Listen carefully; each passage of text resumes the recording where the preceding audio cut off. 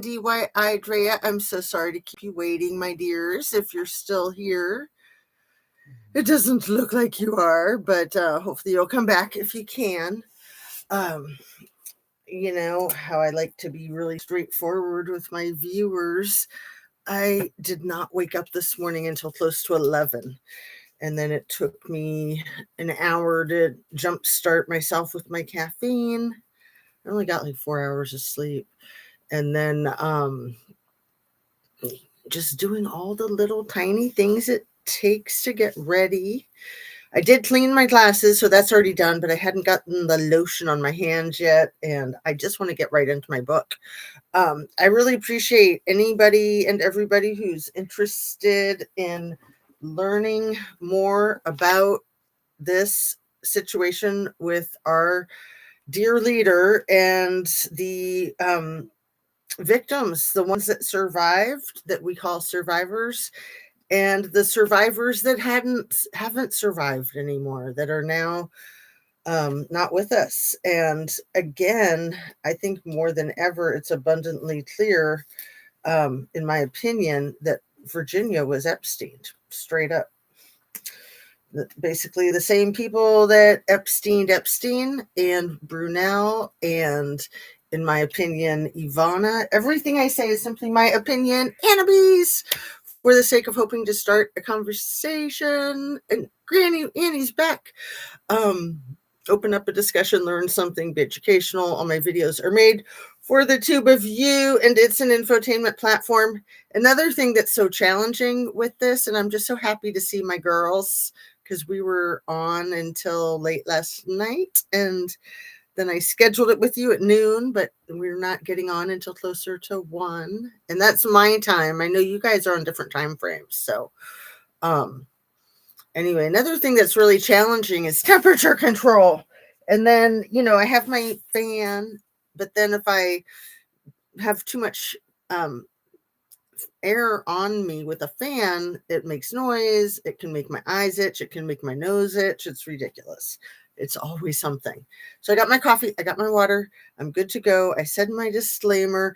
I'm pretty much just reading from the book, utilizing it for educational purposes and fair use. So I'm inserting my opinion everywhere that I can. I'm still trying to streamline it because it is very long to read, close to 400 pages out loud. I think this is our 6th or 7th video of it already, and we're only on page 141. So let's just get right into it. And please hit your like button if you don't mind. Share, subscribe, turn on your notification bell to ring, all that good stuff. And I love you guys. How are you today? It's so nice to see you. It's Thursday. So before I went to bed last night, I was thinking yesterday was Thursday. And I was like, how come I can't see the new South Park? Because, you know, it's dropped for Comedy Central patrons on Wednesday, which was yesterday. But I did get to see it today before I came on. So I can highly effing recommend it once again. It's crude AF, but that's South Park. We know that. That goes without saying. It's also effing brilliant.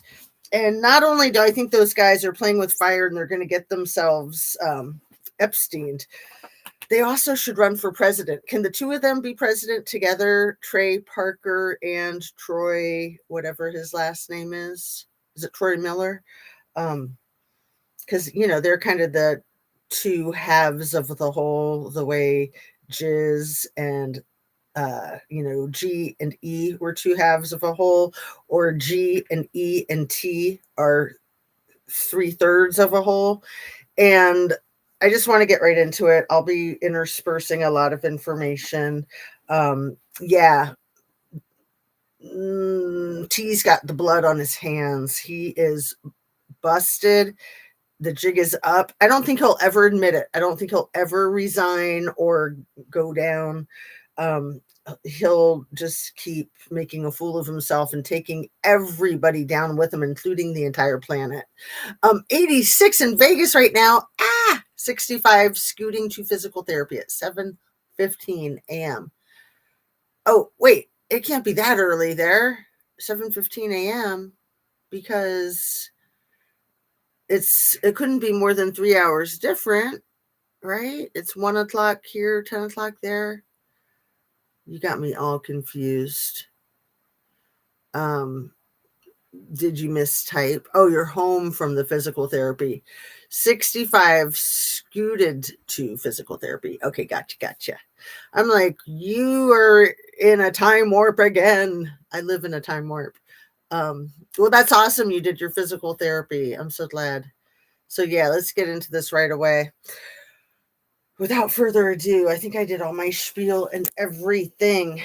And I left off with I think the top paragraph, kind of a cliffhanger, actually. That's kind of fun to do. Maybe leave it as a cliffhanger and then come back. And I don't have any wax on my teeth yet since I'm still drinking my coffee. I had no idea who I was meeting that day as I climbed the stairs that led to the plane. Then I ducked my head and stepped inside. Remember that? And I apologize if swallowing sounds are annoying. That's one of the problems with this. I have to move it when I drink. So let me do that one more time real quick. Hello again, said the Prime Minister, the man I feared more than any other. The blood rushed to my head and I could barely breathe. Will he take me out this time? Unalive me? I wondered, and for a dizzying moment, I thought I might faint. The pilot discreetly closed the doors to the cockpit and we took off. For the next hour, I was on high alert, braced for a fatal blow.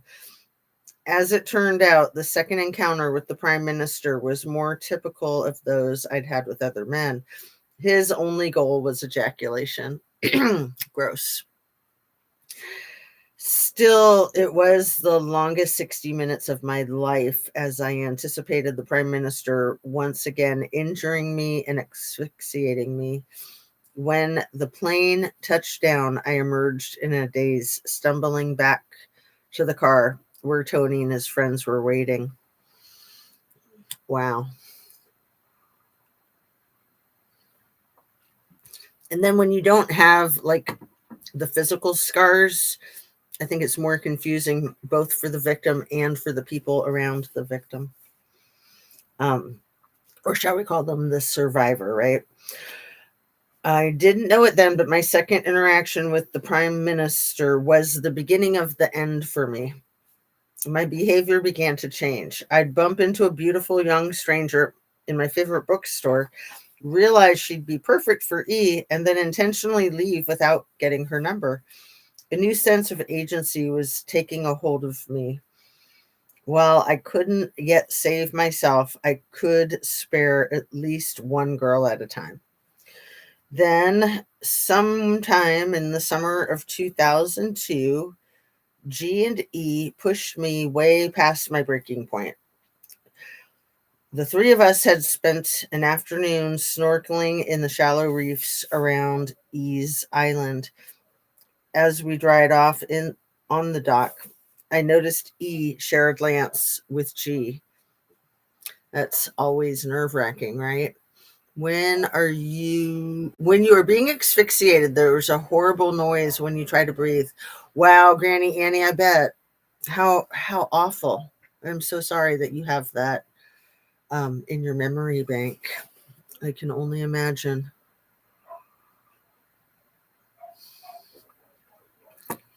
That is insane. Trouble is fast money.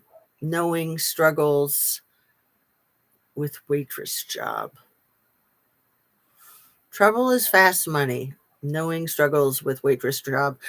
It's like you're speaking to me in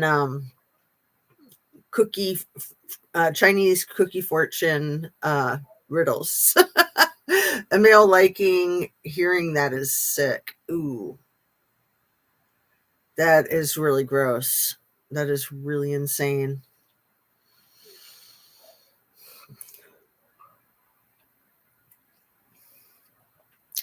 This gal went back to Fash Cash. Sorry. Well, yes and no. I mean, some of that I think is right spot on. And simultaneously, she really didn't have a choice. If she were to say no, her and or her brother would probably be hurt, or at least that's what she feared. Um, but yeah, I do. It's hard. It's hard for us to understand exactly what it's like to be in that situation, because even if we've been in that exact situation, it's always going to be different, right?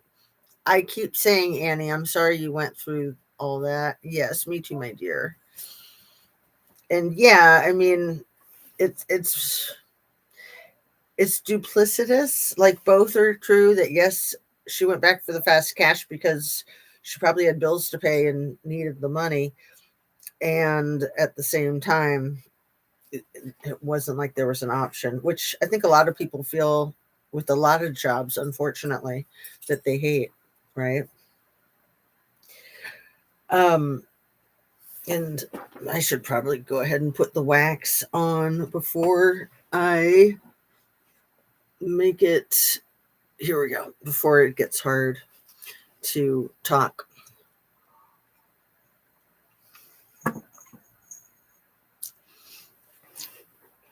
I'll read another paragraph or so before I do that. I've got it in my hand.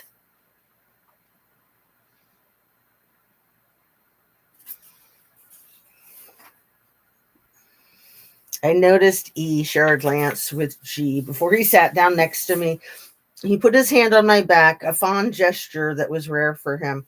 I hope you know how much I appreciate you for embracing my lifestyle, he began, as G cozied up next to me, too. Over the past several months, you've shown me a devotion that is difficult to find. The friends I've introduced you to agree you are a delightful young woman. He took a breath and I wondered where all this was going. Then he came out with it. Jenna, I want you to have our baby. Ugh. Like, what an indecent proposal. Luckily, I love being a nurse.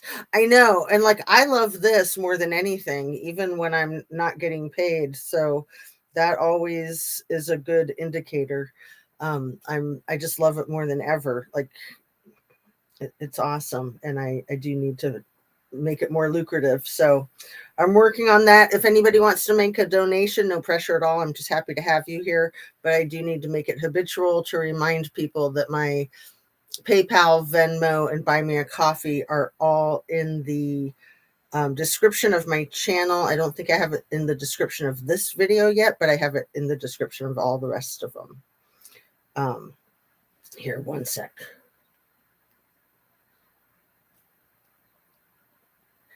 Excuse me while I gross everybody out on screen.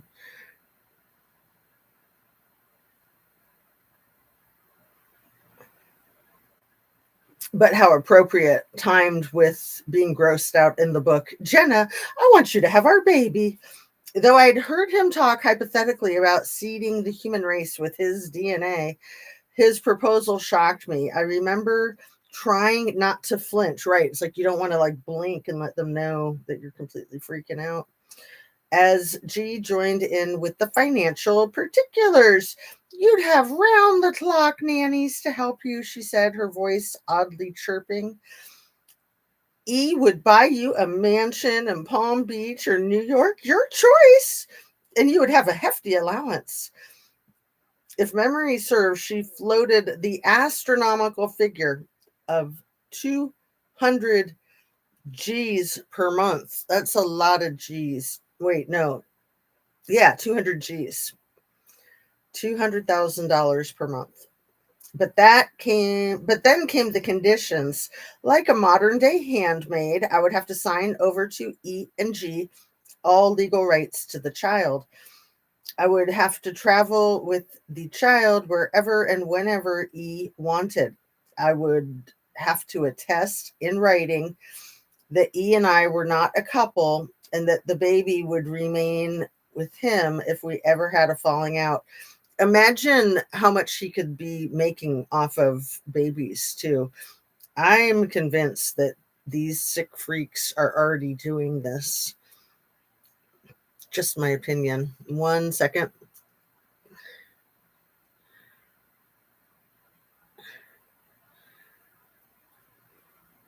And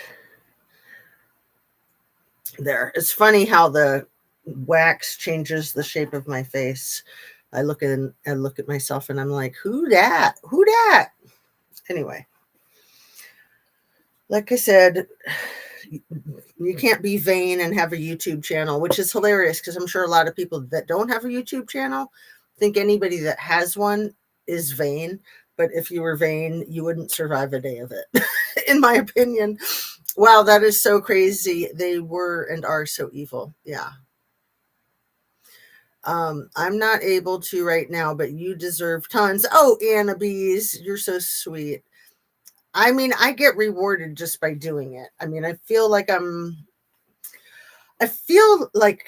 YouTube needs me. I feel like I need YouTube. I feel like I have my place, that I'm providing a service, even if I don't have that many subs or views.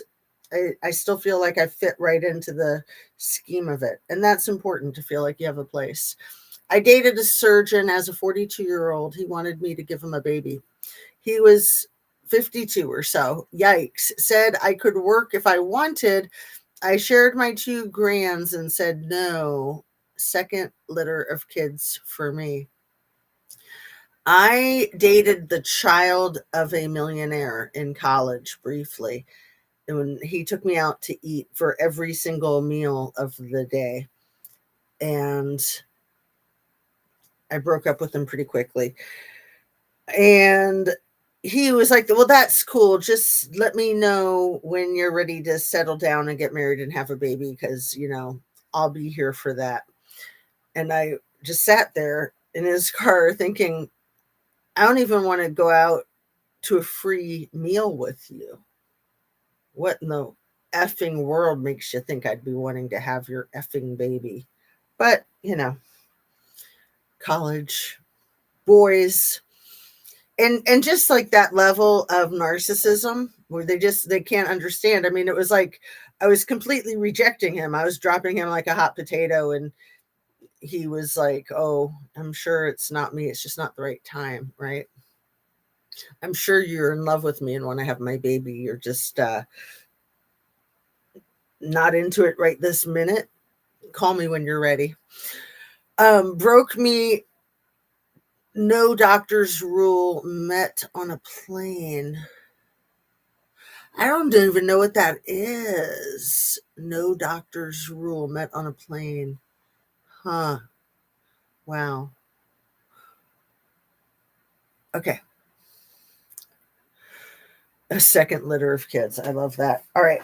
So I appreciate everybody's patience with reading books. I know it takes a lot of patience for me too. And in this day and age of rapid, rapid rewards, immediate gratification. Let's get into this. All of the wonderful offers. That's how G put it, as if it were conceivable that the end of E and my relationship might ever be a mutually agreed upon parting. That was laughable to me. Everybody knew, I think this is key. Everybody knew that E was the one who ended his relationships with young girls, never the other way around. Well, being brown, wait, I missed a couple. Millionaires abound in the Bay Area. Yeah, that's true. My good one seems to be leaving us part of his $30 to $40 million estate. He is 78, invited my kids back to visit our mansion. Whoa, Granny Annie, that cray. Well, being brown was a good thing for me. LOL. No one ever approached me with wanting to have a baby. Well, when you're hanging out around racists, I guess, right? I mean, I think mixed race offspring are beautiful. They're like caramel colored and You just never know what the genes are going to do with eyes and hair color and texture and everything. Phenomenal. Granny says, after CNA training, I swore off doctors. Absolutely. That was smart. Absolutely.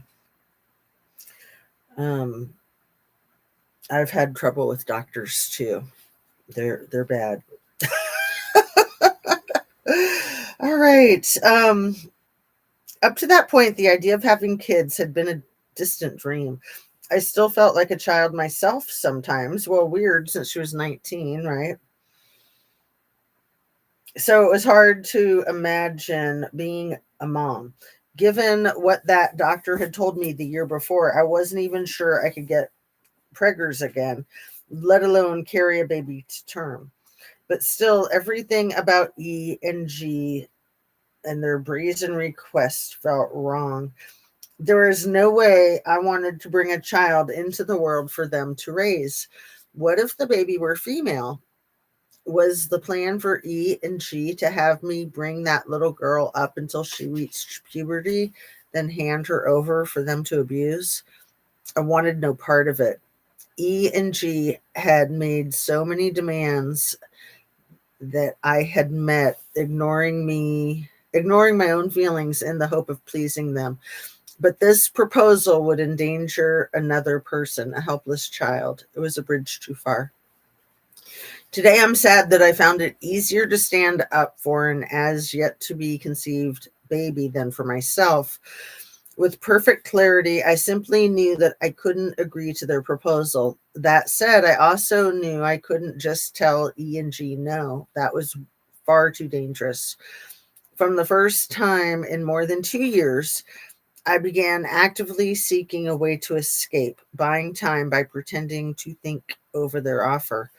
After a few days, I came up with at least part of a plan, a concept of a plan, right? Let's see. My kids are Chinese Germans. Oh, cool. My son looks Chinese.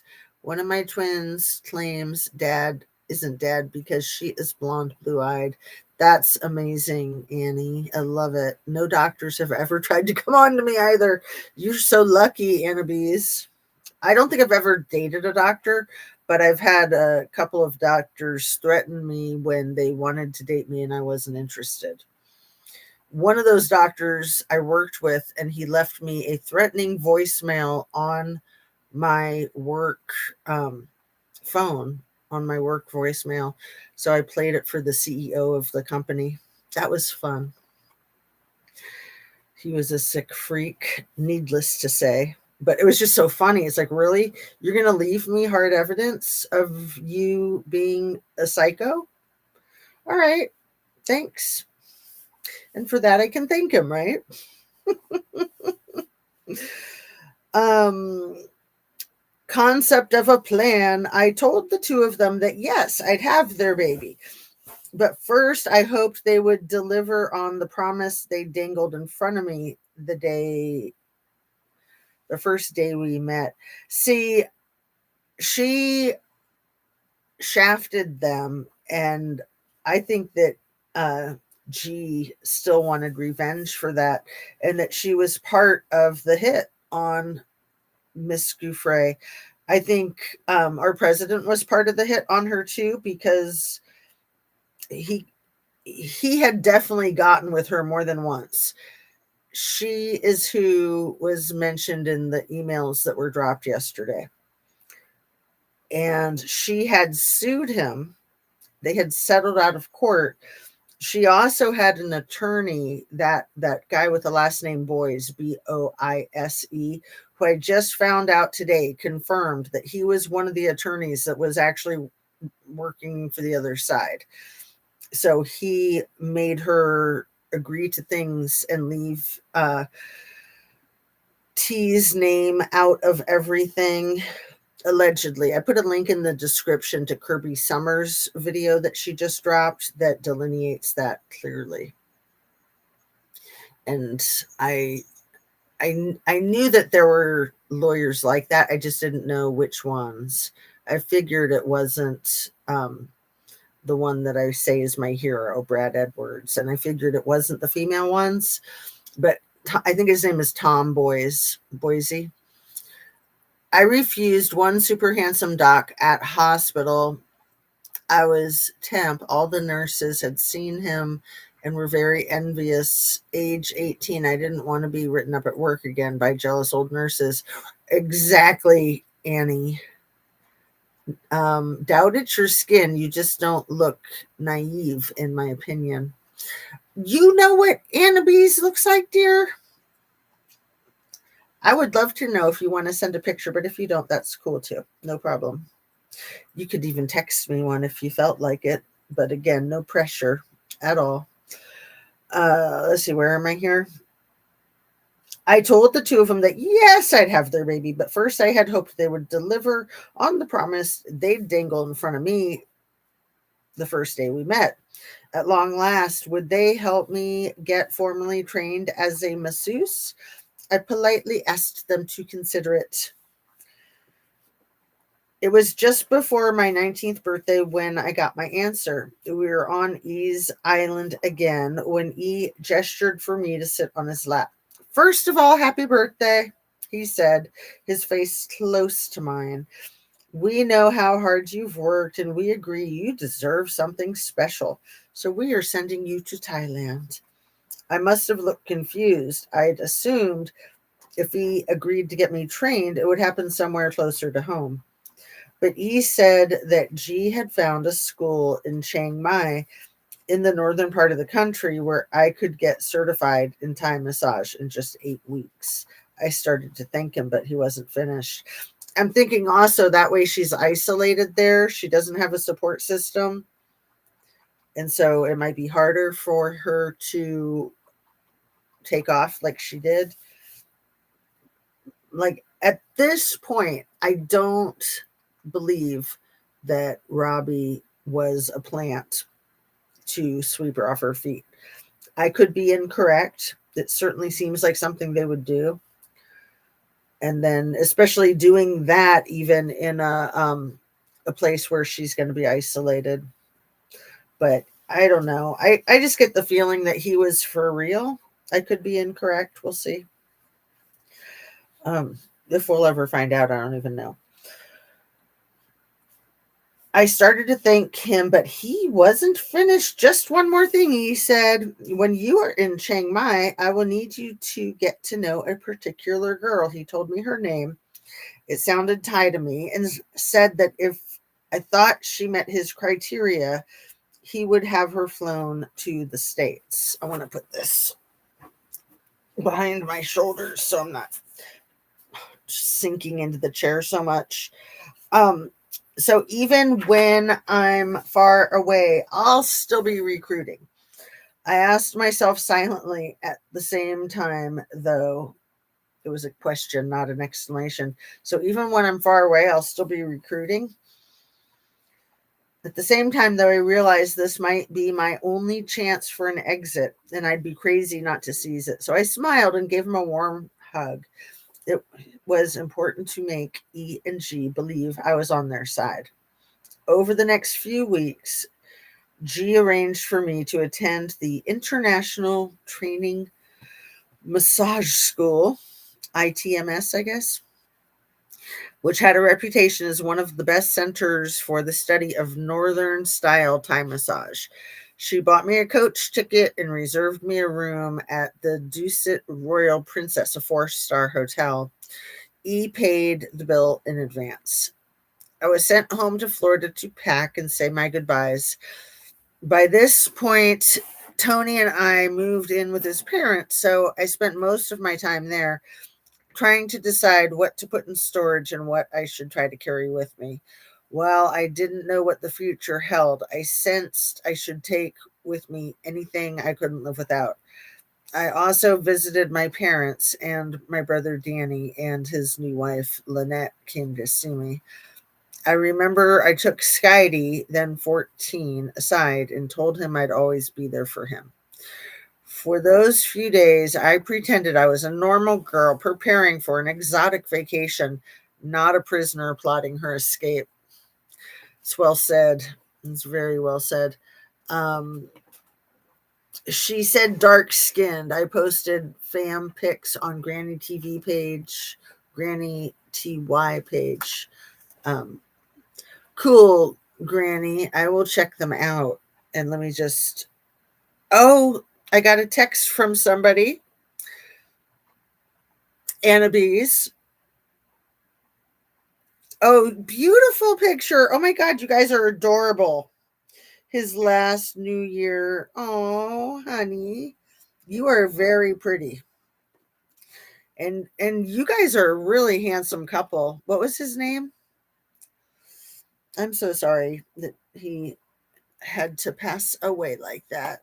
I get teary eyed just thinking about it. You guys look like you're perfect for each other.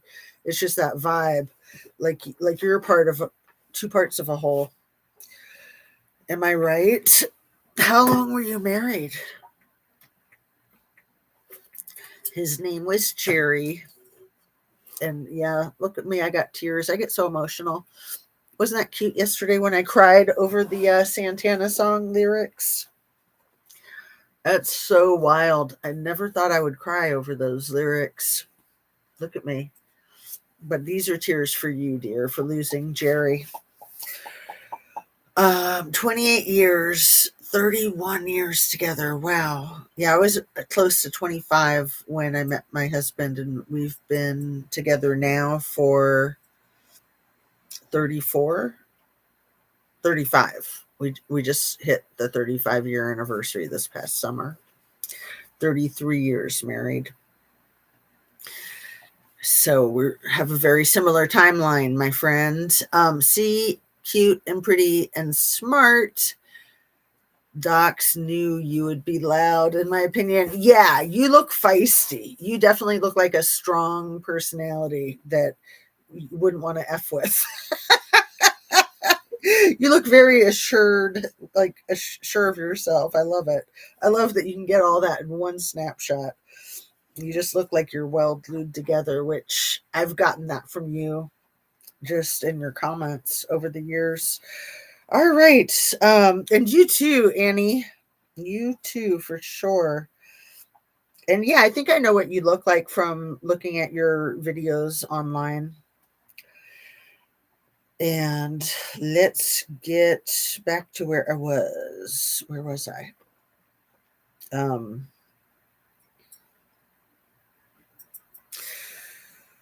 Moving in with Tony's parents, trying to decide what to put in storage, didn't know what the future held. I also visited my parents and my brother Danny and his new wife Lynette came to see me off. I remember I took Skydie, then 14, aside and told him I'd always be there for him. For those few days, I pretended, excuse me, I was a normal girl preparing for an exotic vacation, not a prisoner plotting her escape. What a great line, right? You girls are so sweet. Aw. It's so cool hanging out together, isn't it? Even though it's like cyberspace, it's still real. I mean, it's pretty wild. So the South Park is all about AI, and it's so effing funny. Holy crap, man! They just keep hitting it out of the ballpark. And the damn Labubu's. In mid-September 2022, ENG arranged for me to return to New York. I'd continue on to Thailand solo from there. On the morning my commercial flight was leaving Miami for New York City, I said one last goodbye to my dog. Oh, and I looked up today how many square feet the townhouse in Manhattan was, and it looks like it was about 30,000 square feet, which, unless I might have been, I mean, it's Zillow, so it might have been messing me up because it also looked like it might have just been like 8,000 square feet, which would make more sense in Manhattan, even though his other places, yeah, like his mansion in New Mexico was 33,000 square feet. Yeah, it was probably the 8,000. I think the one that said 33,000 was a different address. You know how sometimes Zillow does that? Like you put in one address and it takes you to another address.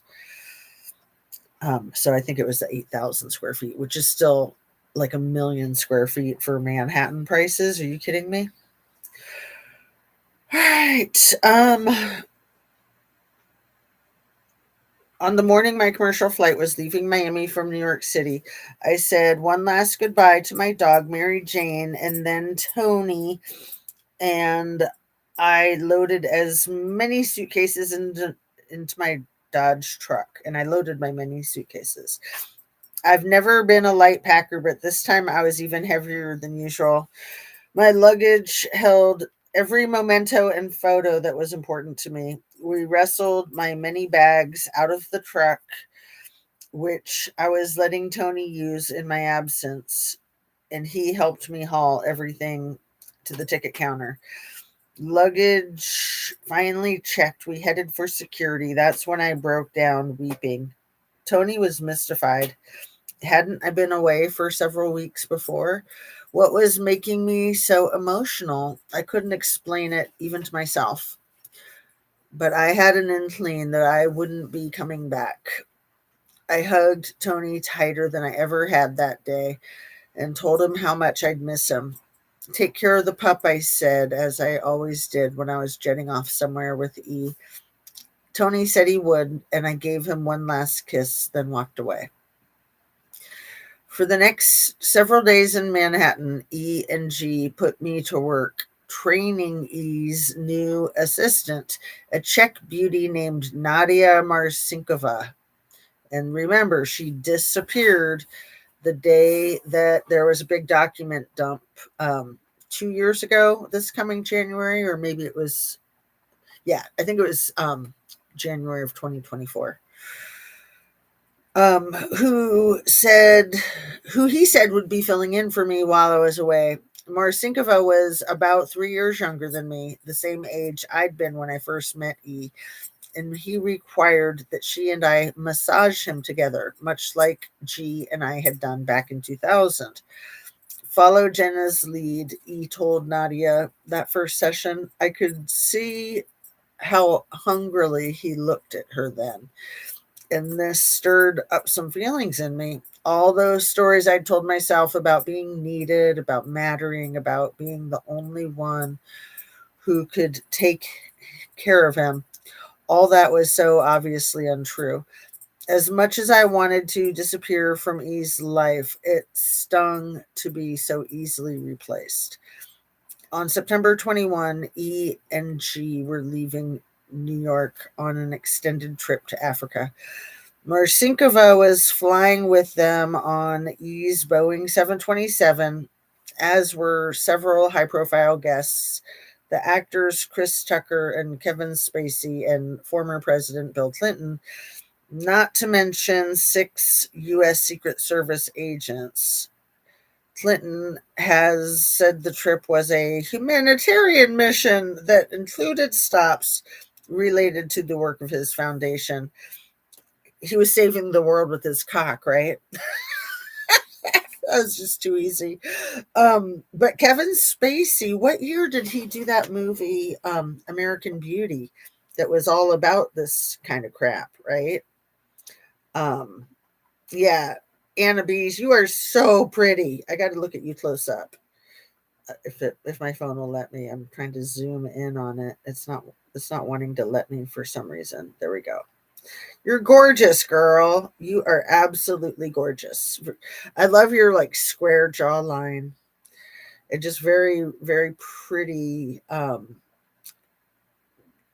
facial structure, your cheeks and your mouth and everything. Gorgeous, my dear. And same with Jerry. Seriously. You guys look like family together. And so what was I looking up? I was looking up something really important. American Beauty, what year that came out.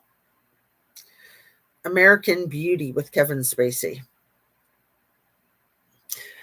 And remember, with Kylie Rodney's case, the All American Dreamcatcher, that title of his channel reminded me so much of the whole American Beauty thing. And that was 1999. And that was a huge hit. And Kevin Spacey was at the top of his fame and fortune. And so this is just like 3 years after that. And that's exactly what was going on, huh?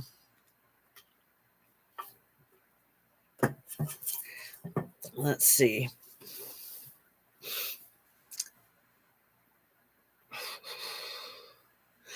Follow Jenna's lead, E told Nadia the first session. I could see how hungrily he looked at her then, and this stirred up feelings in me. All the stories I'd told myself about being needed, about mattering, about being the only one who could take care of him, but really it was them, right? All of that was so obviously untrue. As much as I wanted to disappear from E's life, it stung to be so easily replaced. I mean, yeah, I think we all need to feel needed, and just realizing that she was lying to herself. I mean, I can only imagine how many different conflicting emotions she was feeling at a time like that. I wonder if E was as smart with investing as they said. Well, he was, I believe, pivotal in taking down the American economy in 1987 with Bear Stearns. I also believe that he was pivotal, along with his friend T, in completely abolishing our economy in '08. And I don't think he's alive anymore. So I think that T is demolishing our country all by his big old self. Well, with a little help from his friends, especially like Vladdy and BB, right? In my humble conspiracy theory opinion, allegedly, on September 21, E and G were leaving New York on an extended trip to Africa. Marcinkova was flying with them on E's Boeing 727. Oh, I already read all of this. Sorry. Where was I? As were several high profile guests: Chris Tucker, Kevin Spacey, Clinton, not to mention, this is right where I was, 6 Secret Service agents. Clinton has said the trip was a humanitarian mission, saving the world with his manhood. Before they left, G sat me down for a serious chat. Once I landed in Chiang Mai, she said, I needed to immediately track down the Thai girl E was interested in. G wanted to hear from me regularly about my progress on that. She handed me my travel documents, which included locations of Western Union offices where she'd be wiring me money. I still have the envelope with all I still have the envelope all this came in. On the outside, she had written the name of the Thai girl and the 2 phone numbers, her own cell phone and that of Jojo, E's New York butler. Call Ms. Maxwell, she commanded in all capital letters. See you in 2 months, E said before he and G left. I nodded, and as the door shut behind them, I felt a mix of elation and tension. Freedom like this was rare for girls in E's orbit. But in truth, I felt I'd been trapped since the age of 7. Run, survive, run, survive. That had been my rhythm even before I met E and G.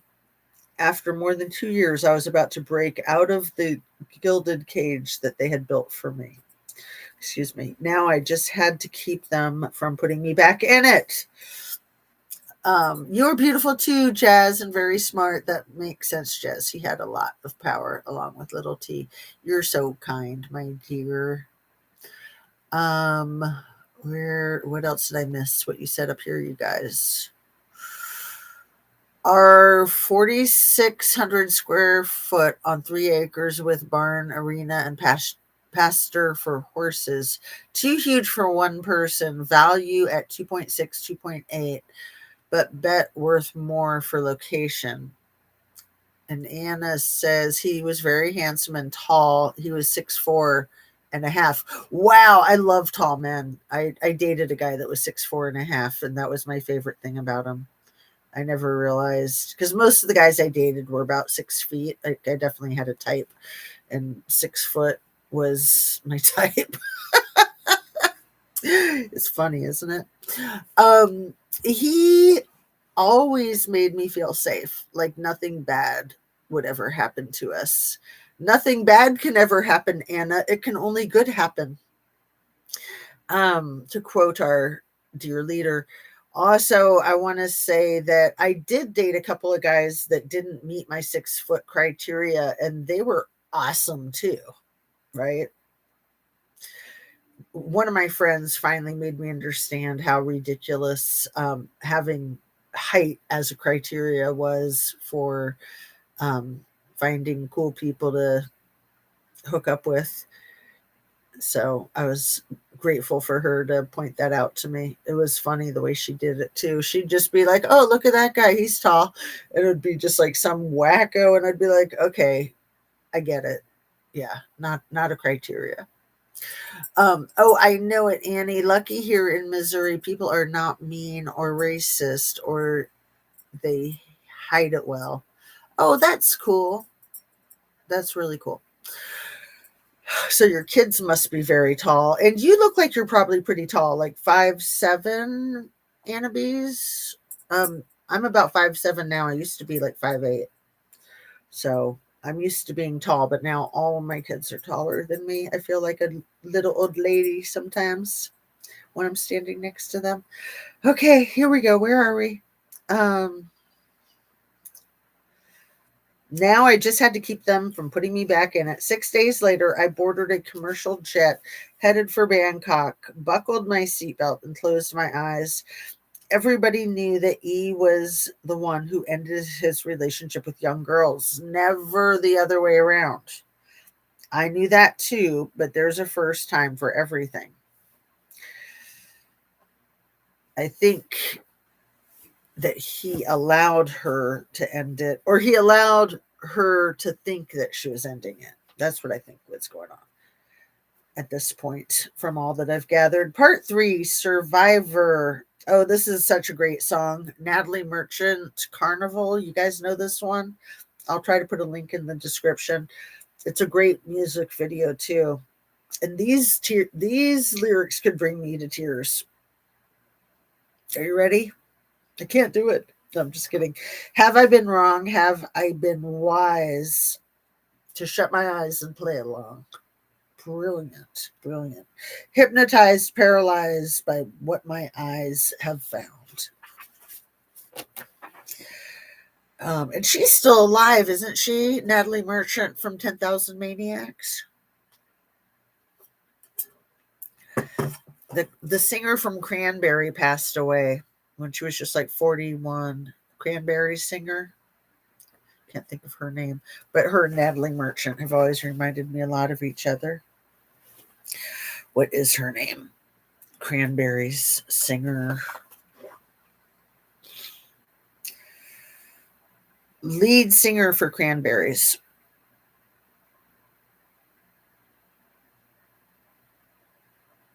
Dolores O'Riordan. I would have never remembered that in a gazillion years. Dolores O'Riordan. And yeah, oh my goodness, she drowned? I thought she had a heart attack. Now I'm suspicious. The lead singer of the Cranberries died accidentally by drowning on January 15th, 2018, due to alcohol intoxication. She was 46 years old and was found unresponsive in a London hotel room. An inquest ruled her death was an accident resulting from the combination of alcohol and a medical condition. Yeah, because they said it was natural causes. This reminds me of Kylie drowning without water in her lungs. OMG, we got to look into this. Seriously. January 15th, 2018. I'm going to bet you she was working on some kind of anti-trafficking thing, maybe with like Chris Cornell and the Lincoln Park guy, Cheshire. right? Um, Seriously, alcohol intoxication.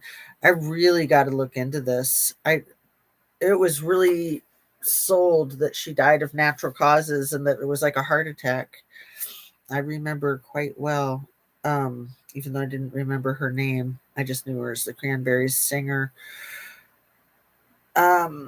Let me ask AI a little question. Was she involved in anti child trafficking?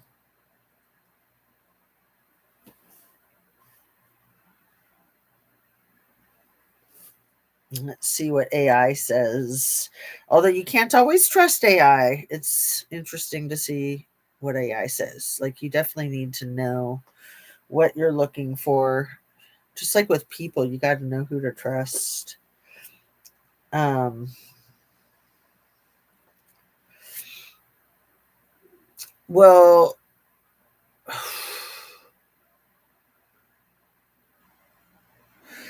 so it talks about Tim Ballard and the sound. What is that? The Sound of Silence. The child trafficking opponent who inspired the Sound of Freedom. And but I don't know if it ties them together. I'll look at that later and see what you guys are saying. Anna Bees is only 5'2.5", but you got a tall personality. Absolutely tall personality. Don't you love that? Like people like Fergie, you know, the artist Fergie, she's like 5 feet tall, very big personality. A lot of famous singers and actresses are like 5 foot, 5'1", but have gargantuan personalities. You'd think they were 6 feet tall. Um, my kids are the same height, 5'8", my daughter, and 5'9", my son. My son gets mad at me for his height. I remember that song. Yeah. Oh, and that song by the Cranberries, Dreams, that was one of my favorite songs of theirs. And then, oh, the zombie song was really good too. My daughter and I were screaming, singing Zombie in the car the other day. LOL, how cool. Yes, that sounds very suspicious. Yes, I can't think of it. Chester Bennington. Thank you. Thank you. Thank you. So the cool thing about trying to make the reading of this book my own by inserting all my own ideas is that I can do like the free association thing, and I'm still on track. But like I said, I do want to try to focus. Land of Smiles, chapter 16. Picture a wisp of a woman with long blonde hair that falls around her face. She's 19 years old and traveling by herself for the very first time. She doesn't want to bother you, but will you please take her photograph? She seems friendly, like she would do the same for you. Chances are you say yes. Yeah, and run for your life, or she might try to get you involved in the scheme of E and G. She hands you her pocket sized disposable camera before boarding a plane to Southeast Asia. This teenager made sure to stock up on Kodak fun savers, which she tries always to carry with her. Each one has just 27 exposures inside, and she's vowed to use them wisely. Given her situation, it seems smart to conserve resources. Got an itch in my ear. And I just cleaned them this morning. Good thing, or it might be even itchier. Given her situation, it seems smart to conserve resources. Very few photos exist of Jenna Roberts during this time. One sec. I am sinking lower and lower. I can tell by like how high my head is in the frame when I'm like, let's see. And where's my shirt? It's always fun trying to keep the shirt from being crazy, the hair from being crazy, life from being crazy. Um, all right. Very few photos exist of Jenna Roberts during this time. But maybe that is all it should be. After all, didn't I come to Chiang Mai to disappear? Later, though, I will wish I'd done more to memorialize this period of my life. During the years I'd spent with E and G, I visited many places people write guidebooks about: London, Paris, uh, Tangiers. I think I said Tangeria when I was reading about it a few pages back, a day or two ago. Tangiers. But I had a feeling this trip to Southeast Asia would be more meaningful, and I was right. What happened in Thailand would set my life on an entirely new course. There's something about being up in the air, especially when traveling solo. Oh, this is a cool part. I like this little paragraph or two here. I'll read it poetically if I can. It's as if the world below ceases to be, and to me, that is a relief. No one can touch me. I decide when to sleep, when to eat, my own needs. No one else's come first. During my 21-hour journey from New York to Singapore and then on to Bangkok and finally Chiang Mai, I wasn't used to these feelings of independence, but I enjoyed them. By my third and final flight, I was tired, but there was no sleeping now. My body was humming as if jolted by electricity. Could it really be that, at least for the moment, I was free? I love that, how it's like electrifying. I had read that my destination city was surrounded by mountains, so I craned my neck to try to catch a glimpse of them out the window. Qingdao to the north, Mai Kampong to the east, Doi Inthanon, Thailand's highest peak, to the west. Sorry if I'm hacking all of these names that I'm not familiar with. Then we touched down, and I spent the next half hour corralling my 6 overstuffed suitcases. Finally, she should have brought a stuffed animal, huh? Finally, a taxi delivered me and my luggage to my hotel, or at least a labubu, so she could, do some rituals. I checked in, and a porter unlocked the door of number 923, leading me into a spacious room with 2 queen size beds. Floor to ceiling windows looked out on a shimmering swimming pool. I tipped the smiling porter, and he nodded and closed the door. It was still daytime, but I needed to be unconscious. I closed the curtains and crawled into bed. I wish I could tell you that a few hours later I awoke, grabbed a fun saver, and headed out into the sunshine to explore this exotic new place. Instead, my first 2 days in Chiang Mai, I stayed put, eating fried rice and french fries I ordered from room service and waiting for the phone to ring. Just as in that creepy 5th floor bedroom in Little E's Manhattan townhouse, I felt as if I were on call and would be punished if I failed to answer. That makes sense. Especially at the beginning, she'd want to start out on a good foot with them so that she wouldn't be getting herself in trouble. And then having them fly somebody out there to babysit her or something, right? Although they probably did. There was probably somebody in the room right next to her, for all we know. With these kinds of resources and these kinds of control issues, would be punished if I failed to answer. I knew that probably sounded ridiculous. There was no one there to reprimand me. Still, I'd lived by E and G's rules for more than 2 years. When G called to check in, I picked up before the second ring. Oh, good girl. Yeah. Um, she was smart. Yeah, she was. She had really, really sharp spidey instincts, spidey skills, spidey senses. Absolutely. It's what kept her alive, right? Until it didn't.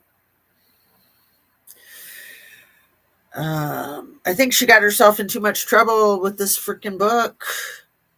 And again, she was abstained about a year after she did that giant document dump to the cloud that made Nadia disappear ever since.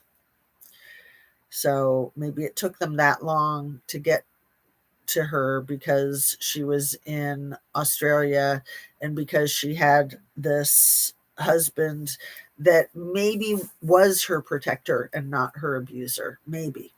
Again, I don't want to be ignorant about, you know, not believing that she was a victim of domestic violence, but I'm just not sold on it. She thought she was safe, but she wasn't. Yeah. Well, yeah, I think she knew she was never safe, but she felt safer than she'd felt probably since she was 6 years old, since she was seven, right? But yeah, especially in Thailand, like anybody with common sense knows that Thailand is probably the most dangerous place in the world from what I know anyway, especially for a young hot teenager. And I've never been there.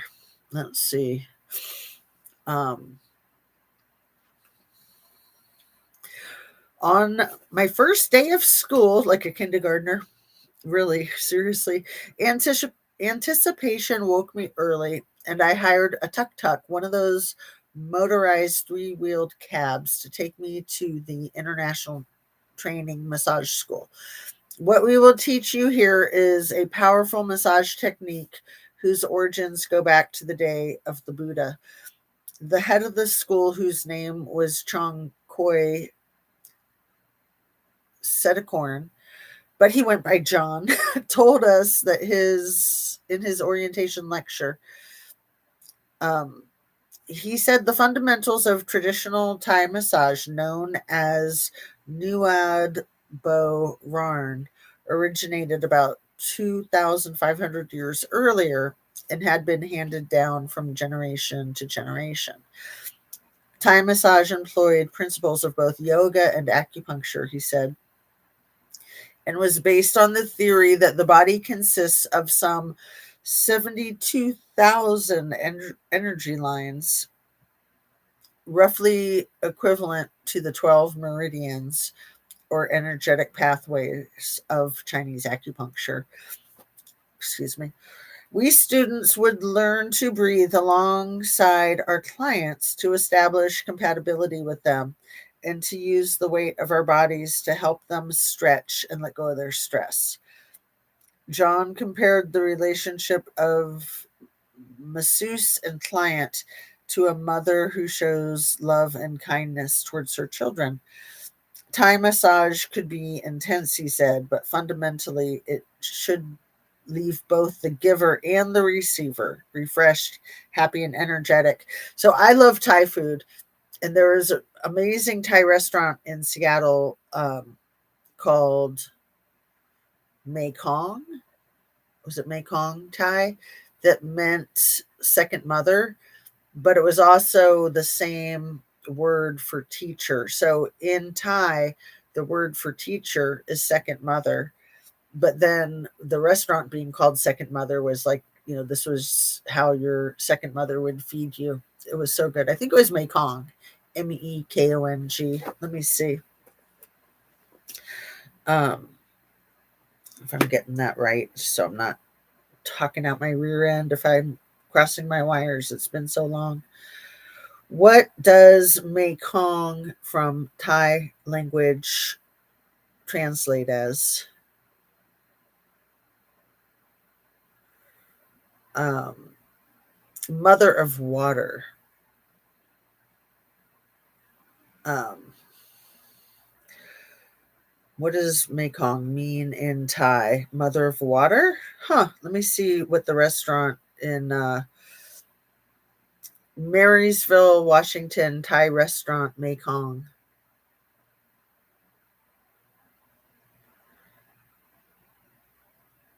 Mekong. Let's see if I'm remembering that right. No restaurants named Mekong. Oh, Mekong was in Olympia, Washington. Is it May Fim? It might have been May Fim. I think I think so. Let's see what May Fim means. Yeah, Mekong was my favorite Thai restaurant in Olympia, Washington, where my husband and I had our wedding rehearsal dinner. Let's see. May Fim, accurate, I believe. What does May Fim translate from Thai to English?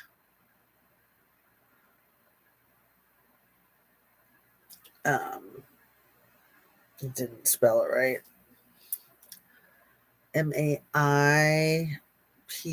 Maipphim. Is that right?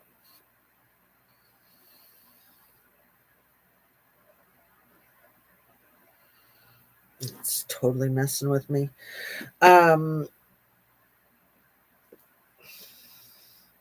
Best Thai restaurant in Marysville, Washington.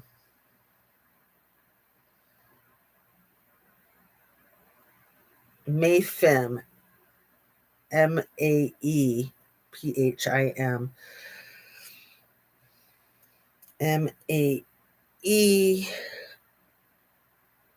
Maepphim. So I think that means teacher.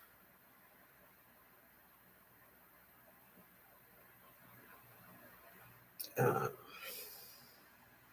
Translate from Thai to English.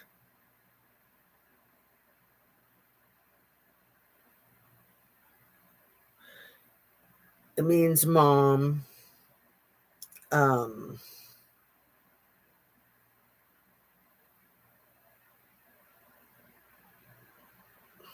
anyway, yeah, that's the name. Mayfim. That's what the restaurant owners told us, is that it meant teacher and it meant second mom.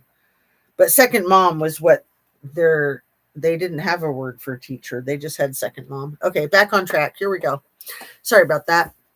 But it's fascinating, isn't it? The way different cultures think.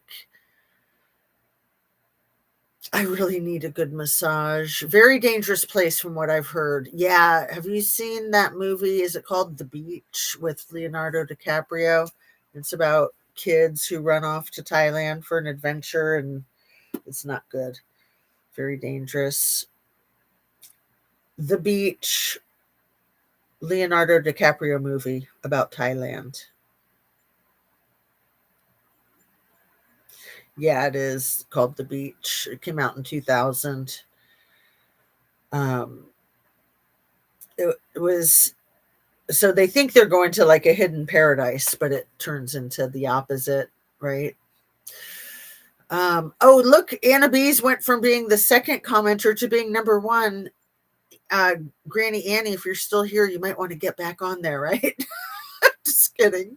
That's funny. I've never seen it do that. That is hilarious. Granny Annie might have had to go. Um, yeah, really need a good massage. See, doing my yoga so regularly, I actually feel great without massage. So, but I feel like I really need to do my yoga almost every single day. For sure, Annie. I always lie and say I'm 5'3". LOL. I think I need a Thai massage. I like Thai iced coffee or Thai iced tea, actually, even better, I think. Um, I don't think I ever saw that movie. Anna Bees is always our number one. Boob tube, you're number one too. Nice to see you, my dear. How's it going? Here, I'm gonna quickly take a drink of coffee.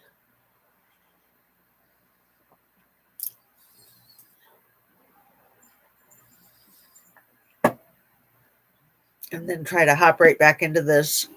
Yeah, this is like all of the news is like focused around Virginia and our dear leader. Nothing but trouble. Thank goodness she had a backbone to stand up for herself and speak her truth, right? Okay. I had a feeling this trip to Southeast Asia would be meaningful, and I was right. What happened in Thailand would set my life on an entirely new course. Okay, read all of that. First day of school. Um, yeah, The receiver refreshed, happy, and energetic. From the start, I was reminded of how much I once loved school.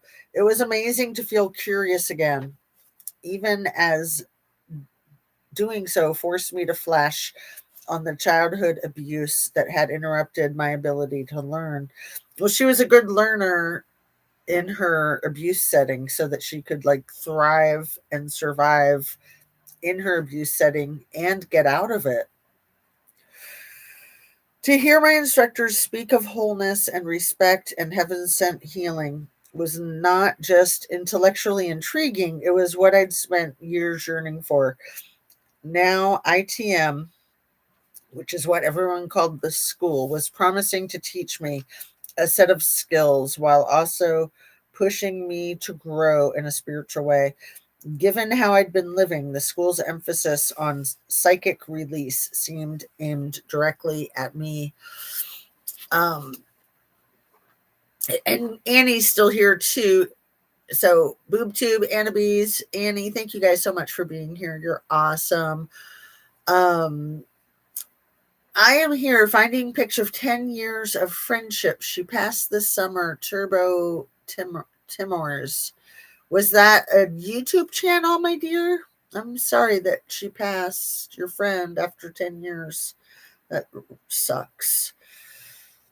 The ITM teachers were great at explaining the basics of Thai massage, which was fortunate since I had a lot to learn. Unlike what I was used to, this practice made no use of oils and there were no massage tables. Clients lay face up on mats on the floor while we knelt beside and sometimes over them, leaning into them with all of our strength. We learned to use the balls of our thumbs, not the tips, to target pressure points. The goal was to increase flexibility while releasing both deep and superficial tension, all in the hope of letting energy or chi flow more freely. We needed both physical stamina and mental awareness to stay in tune with whomever we were working on. Feeling for their heartbeat, trying to align ourselves with their rhythms, hearing all of this, I couldn't help but think about how, without words, I'd forged a trusting relationship with my first horse, Alice, and that gave me confidence. If one of the key elements of Thai massage was reading the cadence of another, I just knew I could be good at it. Don't judge, but I posted uploading. That's funny. I'm judging. You're the best, boob tube. Oh, thanks. Should I look at your post? I'm not sure what you mean. I need to take a bathroom break too. So let me look at your post real quick and then take a bathroom break. If you guys don't mind. Boob tube. I fully expect to see some crazy headline on YouTube. New email has JD in a panic. Yeah. President signs executive order amid Epstein embarrassment. Let's see. Breaking news: JD Vance missing for 48 hours. Takeover coming. Smoking gun emails. Okay, I'm just going to look at BoobTube. Sorry. It's always funny to check that out, huh?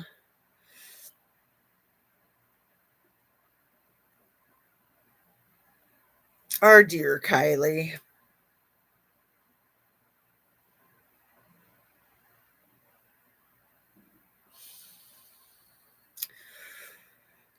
So, a house divided, your video from 2 months ago, and prior to that, which I saw the God Sees It All, Kylie Rodney, and I think it looks like I watched almost every video before that, but I didn't catch the very last one, the house divided. And then there's your shorts, which you're like me, you don't do too many of those. And then your post 12 minutes ago. Did the well dry up for this woman who used the Lord's name in vain to the death of a child for monetary purposes? Why is her channel gone? Good riddance. Oh, yeah, that's a good riddance. I am so happy that her channel's gone. Um, Is it really? I mean, seriously, that's like something to celebrate. And then 24 minutes ago, where did this blasphemous channel go? Poof, gone. I thought she was too legit to quit. Well, yeah, she was a ficus, wasn't she? And then 23 hours ago, Epstein and Larry Ellison, Lake Tahoe resident. Larry Ellison was a Tahoe resident, former owner of Cal Neva, current owner of Oracle, started with CIA seed money, U.S. governor, AI contractor, new owner of TikTok. It's all coming together. BoobTube, you are freaking on it. Told ya I wouldn't have to lift a finger, although I could lift one for one individual who needlessly sought my destruction. Hey, by the way, before you go listen to this video, did I ever tell you all that Kylie Rodney did not drown? Oh, I can't wait to watch this. I might have already watched this Democracy Now video. It's awesome. And maybe we should watch it together after I run to the restroom. Corruption in Ukraine, you say? Oh, BoobTube, you are all over it. Gee, now you would have, who would have ever thought? It's bigger than we all know. Wake up, people. Surprise, surprise, $100 million corruption scandal rocks Ukraine. A day ago, do you ever wonder why some people stink? Answer, it's probably because their lies made them trip in some serious shit. Good one. Man, you are just on a posting binge. Breaking, the truth is starting to come forward. You have some explaining to do, Ms. Maxwell. Let's see, it just took me out of where I was. Dang it. Okay, I'm going to take a quick bathroom break. So awesome to have you here, all of you. Read further up the chat, Jazz. Oh, okay. Let me run to the bathroom and then I'll be right back and I'll do that.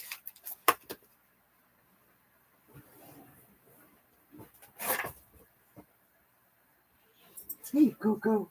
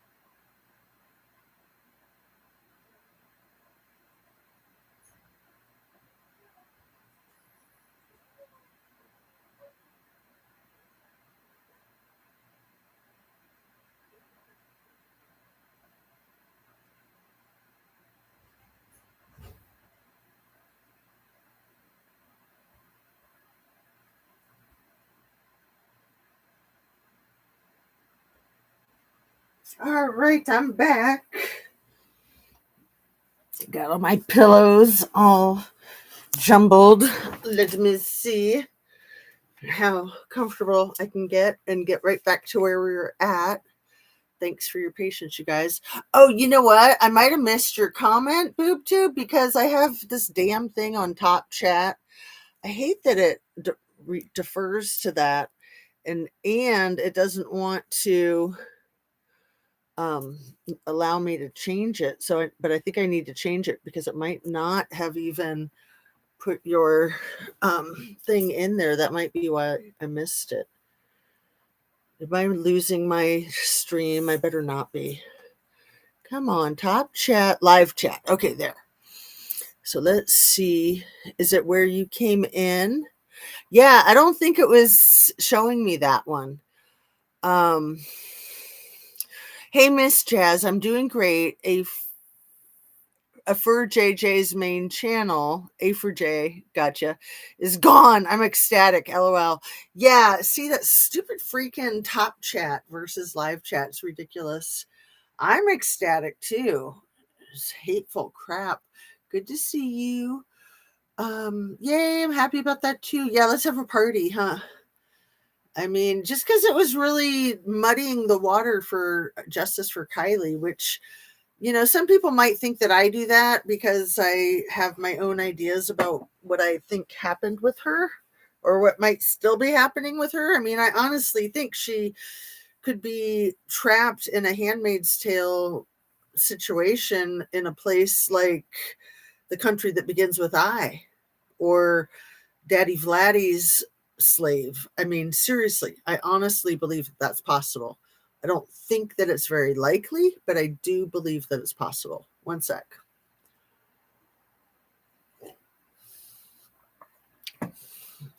Don't judge, but I posted uploading.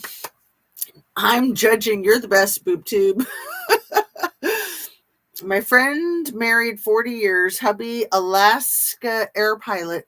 His retirement was forced at 65, one day after party. She was diagnosed with stage 4 cancer. They missed their celebratory cruise with 30 people. Aww, cray cray. Ding dong, the witch is gone. Look at the comment post. Oh, that's great. Yep, gone. Woohoo! I can't believe it. Yeah, I feel like a lightness. Seriously, even though I never looked at her crap, hardly ever in the whole time that she had her channel. I did catch the one where she invited the police over and was sharing nerd ropes with the female police officer there in what's the name of the town she was in? Murder Town, south of Columbus. It'll come to me. It starts with like a CH. It's kind of a long word. I knew somebody from there in college. Town in Ohio with a lot of missing, deceased women, unsolved cases.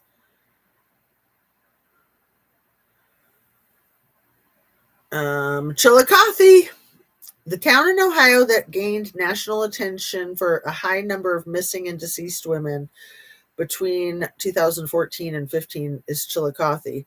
During this period, 6 women from the area went missing. Oh, but they have their own TV show, or they did anyway. I mean, it was way more than that and way longer than that. So yeah, Chillicothe. I've been through there. It's near the Athens, Ohio, which is where the University of Ohio is. The Hocking Hills, Appalachian country. It's beautiful. I've only been there once, I think, actually. Come to think of it. But I think I've been through Chillicothe twice. I've only been to Hocking Hills and Athens once, I think. Anna, yes, they are a humanitarian couple. Standby tickets for me when urgent last minute travel. Stayed with them for Jacob Dunay's child SA in Tacoma. I'm not familiar with that SA case in Tacoma, Granny Annie. I got to look that up real quick and then we'll try to get back to the book. Buy the book. Jacob Duenas.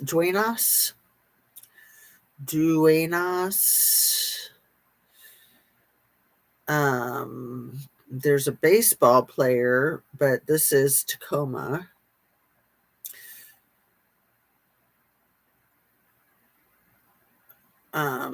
So Mr. Duenas, 2 counts of first degree child rape, 2 counts of first degree molestation. Okay. He identified the abuser as the person staying at his grandfather's house who wanted to be a police officer. Wow.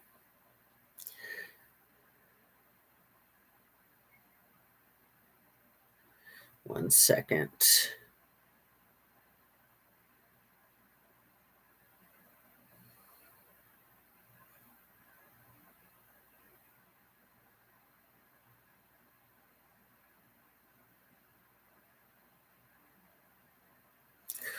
And then I'll get caught up on your comments. I just got to text my kid real quick.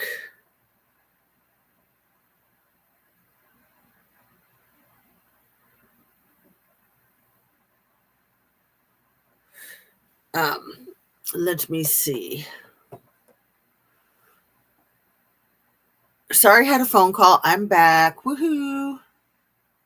Let's see. Oh, yeah. I still have that all saved. Chillicothe. Yep. I always thought she was a plant like Megan. Yeah. Jazz, you are skipping. Uh-oh. I was speeding down the highway there and snapped a pic of the exit. I almost trolled her with it. Yeah, I think Highway 35 goes right through there. And what else? Maybe 71 or something. I'm not sure. But I know that Highway 35 goes through there. I'm so immature. LOL. Jacob Duane's father, unalived mom. I followed some for trial of 3 of child essay. I wrote article for Monterey County where he started. Oh, wow. That's wild. All right, friends. Thank you for being here. Let me see. Where was I? Excuse me. The no oils, balls of our thumbs. Yeah, right around there. The goal was to increase flexibility while releasing both deep and superficial tension, all in the hope of letting the chi flow more freely. We needed both physical stamina and mental awareness to stay in tune with whomever we were working on. Feeling for their heartbeat. Okay, I already read all that. Trying to align ourselves with the rhythms. Hearing all of this, I couldn't help but think how, without words, I'd forged a trusting relationship with my horse, Alice, and that gave me confidence. It's good to reread it, though, because it has more meaning this time. If one of the key elements of Thai massage was reading the cadence of another, I just knew I could be good at it. Classes went from 9 in the morning until 3 in the afternoon with one break for lunch. Every session started with chanting a mantra whose syllables were spelled out phonetically on a chalkboard. Then we had an hour of yoga and meditation. Finally, we'd break into groups of 3, 2 students, 1 teacher, and take turns massaging and being massaged, with instruction modeling the proper technique and students mimicking them. I preferred giving rather than receiving. I didn't like strangers' hands on me, even through my clothes, but I wanted to learn, so I made the best of it. At first, I spent all my time after school at the hotel. It makes sense that she didn't want people's hands on her, even through her clothes, after what she'd been through, right? Is there something going on with your mic? Is it Jazz skipping to you guys, Annie BoobTube? If there is, I can try to not use the mic, or to let me try unplugging it and plugging it back in. Test. Is that any better? Let's see. Because I have my other microphone too. If only I could find my damn AirPods. Those are really good, but I have 2 sets and I can't find either set. I'm such a silly person, but at least I can find my phone and my keys and my book and my notes. Okay. Let's see.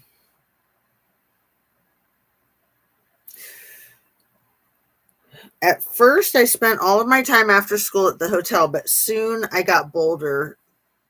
G was calling me almost daily, but she left a message with the front desk if I didn't pick up.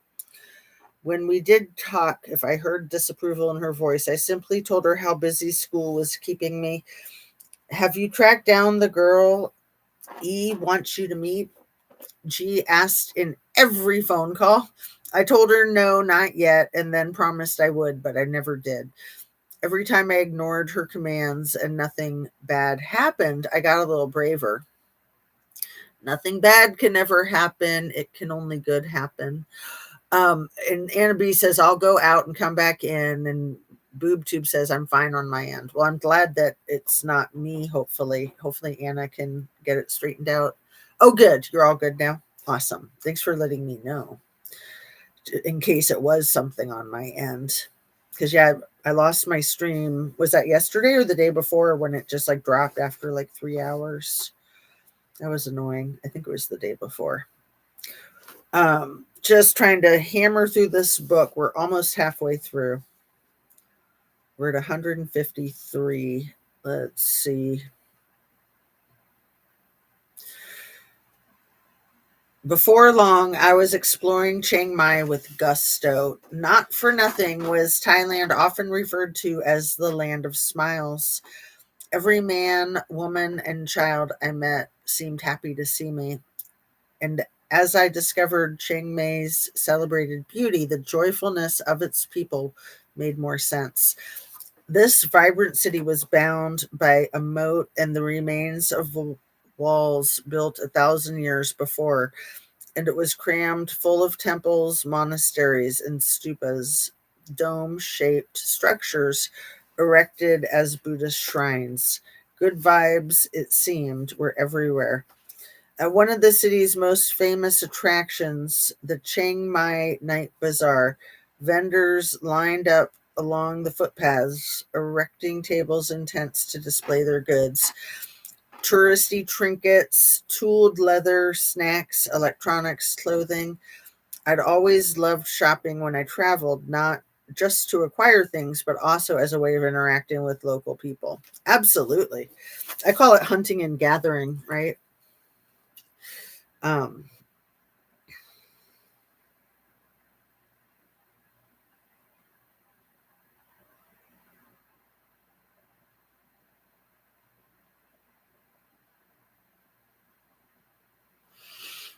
let's see. Um,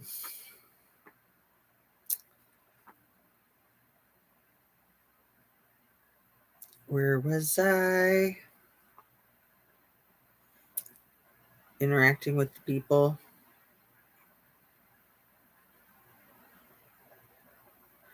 I see. Now I began visiting the bazaar almost every night, walking down the rows of tables. Now I'm really thinking of that song, Carnival by Natalie Merchant, that she quoted at the beginning of this. Um, Now I began visiting the bazaar almost every night, walking down the rows of tables, exchanging greetings with the vendors. I knew they were hoping I'd spend some baht at their stalls, but even when I didn't, their warmth felt genuine. Back in my hotel room, I called Tony a lot at first. Oh, you know what? My uh, laptop came unplugged. Let me plug it back in.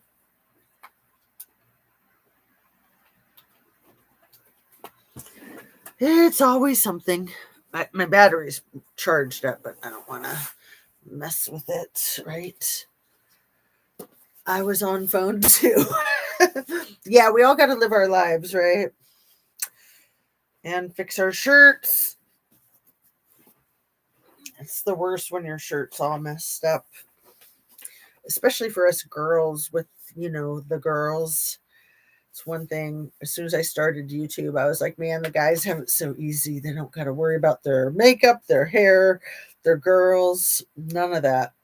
Just throw on a hoodie, a baseball cap, and run with it. And sometimes I do the same. But let's see, where are we? Um,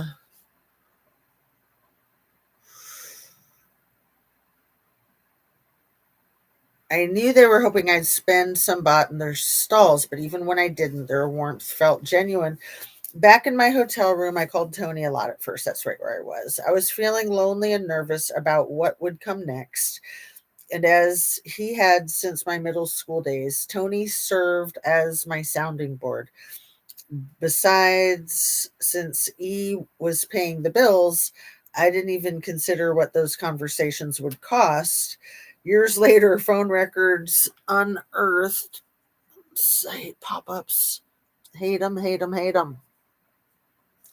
Go away, pop up. It's not leaving. There we go. Um, that is true. Men have it so easy, lol. Except for like JD Vance, because he's probably got the man boobs, he's got the eyeliner, his hair is all right, but anyway, he's kind of the star of the most recent South Park, the one that was dropped last night and today. It's all about AI and all about Peter Thiel and JD Vance, and of course Satan and his butt baby and his butt baby daddy.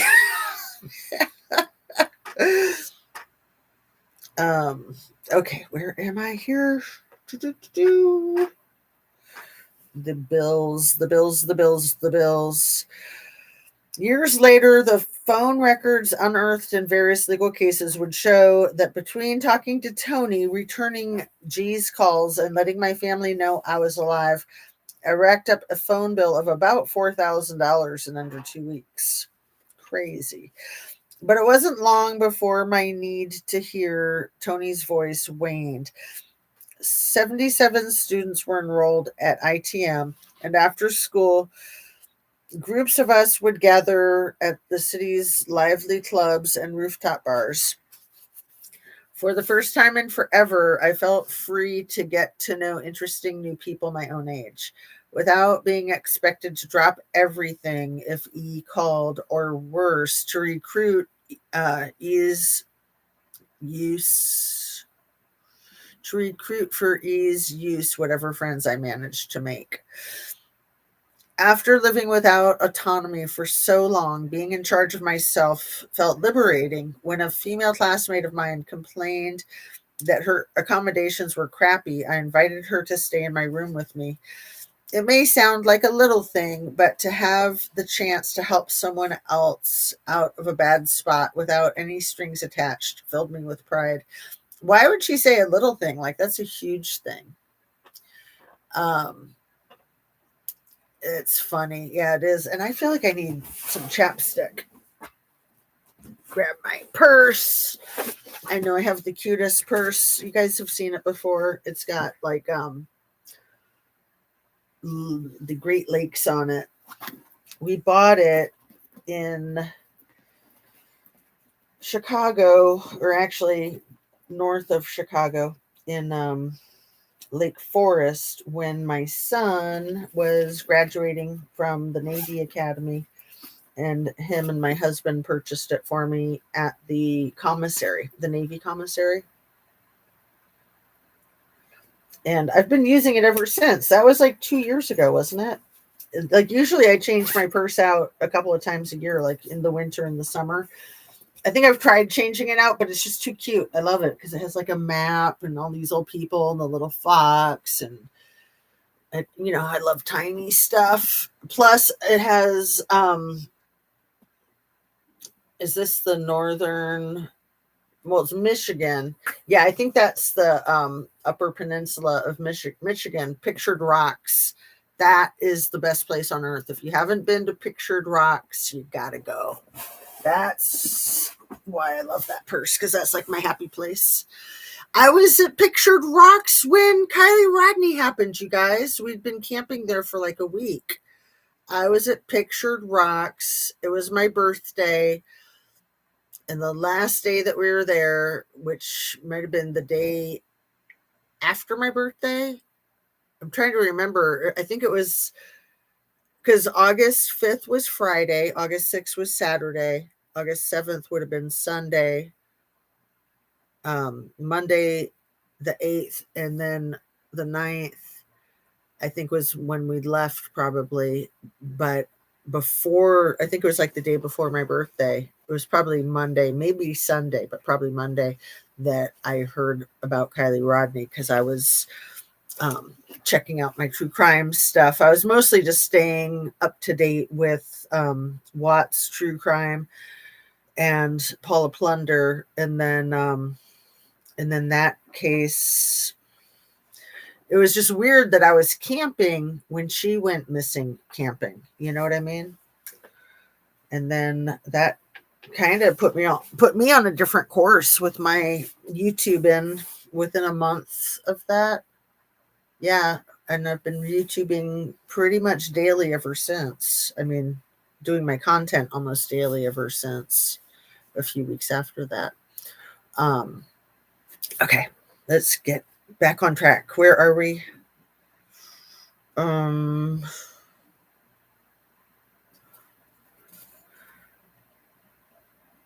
See, I got to reread this because it didn't really sink in. For the first time in forever, I felt free to get to know interesting new people my own age without being expected to drop everything if E called, or worse, to recruit for E's use whatever friends I managed to make. I mean, the kind of hold he had over her, especially with all that money and all that power, and then threatening her little brother, which is beyond necessary. You know, the implied threat, I think, is always there. That is weird. Yeah, it is weird that I was on that long camping trip because you know what? Now that I'm thinking about it, I'm thinking that's the last time we went on a long camping trip. We had all four kids with us and three dogs, all in the minivan. It was wild. It was wild that there was enough room. It was a really good trip. It was all to get to Pictured Rocks. Totally the most amazing place in the world. It's a 10-hour drive from here. And I was just like, why would we drive 10 hours? There's beautiful stuff all around us. And then, it was my husband that was hell bent because he'd been told. So I'm telling you guys, if you ever get half of a chance to go to Pictured Rocks, go. Or just look it up on the internet. It is freaking gorgeous. Just freaking photographs. I almost dropped the F-bomb in a good way, though. Yeah, just look at photographs of Pictured Rocks. It is the freaking coolest. 26 miles of what looks like painted rocks. I always get it confused and when I call it painted rocks, when I think it's called Pictured Rocks. Anyway,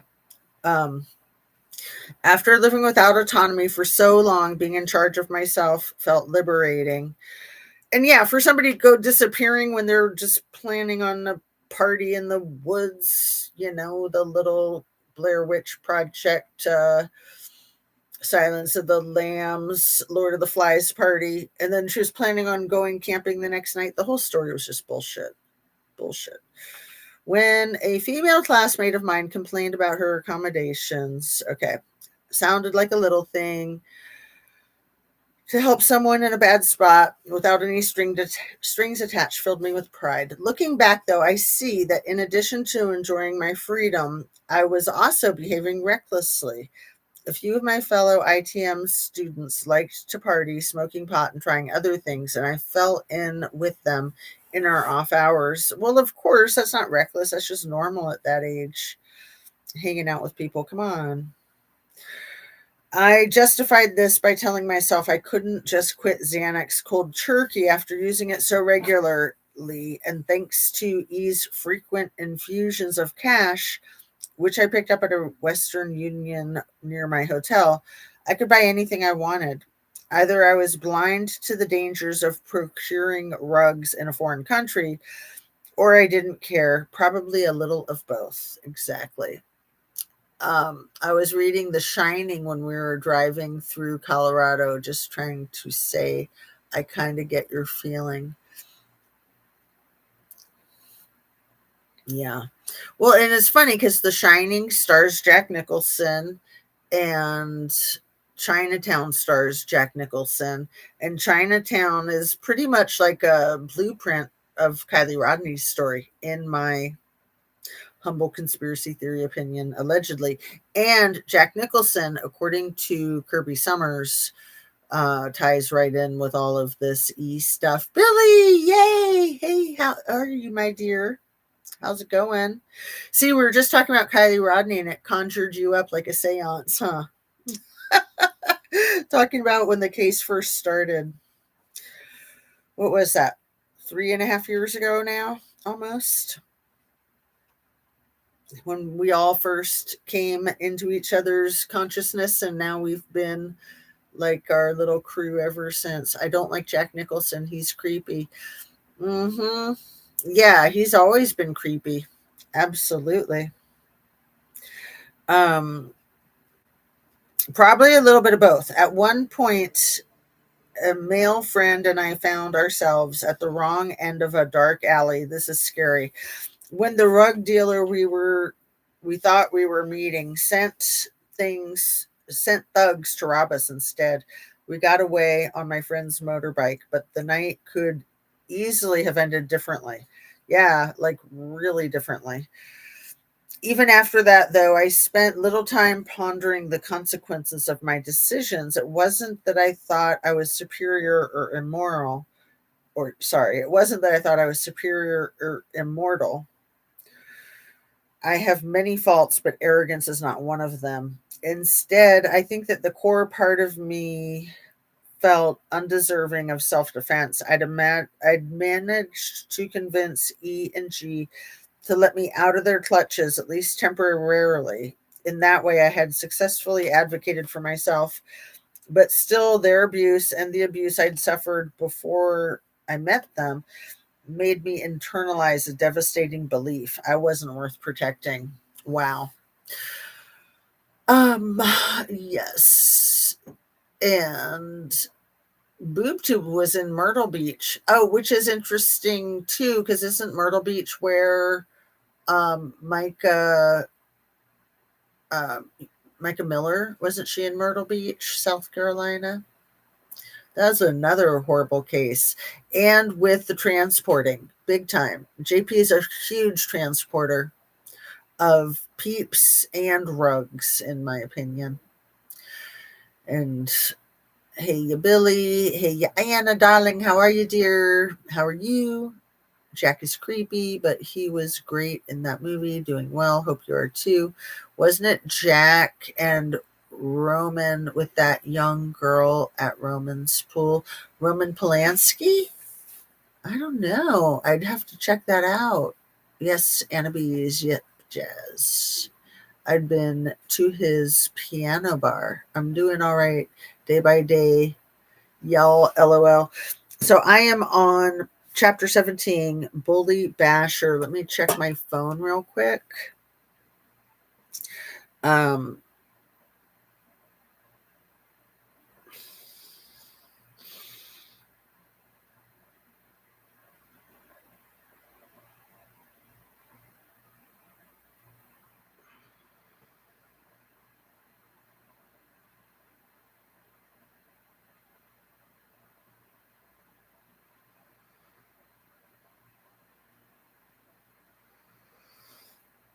let's see. 1 second.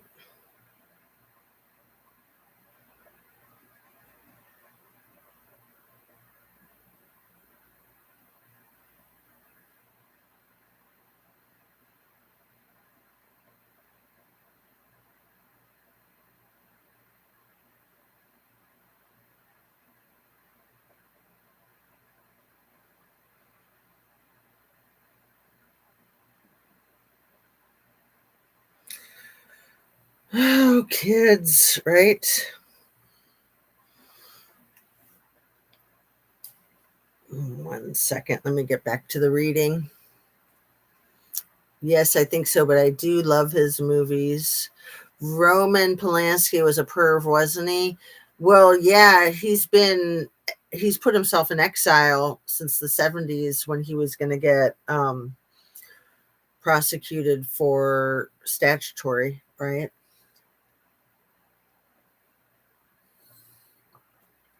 What's going on with Billy? I'm not sure that I'm up to date with. Are you recovering from something? Him and Jack had the pool party with 11-year-old, and the mom knew. Polanski was a uh, reprobate, but they didn't prosecute Jack. Well, no, of course not. He's a big star. Why would you prosecute a big star, right? I mean, just like Kevin Spacey and just like our president. I mean, my goodness. Not to mention Daddy Vladdy, not to mention BB, not to mention the SARS and the sheiks.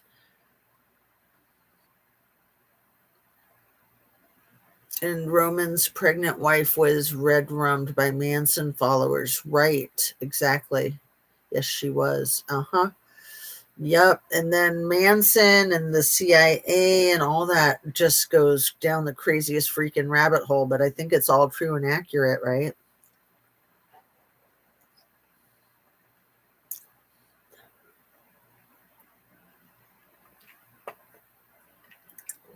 And then you had Crosby, Stills, Nash, and Young.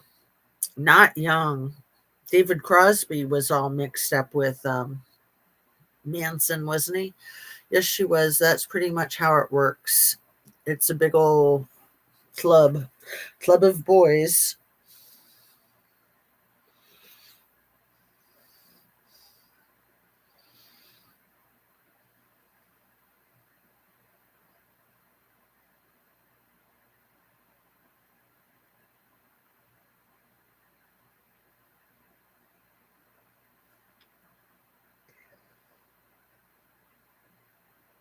One sec. Again, damn kids.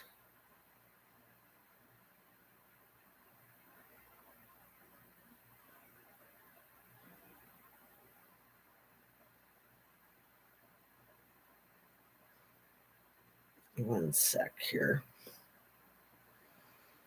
All right. So we've been on for almost 2 hours. I am at page 155, chapter 17, Bully Basher. Let me try to read some before I have to wrap up to go pick up a kid. Um, it's the rich ones eat the rich. It's scary. Yeah.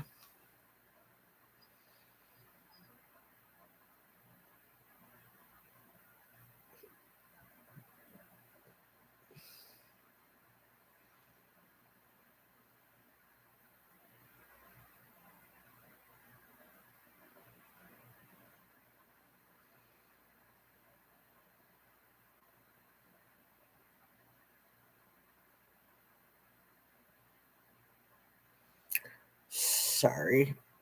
Hopefully, the last time I'll be needing to text. So, trying to get to this Bully Basher, chapter 17, and stay caught up with you guys. I think it was a week into my studies that I met a fellow student named Matthew Olson, a tall, gentle Australian in his mid 20s. Matt and his best friend growing up had come to Chiang Mai together. He said partly so Matt could do his teacher training at ITM. One afternoon, as we were finishing our lessons, Matt asked me and another student if we were up for an excursion. He said his best friend Robbie was studying Thai boxing at a nearby Muay Thai gym, which was having a competition that night. It'll be fun, he promised, writing down the address for me. I think I said I'd think about it. I wasn't very interested in martial arts, but later, finding myself with nothing else to do, I put on a little mascara and hired a tuk tuk. Maybe I thought as we wound through traffic, I can convince the gang to go clubbing afterward. Thinking back now, it's funny to me that those were my highest hopes as I arrived 20 minutes later at the address in the Seraphi district. Looking around the cavernous space, I was searching for Matt when I spotted a lean, dark haired man with probing brown eyes who seemed to be holding court inside a circle of friends. Everyone, men and women both, seemed to hang on his every word. In retrospect, maybe they had no choice. I was about to find out that to be near this man was to be swept up by his boisterous presence. But even at a distance, before I knew who he was, I felt instantly drawn to him. A fight began, and I tried to apply what Matt was explaining to me about Muay Thai, something about it being the art of 8 limbs, because fighters use fists, elbows, knees, and shins. When I did the kickboxing, the elbows was the funnest part. I had no idea how fun it is to use your elbows like that. Um, that was my favorite part, was the elbows. To what I was seeing in the ring, but when I turned my head, but it was all fun. Kickboxing is a blast. Not that I was good at it. I'm not bragging. I'm just proud of myself for even trying. But I really liked my teacher, and I was very dedicated. I did it as often as I could, probably like 3 or 4 times a week, maybe for like a year. But like I said, I wasn't good at it. I mean, I was already so old. I was already like past 50 or around 50 or something. I don't remember. Because, yeah, I stopped doing it in COVID, which was 5 years ago. So I was in my early 50s, and I don't think I'd ever done any martial arts before that. Um, it was awesome. Let's see. I think all of us regular people should say that all over the country and scare all those one percenters. I don't even need religion to know right from wrong. They're starving kids by ceasing SNAP. Well, SNAP happened. People got their SNAPs funded just in the last couple of days in Ohio, anyway. I think it was like the day before yesterday, but they didn't get their full amount. They got like 80%, I think. I mean, it's effing ridiculous. And yeah, at the same time, they're like hiring scantily clad chicks to dance sitting down in a jumbo cocktail glass at their effing Gatsby crap party. Like, fuck them, man. Fuck them. Um, my first hubby passed away when my babies weren't even walking yet. Snapped saved our lives. Oh, that's awesome. Just don't understand the cruelty. It's all about the cruelty. It's because they're sociopaths, Billy. That's why you don't understand this, because you're not a sociopath. Because they don't fucking care. So I'm just going to keep dropping the F bomb. Hopefully, I don't lose my, 2 hours in. I think it's fine. And it's very well deserved. They are supposed to be the pro life party. Oh, I know. They're the furthest thing from it. They just want them to be born, but F them after that. It doesn't make sense. Well, they not only want them to be born, they want to transport them. So they want poor people that can't afford and don't want their kids. They want them to be forced to have them so that they can transport them, whether that's for adoption or for abuse or for labor, right? I mean, I don't think that that's a theory. That's a freaking fact. I know, right, Anna? OMG, the rich treat us like cattle. Exactly, Billy. It makes me so mad. Snap and Wick saved our lives. They've saved a lot of people's lives, those programs. Yeah. I'm so sorry about your hubby, Billy. Oh, yeah, totally, dear. Totally. Let me see if I need to worry about any more texting. One sec. Um,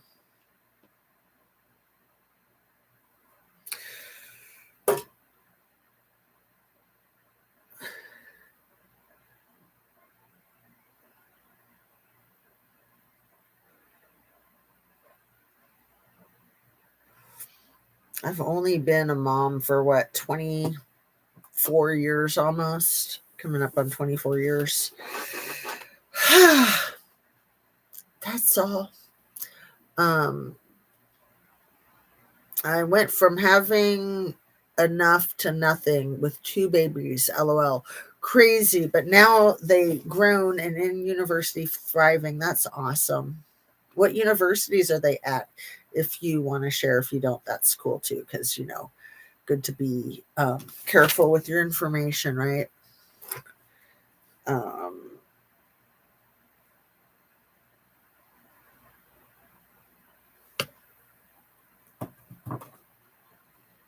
let's see.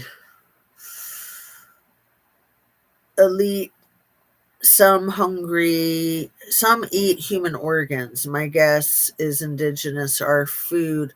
Well, I think you're absolutely on track, Granny Annie. I think that that's a lot of what's going on with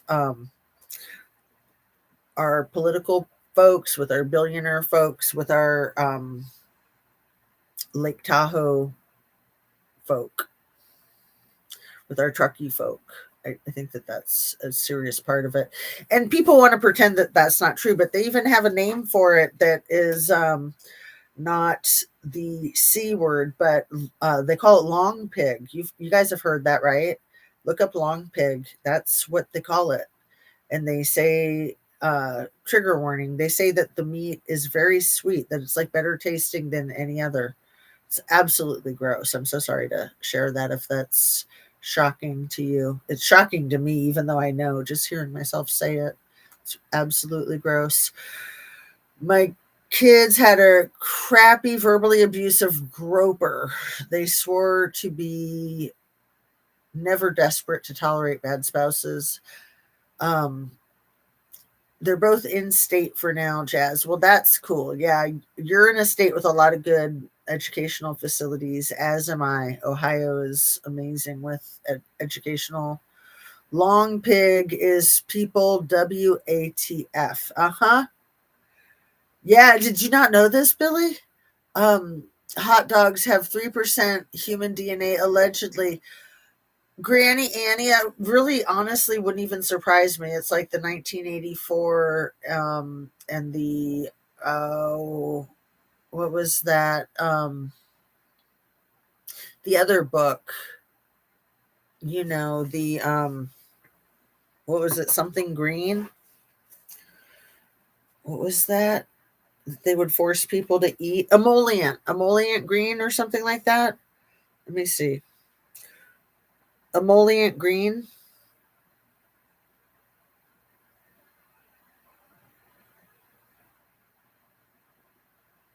long pig.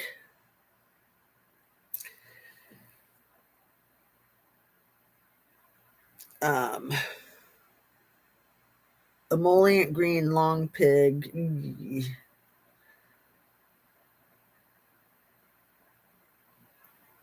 So I don't think it's emollient green. It's something like that, right? Um, do you guys remember Soylent Green? Thank you, thank you. Yeah, okay, good. Um,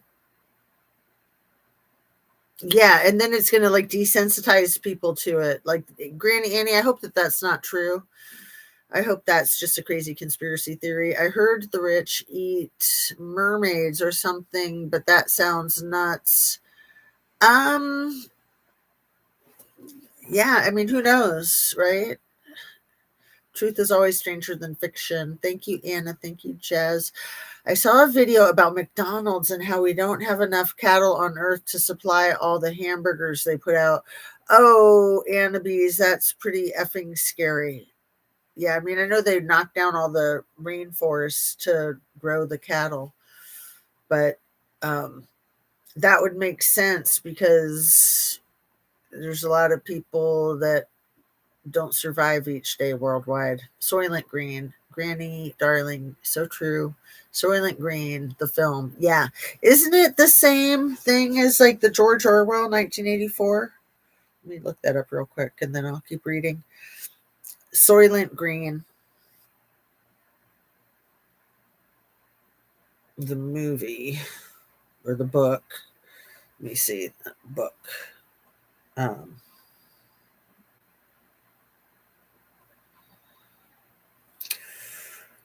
Dystopian science fiction film, 1973, Charles Heston.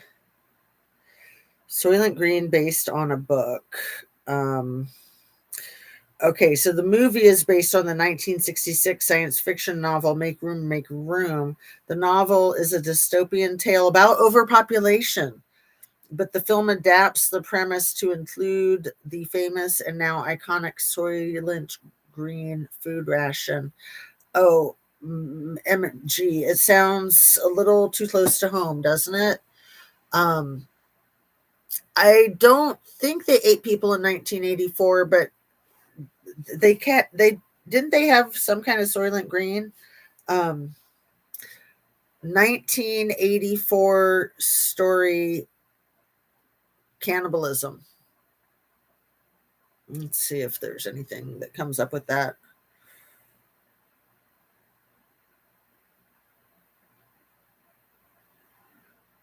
Um, it doesn't look like it, but I'll check that out more later. Or if you guys want to, or if you have anything to say about it.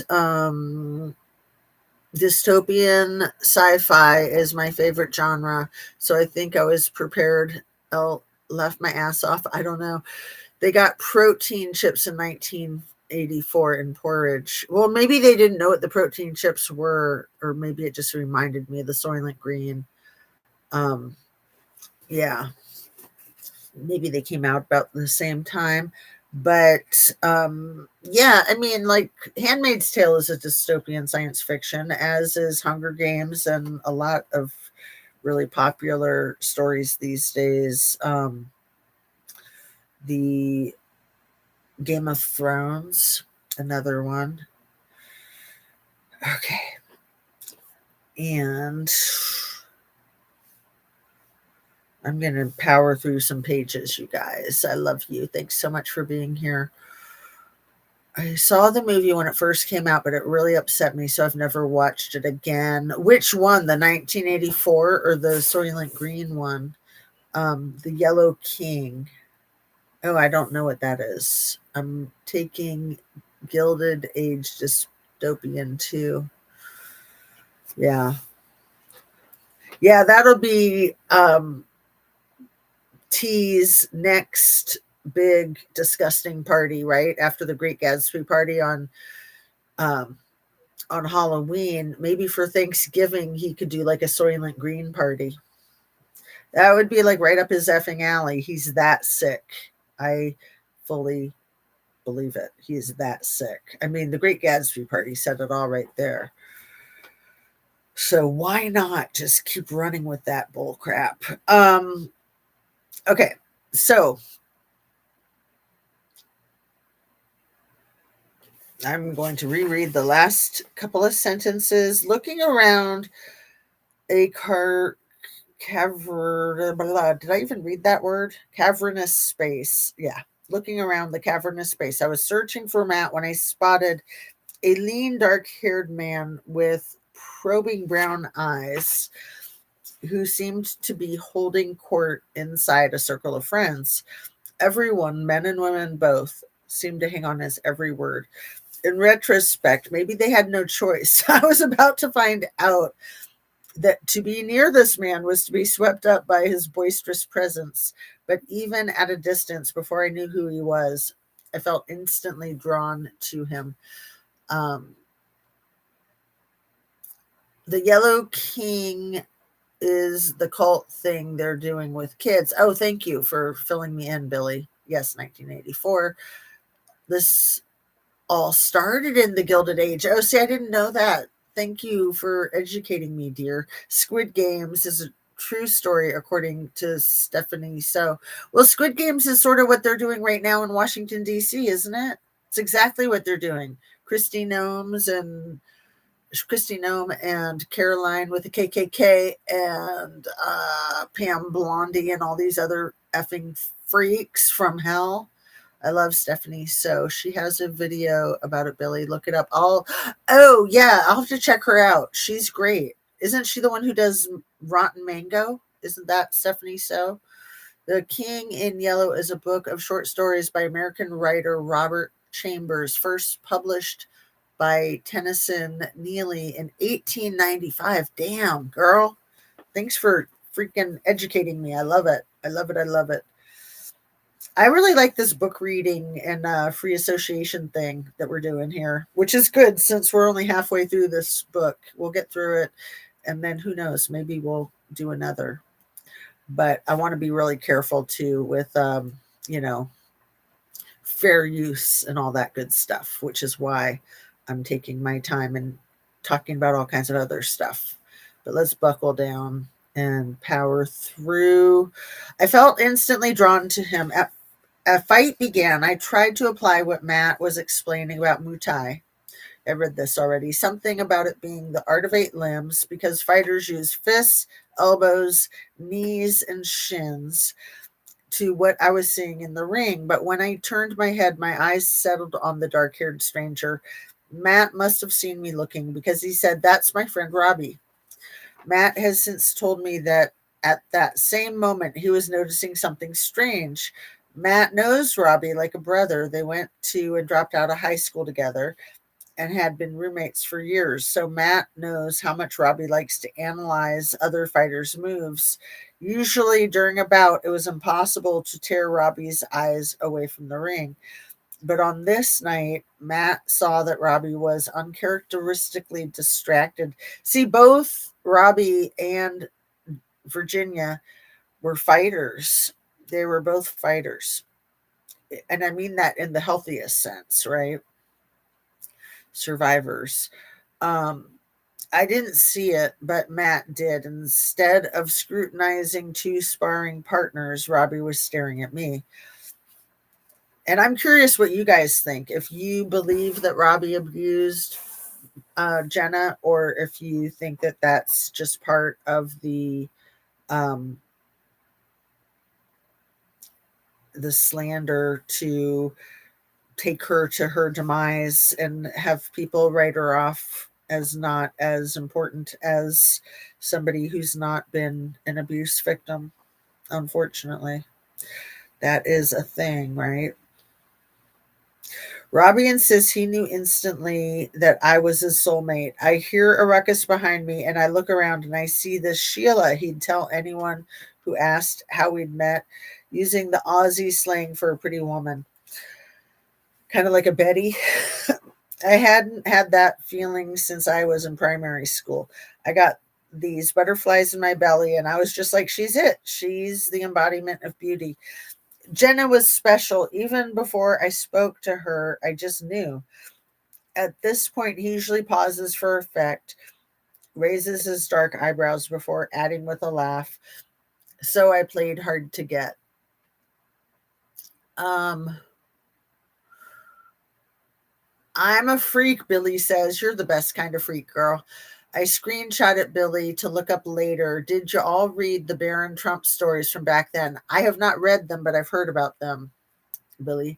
The Baron Trump novels 3-book collection, The Last President, 1900, Travels and Adventure of Little Baron Trump, Baron Trump's Marvelous Underground Journey. Yeah, again, is it like that predictive programming or WTF, or is it staged? I mean, I can't help but wonder. Besides all the Lovecraft stories. If only this were a joke, but it's true. Whenever I looked Robbie's way that night, he seemed to be engrossed in something or someone else. Robbie says he sensed this was the only way to win me. And while I felt frustrated then, I think he was probably right. Had he come on strong, I would have deflected, batting him away. After so many years of forced intimacy, I could be aloof when I felt pressured. I didn't know how to handle feelings of sincere mutual attraction. But as Robbie leaned out, I found myself leaning in. When the final bout ended and everybody headed to the exits, I knew I needed to make a move. It was that or give up, but something about Robbie made me feel that giving up wasn't an option. So I maneuvered myself to be at Robbie's side as we squeezed through the crowd and out onto the street. I'm Jenna, I said, smiling. Want to share a tuk tuk? I'll never forget the way Robbie looked at me then, his face close to mine.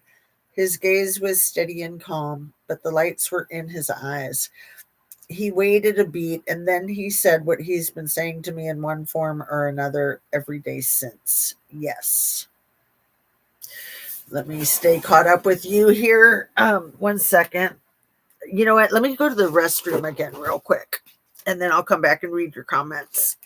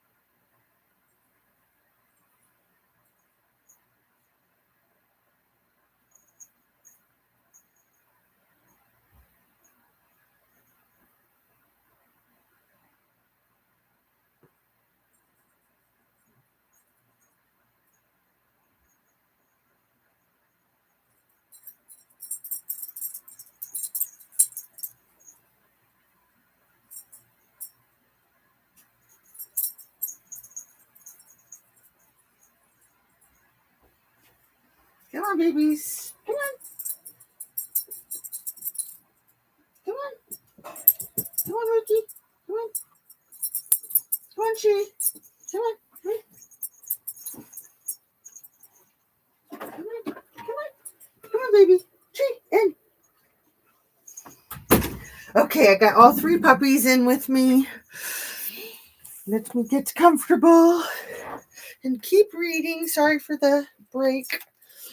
But yeah, that whole thing was staying hydrated and then having to take lots of bathroom breaks. I'm all out of coffee. I am doing my water though. Okay. I've not read them either. The symbology is crazy. I haven't met anyone that reads stuff from the 19th century, especially this weird stuff. So wanted to share, but they're crazy, weird with symbology. Well, it's also because of copyright, I could probably read that stuff online without any trouble sharing it. Because it even though it's really time consuming, it's a pretty cool process. Hopefully I found my page. I think so. I think I was here on 156, 157. Yeah, I'm pretty sure. But just trying to get comfortable because my pillows are all out of whack. 1 sec. I did put an extra pillow under the chair cushion because it just mushes down so low. It's crazy trying to find chairs that are comfortable enough for sitting in for hours. Like I could just like lay on the couch and read to you guys, but not really. I couldn't. I mean, I got to like sit up and focus. Okay, so here we go. Excuse me. I think I was right here, so I played hard to get. If only this were a joke, but it's true. Whenever I looked Robbie's way that night, he seemed to be engrossed in something or someone else. Robbie says he sensed this was the only way to win me. And while I felt frustrated then, I think he was probably right. Had he come on strong, I would have deflected, batting him away. After so many years of forced intimacy, I could be aloof when I felt pressured. I didn't know how to handle feelings of sincere mutual attraction, but as Robbie leaned in, I found myself leaning in. When the final bout ended and everybody headed to the exits, I knew I needed to make the move. It was that or give up, but something about Robbie made me feel that giving up wasn't an option. So I maneuvered myself to be at Robbie's side as we squeezed through the crowd and out onto the street. I'm Jenna, I said, smiling. Want to share a tuk tuk? Already read that, didn't I? I'll never forget the way Robbie looked at me then. His face was close to mine. His gaze was steady and calm, but the lights were in his eyes. Yeah, this is repeat. Sorry. He waited a beat and then he said he'd been saying to me, and then he said what he's been saying to me in one form or another every day since. Yes. Remember who I was in 2002, a survivor of SA who'd spent years obediently performing intimate acts on men and women, some of them repeat abusers, some of them utter strangers, without any true feelings of closeness or affinity or desire. In fact, cutting myself off from my own wishes or wants had been one of my coping mechanisms. Even relationships with my past boyfriends had a transactional quality. I had never been in love, not once, not with anyone, but now almost instantly I was falling in crazy love with Roberto Antonio Gouffre. In that tuk tuk, I noticed that I liked the way his body felt next to mine. Its temperature, its solidity, its warmth. I loved the way he smelled. I took Robbie back to the Royal Princess that night, but we just hung out with my roommate and eventually he went home. For the first for the next 3 days, he continued his hard to get act, and he was so convincing that I was beginning to think he just wanted to be friends. Here are a few things I quickly learned about Robbie. He was smart, he was funny, he was loyal.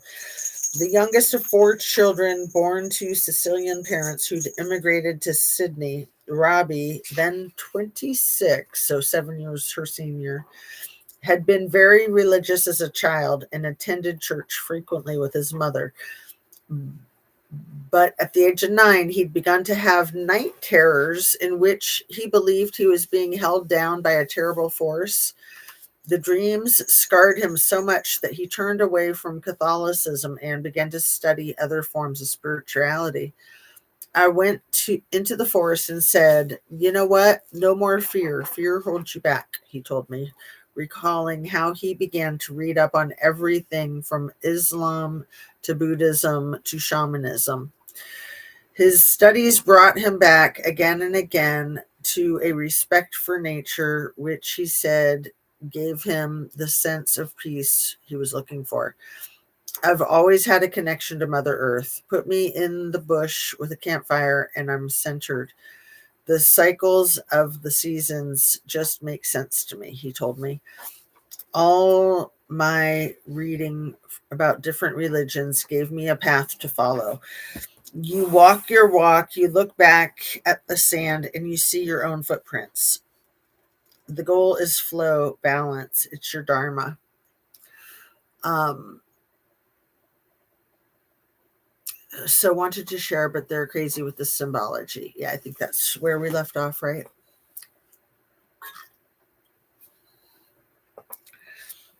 Um, I didn't know dharma from Parmesan cheese, and I told him so, but he didn't care. And just as importantly, he didn't judge me. He seemed to want to lift me up, not tear me down. A lifelong protector of the picked on, he'd seen himself as what he called a bully basher. I just got to say, it's so funny to me that Melania had her whole anti-bullying campaign when she is married to like the biggest bully of freaking history in the universe, right? Whack, wackadoodle. Um, he'd seen himself as what he called a bully basher long before he laid eyes on me, he said. As a kid, he'd made it his business to wait after school to punish those who picked on the smaller than themselves. I'm a scrapper, he said, always have been. On the third day of our relationship, we met up again at my hotel. My roommate was out, and Robbie and I were getting ready to go to dinner. I was sitting on the floor, and he was on the bed, and when he bent over to tie his shoe, I planted a kiss on him. I wasn't sure what would happen. Maybe he just wasn't into me, but he kissed me back. I remember I grabbed hold of him then, and for the first time since I'd embraced my childhood best friend, Kyle, I did so purely out of desire, not obligation or desperation. From the start, Robbie and I had a different connection than any I'd experienced before. For one thing, Robbie was straightforward. How, he wanted to know, could a 19-year-old massage student afford such swank accommodations in a four-star hotel? We were sitting in my room, just the two of us, when he asked that question, and suddenly I wanted to tell the truth. After a lifetime of toggling between two modes, run and survive, I wanted more than mere survival, and I was tired of running. Against all logic, something in me already believed this could be a relationship with real potential, a relationship that I didn't want to fuck up. And the more I talked to Robbie, the more I felt that way. I was sick of keeping secrets, of hiding what my life was really like.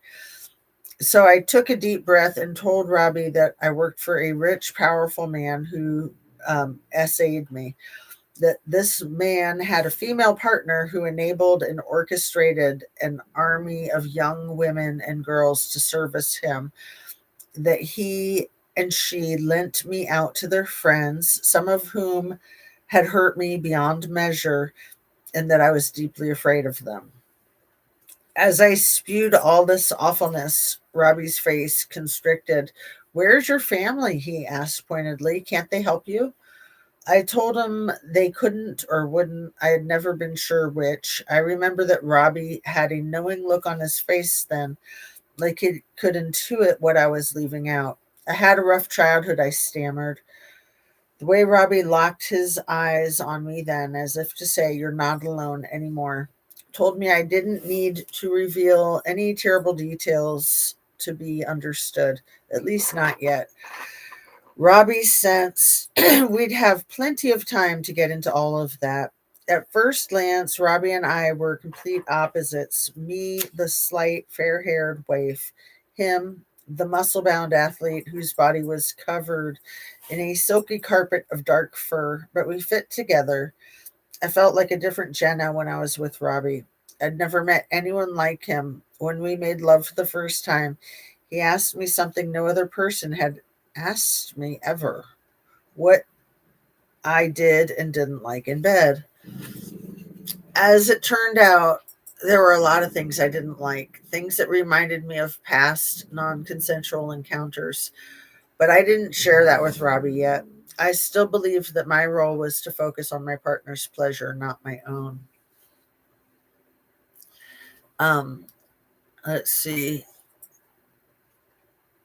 They tell on themselves with pride.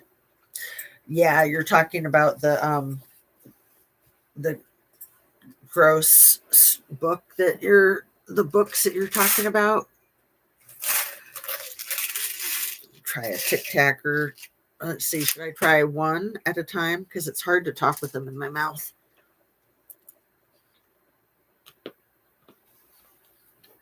Actually, I'm gonna bite it so it dissolves faster and see how that works. Um, yeah, I want to try to read for maybe another hour and then take a few hours break and then come back to it tonight, maybe around like 8 o'clock or something, 7:30 or 8. If that's a good time for you guys, if you want to be back on, let me know. If you tell me a good time for you and we agree to it and you need to not be there, that's okay too. And I have to do the same. Like today, I was like an hour later than I said I would be at noon. It wasn't until almost 1 o'clock. I tried. I did give it my best shot, and it kept me on track to at least get on by 1. And now it's almost, what time is it? 3:30? Almost 3:30. Okay.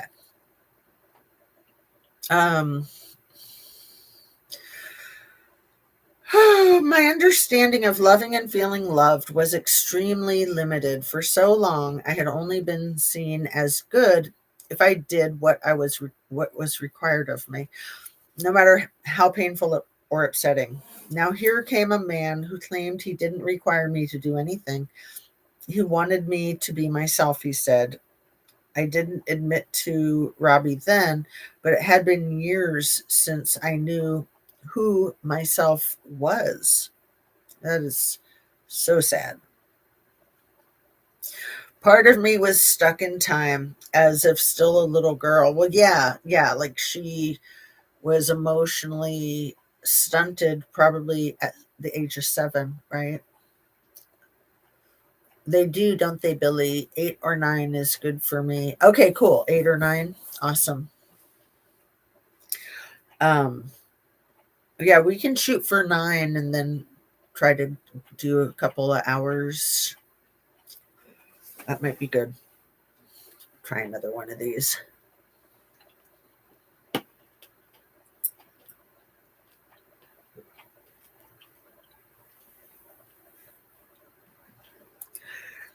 It's amazing how much it helps to talk and helps your vocal cords to have that little bit of a sugar thing. Um, I'm glad that they're so small, though, the Tic Tacs, because I don't like to do sugar. I did no Halloween candy this year, you guys. 0. This much. Can you believe it? That is amazing. When I was little, I had such a sweet tooth, and I really didn't even miss it. I don't do sugar too much. The most sugar I do is like cranberry juice or banana. Or dark chocolate. I do like my dark chocolate. Actually, I do ice cream once in a while. I have to do like Haagen-Dazs or Ben and Jerry's.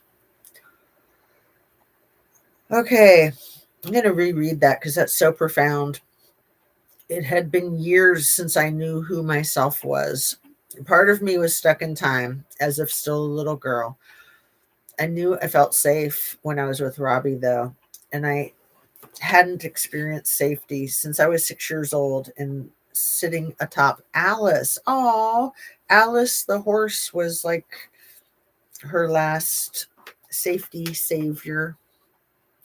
We bought a bunch, but no one came to our door. My daughter ate most of it, Annabise. Yeah, that's so dangerous. Like, I can't buy like my favorite candy to give away on Halloween. That's just setting myself up. I try not to even buy dark chocolate, but I like to have it around for when I have to have it. It's just that if I have it around, I might eat it even when I don't have to have it. Um, let's see. Robbie asked me more questions about E and G. How often did they check in on me? How soon was I expected to return to the US? I remember I was crying as I told him I wasn't sure how I could ever break free from E and G's web. But Robbie shook his head. You don't have to live that way, he said, taking my hand. Come back to Australia with me. A week into knowing each other, he dropped down onto one knee and proposed. You won't be rich, Robbie told me, but I will work hard to support you. I'll never hurt you, never betray you. I'll be here for you and always love you. I'll have your back until we die. I never thought I'd hear those words from anyone. And as I told him, yes, happy tears ran down my cheeks. I love you too, I said. Some people, when they hear our story, marvel at how quickly we moved after that. After all, it's no small task to plan a wedding, especially in a country whose language you don't speak. And then there's the fact that we barely knew one another. But Robbie and I shared a belief that we had been destined to meet and be together. Fueled by that certainty, we found a seamstress to sew me a simple white halter dress and to tailor a dark olive suit for Robbie. I picked the color to match the green flecks in his eyes. I bought him a necklace with a Buddha pendant. He gave me a Thai gold ring that had sapphires arranged in the shape of a heart. It would eventually turn my finger green, but it was all we could afford. And on October 16th, 2002, just 10 days after first laying eyes on one another, we hired a translator named Charlie and stepped aboard a tram that would take us to the top of a mountain, our destination, a glorious temple where we'd be married. The temple is a holy place marked by gilded pagodas, statues, and shrines. According to legend, it exists because in the 14th century AD, a monk had a dream that he was supposed to go to the city to look for a relic. He followed the premonition and found um, what many believe to be a Buddha's shoulder bone. When the reigning king of Thailand heard of the discovery, he had the monk bring it to him. Half the bone, which he had split in two, was placed on the back of a white elephant, which was then set free. The elephant made way up the steep 3,400-foot mountain, stopped at the summit, trumpeted 3 times, and dropped dead. Seeing this as a good omen, the king ordered that the temple be built there in the year 1383. My favorite part of the legend was that the Buddha's shoulder bone was said to have magical powers.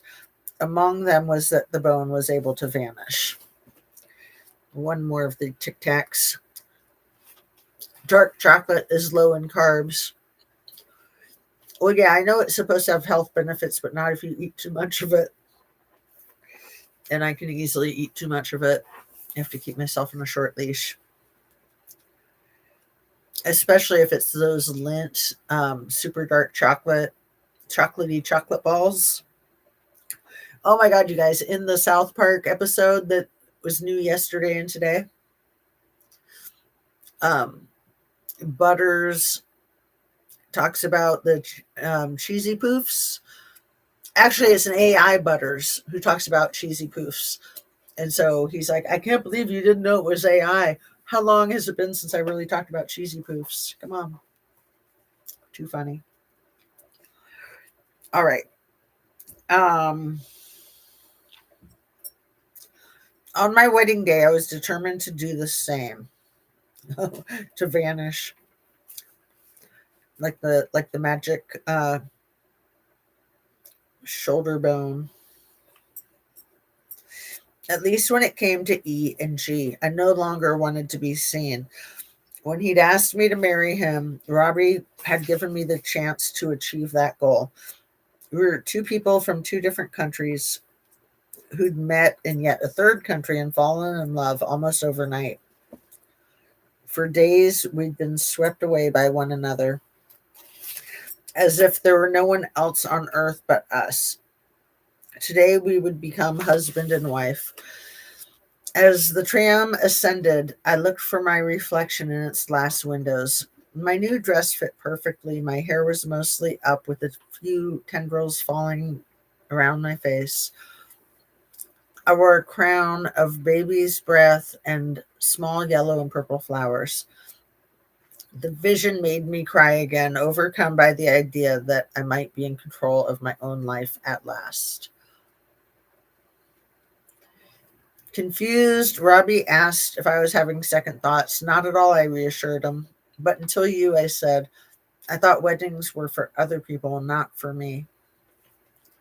I felt like I was inhabiting a dream. When we reached the mountain's summit, we each tied 7 strings around one another's wrists, as Thai brides and grooms do.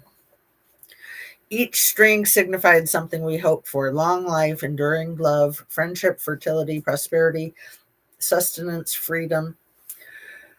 When we exchanged vows inside the temple, kneeling in front of a monk who wore flowing orange robes. They told us we were the first Westerners ever to do so. Matt, our only witness, used one of my fun savers to take our picture. After the short ceremony, we descended into the city again. We called our parents. Robbie's in New South Wales, Australia, mine in Florida. And after they recovered from their astonishment, each one of them wished us well. Robbie took me out for ice cream, and then we headed back to the Royal Princess. Opening the door to our room, I saw nothing but rose petals on the threshold, strewn from the doorway to the bed, and arranged in a heart shape on the coverlet. I love that. I think that's so cute. Robbie had asked the hotel to turn our room into a bridal suite, and boy, had they pulled it off. When we flung ourselves onto the bed, sending the rose petals flying, I had never felt so tethered to another human being. I only hoped I could make Robbie happy. One of the things that's really phenomenal about Virginia, especially being a survivor of all that abuse, is how in touch with her feelings she is and how she's able to communicate what her feeling is. Like that. I mean, I've never even had any sense of, feeling tethered to another human being. I mean, that's so cute. That's so cute. I only hoped I could make Robbie happy. Our wedding day was almost over when I realized I had one more call to make. Rutro, are you ready? Robbie had made clear that he needed to hear me tell E and G goodbye. He wanted that for himself, he said, but also for me. I had a right to assert myself, he said, to choose my own path.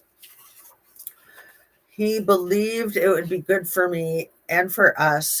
And if I said so out loud, he agreed it would be good for me and good for us if I said so out loud. I agreed with him in principle, but I still hesitated. Even with 8,000 miles between us, I was afraid of them. Finally, I dialed E's cell phone. I felt a churning in my gut as I waited for him to answer. Would he yell? More likely, he'd be threatening. I knew he would stop paying my way at the Royal Princess. Robbie and I were prepared for that. But could I truly sever my ties to the powerful people who'd ruled my life for more than 2 years? I still wasn't sure. A few tense moments passed before E picked up. Hello, he said, and his voice, that smug Brooklyn growl, sounded impatient. I fell in love and got married, Jeffrey, I blurted out. I'm never coming back. There was the briefest pause. Have a great life, he said, then a click. E had hung up on me. We wouldn't speak again for more than 5 years. Chapter 18, Honeymooners 164. Look, if you ever had one shot or one opportunity to seize everything you ever wanted in one moment, would you capture it or just let it slip? In the soundtrack of my life, no song better fits the start of my new life with Robbie than Eminem's Lose Yourself, which was released just days after we married. Oh, how cool is that? At the beginning of our relationship, still so new to one another, but already completely attached. We must have listened to that song 1,000 times. You better lose yourself in the music to the moment you own it. You better never let it go, Eminem warned us, and we listened. You only get one shot. Do not miss your chance to blow. This opportunity comes once in a lifetime, Eminem rapped. And I believed him. Robbie was my one shot. My true love, a gift I had never imagined I'd receive. The day after our wedding, We moved out of the Royal Princess and found cheaper accommodations. I also let the massage school know I was withdrawing. Oh, I thought she finished. Okay, cool. I loved my brief interlude with ITM, and I half completed 2 of its 5 levels of instruction, but I didn't have enough of my own money to continue. Besides, Robbie wanted to take me on a honeymoon. See, the first time I read the book, I didn't even catch that she dropped out of school. It's just too much information, just focus on certain things. That's why it's so good to like watch videos twice or movies twice or read books more than once. Um, or if you have really good comprehension, then you don't have to, right? If you can focus. I do a lot better than I used to. I think I have ADHD. What do you think? I think we spent 3 more days in Chiang Mai. Then, after a quick luggage edit, Robbie said I could only take 3 of my 6 suitcases. We went off by train. We were headed to Vietnam, the capital city of Laos, 400 miles or so to the east, to get my passport stamped. Robbie was hoping that if we pinched our pennies, we could travel around Thailand for a few months, but my student visa was set to run out in just a few weeks. If I left the country even briefly and then entered again, Robbie had been told the clock would restart and I'd have more time to explore. So, while it was hardly a romantic destination, that's where we decided to go. When we arrived, tired and sweaty, it was late afternoon. Robbie had warned me that this place was far from picturesque, but I was still appalled by the sight of young children squatting and urinating in the streets. Soldiers were everywhere, just waiting to enforce the 9 p.m. curfew. We were so obviously tourists, with Robbie somehow carrying my 3 suitcases and his own big backpack, and I knew we stuck out like sore thumbs. So once we got proof of my visit and stamped the ink on my passport, I told Robbie I wanted to get out of there. We took a boat back across the river, found a cheap hotel, and slept in Thailand that night. In the morning, we got on another train, our next stop, about 800 miles south, a transport hub where we'd catch a bus and later a ferry, and that would deliver us from our ultimate destination, an island that Robbie and Matt had visited when they first arrived in Thailand. This magical place, one of 3 islands off the southeastern shore of the Gulf of Thailand, was renowned for its monthly full moon party, an all night celebration tied to the lunar calendar that attracted throngs of tourists. But Robbie promised me the island was also the perfect place to spend one on one time. Beautiful, peaceful, affordable. Sitting on a bench in the crowded, rusty ferry boat that took us from the mainland to the beach, I was transfixed by the view. The ocean was an unbelievable shade of luminescent blue, and above it, like frosting on a cake, was a lighter blue strip of the sky. A Thai man next to us was carrying a rooster that he had trained to sit on command. Every time the rooster sat down, I burst out laughing. Robbie held me tight with one powerful arm. I was happy. Anna says, I love dark chocolate. Yeah, it's the best, isn't it? Have you ever had Ben and Jerry's New York Super Fudge Chunk? It's dark chocolate ice cream with all kinds of dark chocolate chunks in it and a little bit of white chocolate in it too. It is the bomb. That is my Achilles heel right there. Um, Man, these braces are kind of hurting. I think I need to put on a little more wax before I keep reading. Pardon me while I try not to gross you out. Rather than like hiding off screen, I'll just take my chances. Let's see.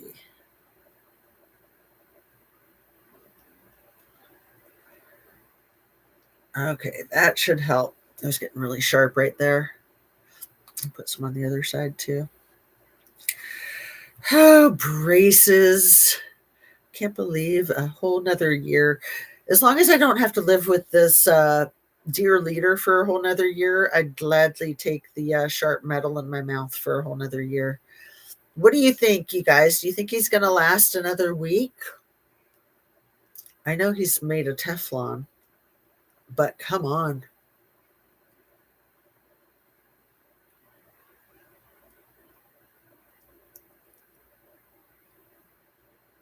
I mean, I guess he easily could because I don't really think he's anything but a puppet. I think it's Daddy Vladdy and BB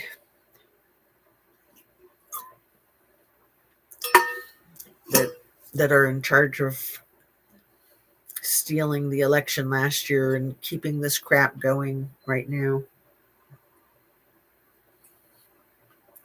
I think he's just a freaking tool, but that he thinks he's so magnificent, he thinks he's doing it on his own. That's what makes him the perfect asset, is that he doesn't know that he's a freaking tool and an asset. Right? Haven't you known people like that in your real life? All right. So, yeah, if we can be spared of the dear leader, I will happily keep dealing with sharp metal inside of my mouth without complaining for another year plus. But I probably have no choice anyway. I'm this far in it, right? If dementia Biden lasted, Trump will. I don't know, because the dementia Biden kind of wore us down and hopefully opened our eyes, right? We'll see. I mean, you just never know. You never know. Like the thing that'll be like the straw that breaks the camel's back will be like, a scoop of ice cream or something that just is like out of the blue that you wouldn't think that would be a big deal. Come here, puppies. Hey, sweetheart. Come here, Coco. Come here. Do you want to feed them? Come on, Coco. Okay. Let's see. Where was I? The frosting on the cake. Robbie held me with one powerful arm. Stepping onto the dock, we were immediately surrounded by locals, all of them tugging at our sleeves, each more determined than the next to lure us to stay in the hotel he or she was there to represent. One young man handed Robbie a printed business card that said Two Sons Resort on the card, handwritten in English. I can get you anything you want. How bizarre. Robbie looked at me and grinned. Two Sons would be our place. For less than $6 a night, we rented a private bungalow 100 feet from the ocean. The resort was run by a family who cooked all of our meals. I was still shy about eating new foods. E's strict diet regime had made me hyper-focused on remaining thin, and even in the blandest Asian delicacies, pad thai noodles, seemed off-putting. Don't you love pad thai noodles? It's the best. But Robbie was encouraging, and for him, I tried to be brave. Thai beer was cheap, and the sun was hot. Truly, we were in paradise. As we lay around on the sand, Robbie and I began really getting to know one another. He told me about his parents, Antonia and Frank. His dad had once worked painting and refurbishing fishing boats, but now the family ran a catering business in Sydney. Robbie told me about his older siblings, two brothers, Gaetano, who everyone calls Guy, and Frank Jr. and a sister, Angela. Robbie had dropped out of high school because he was bored, he said, though he'd later finished another year through a correspondence course. At 17, he'd moved out of his parents' home and lived for a few years with a Korean woman who became his fiance despite her parents' objections. I stayed longer than I needed to, he said of that relationship. Indeed, while he'd never lacked for female companionship, Robbie tended to be a one woman man, not a player. He said he'd always prided himself on having close women friends and that he was often the bloke who gave these Sheilas romantic advice. My new husband had strong opinions, I was learning, but also understood that people moved at their own pace. To be a bully basher, you must have a sixth sense for spotting vulnerability. But Robbie's response, the polar opposite of ease, was to help, not to hurt. Isn't that cute? You should have followed world politics when Biden was in office. We were the laughing stock of the world. Yeah, I didn't follow the politics at all, Granny Annie. How did you know? Because, yeah, I didn't really get political at all until election day. I mean, I really gave up all hope um, in the 2014, 2016, sorry, the 2016 election. Because I got interested. So from about 2012 to 2016, I was trying to be like, responsible and invested a little bit. But I hated Hillary. I hated effing Hillary. I loved Bernie Sanders, and she played dirty, and she fucked up our entire universe because had Bernie been on that Democratic ticket, he probably would have won and everything would have been different. And now he's too old to run, and he knows it. We all know it. Although he could probably do it, it's just not a good idea for his own health or anybody else's. I mean, I hate Hillary. It was hard for me to vote for her, but I saw her as the lesser of the two evils. And honestly, I wasn't a huge fan of Kamala's either, but I saw her as the lesser of the two evils by a landslide. But here we are. And I don't even know how I survived 4 years the first time around. It was hard. It was really hard. And I honestly don't think I can do it again. But we'll see. We're stronger than we know, right? But I don't think he can last that long. Even if he could politically, I don't think his body's going to last that long. I mean, he's held together with spit and duct tape, right? Anna B says, Annie, we are the laughing stock of the world now. Not only are we the laughing stock of the world is afraid to have any affiliation with our crazy asses. I love Bernie. I like Bernie and voted Jill Stein Green Party that year. Last night it was said Vince Foster is Chelsea Clinton's dad. OMG. And I love AOC and Gavin Newsom. I love AOC. Gavin Newsom, there's some weird things about him. But what kills me is how people don't talk about the fact that he was married to Don Jr.'s ex-fiance, Kimberly Guilfoyle, who was allegedly having an affair with Don Jr.'s dad up until a year ago when he was cheating on her with that blonde woman that was just using him to get to Elon so she could have Elon's baby. Okay, let's go. Anyway, the whole thing with Gavin and Don is much more of a thing that's personal than political. And nobody fucking mentions it. Like when I first found out that Don Jr. was engaged for 5 years to Gavin Newsom's ex-wife, I was like, that can't be true. And it's true. So I think they were married in the early 2000s. And then Don Jr. and her were engaged from about 2019 till last year. Maybe they were married from like the mid 2000s until the early 2010s or something like that. They were married for 6 years, Kimberly Guilfoyle and Don Jr. And now she's the ambassador of your toilet. I mean, Greece. Because just like Virginia Giuffre, she knows too much. Like she's got to like get out of the country. Um, they won't listen to a female though, and that's why we can't get into that office. Well, yeah, not in this country. Other countries will listen to a female, no problem. We wanted to forget her, Jazz. LOL. Oh, Kimberly Guilfoyle. She wasn't so bad until she was with Don Jr. and then she did the whole like Mar-a-Lago makeover and made herself look like a freaking witch. You want to know who else looks like a witch? Erica Kirk. You should see this woman. She dresses like a freaking witch every time she has a chance. She's into some black sex magic as far as I'm concerned. They all are. DJT is president, so it's actual his fault for everything that is happening.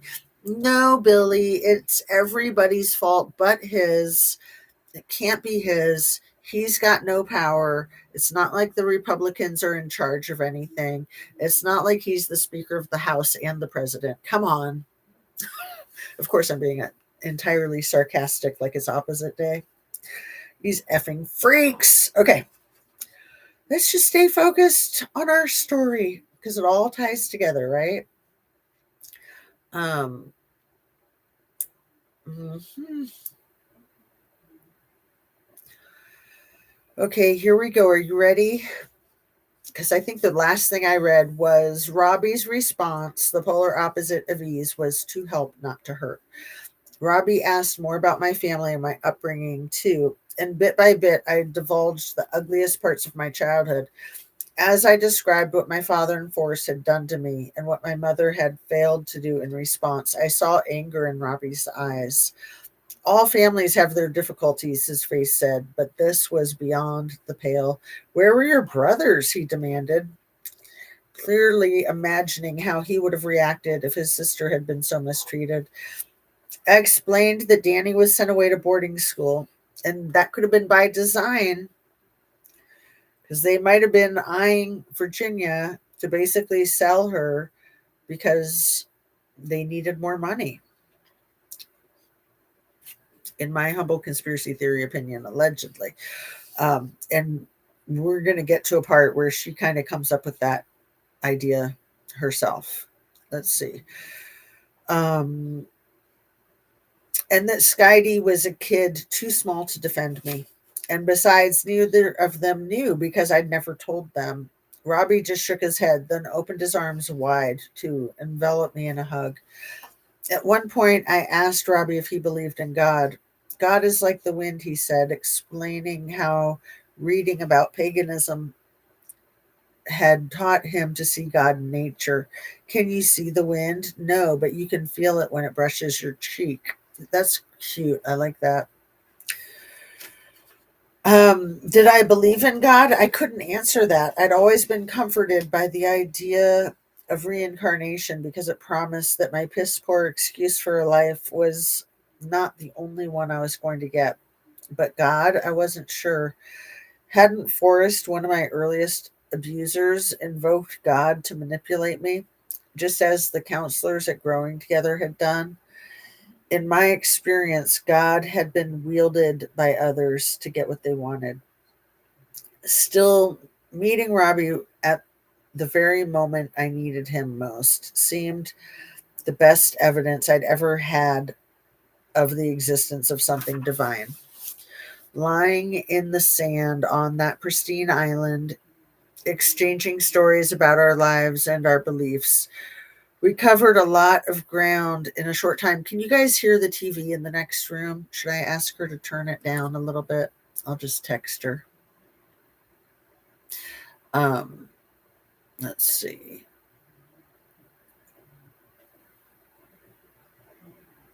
Can you turn it down a smidge, please, honey? All right. Um,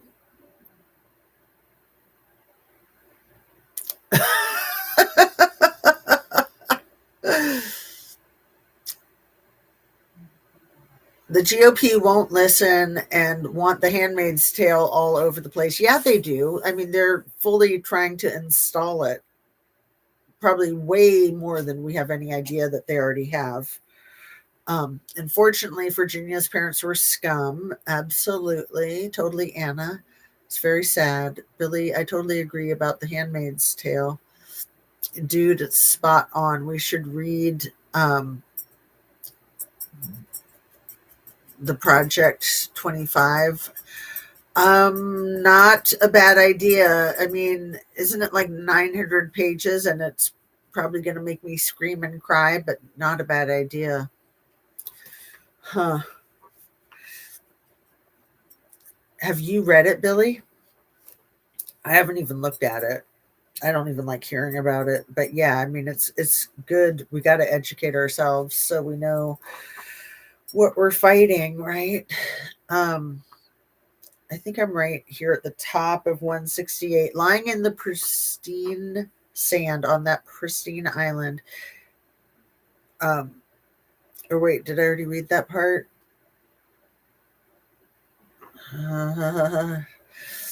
Exchanging stories about our lives and our beliefs. Let's see. Let me look at the end of the last page. Yeah, something divine. I think that's right where I am. Lying in the sand on that pristine island, exchanging stories about our lives and our beliefs, we covered a lot of ground in a short time. For example, we talked about how Robbie's spirituality dovetailed with his interest in fighting. He'd grown up watching Monkey Magic, a wacky cult Japanese TV show that played on Australian TV every Sunday night. From the moment he discovered the show, whose title character is an ape, a skilled fighter and the king of the tribe, who achieves enlightenment through martial arts. Robbie was fascinated with the Buddhist concept of satori, the sudden comprehension of one's true nature. The nature of the monkey was irrepressible, said the voiceover in the show's opening montage, and Robbie could relate that his spiritual awakening owed such a debt to a badly dubbed 1980s TV series could be seen as funny, he knew. But hey, he said, you take your illuminations wherever you can find it. And I like to say, take your inspiration wherever you can find it. Whatever inspires you, just go with it. Whatever inspires you. Unless, of course, it's like what inspired uh, ENGNT, right? Then don't. Then just say no. Uh, we're we're fight a class war apparently. You're probably doing talk to text, Billy. I'm cooking at the same time as listening. Oh, good. I'm glad you're cooking. We can read it ourselves and share it easily for now. Yeah. But 900 pages, damn. That's a lot of pages. I mean, this is like a third of that, and it's very challenging. We're just getting about halfway through right now. Yeah, look at that. Just halfway. Actually, not quite, but close. Martial arts is not just about fighting, he told me. It's a way of thinking, a way of life. Robbie was fascinated by the idea that through intense physical conditioning, you could prepare yourself for anything. I believe that. One of my teachers was all about controlling your punches, Robbie told me. You are not allowed to land a hit. You had to stop an inch away from your opponent's face. Instead of dominating them with force, you blocked their blows and let them wear themselves out. We used to take broken bottles and scrape up our shins so that after a while we couldn't feel anything. My body got conditioned to the point where if someone hit me, I'd just look at them and smile. Cray cray, huh? It is 4 o'clock. We've been on for 3 hours. We'll see if we might be able to go another half hour. Let's see how this goes. Yeah. I'd never set foot inside a boxing ring, but I understood at least a version of what Robbie was talking about. Shoring yourself up to increase the odds of your own survival. I'd spend my life blocking the blows of others, wishing they'd tire of abusing me. And at least for a while, I'd gotten good at blotting out feelings while keeping a smile plastered on my face. Robbie's experience helped me look at my own from a different vantage point. I flashed on the mantra I'd learned at ITM, the Pali prayer in which we asked to attain the knowledge of all nature. Was this how I would do it? Not just knowledge of a world around me, but of my internal self. I sensed that I was beginning a process that would not be easy. One thing, though, could not have been easier: hanging out with Robbie. Being with him never felt like a chore. Despite our differences, we seemed to move at the same rhythm. He introduced me to an Australian rock band called Powderfinger, and I fell in love with their biggest hit, whose lyrics, "My happiness is slowly creeping by. Now you're at home. If it ever starts sinking in, it must be when you pack up and go," described to a T the feeling of pining for a lover who's far away. I told Robbie I never wanted to be far away from him. One night, I told Robbie there was something I needed him to help me do. First, we went to a bar in Koh Pha Nang so I could sip a little liquid courage. I think I've told you that he prohibited tattoos, I said, taking a swallow of Thai whiskey. Robbie nodded. He had a yin and yang symbol on his right shoulder that I admired, but he knew I didn't have any ink. "Well, there's a tattoo parlor next door, and I need you to come with me and hold my hand." A few minutes later, I told a Thai tattoo artist what I wanted and where I wanted it, and lay face down on the table. Soon I had a blue butterfly to symbolize the freedom of flight. Isn't the blue butterfly the ritualistic Titanic symbol also? I think. Let me ask AI. Um, yeah, let's see.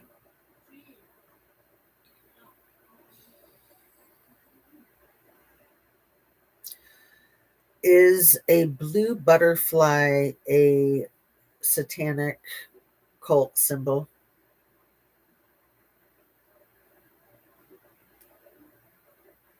No, a blue butterfly is not. It is widely considered a positive symbol in many cultures, but some type of butterfly is, right? Um, what does it mean in the occult? Transformation and rebirth. Um, is a butterfly a cult symbol? Yes, the butterfly is used in some historical and modern cults or spiritual groups. Monarch butterfly? Yeah, I'm not sure. OMG, they got us using blue butterfly emojis. Well, but it's I think that the blue butterfly is actually good. I think it's a different butterfly. Maybe the monarch, I'm not sure. Because I thought I came across that a few days ago, and then I was like, but wait, Virginia's the blue butterfly.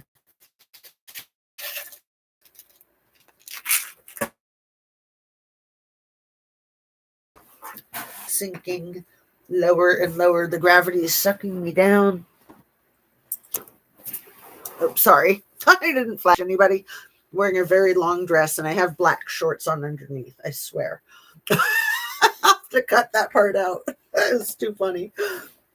Like, it's a dress that is like down to my ankles, but like I said, I do have black like biking shorts on underneath. Thank God, huh? Did a freaking Britney Spears. You guys are going to be so grossed out now. You're going to run for the hills, huh? Yeah, definitely going to edit that. You can't edit alive unless you don't care if you lose all your chat, which is the worst. I learned that the hard way.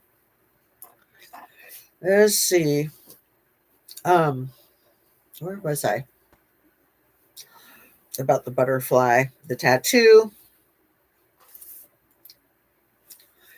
Soon I had a blue butterfly to symbolize the freedom of flight and the words "In love with Robbie G" on the small of my back. I call that a tramp stamp.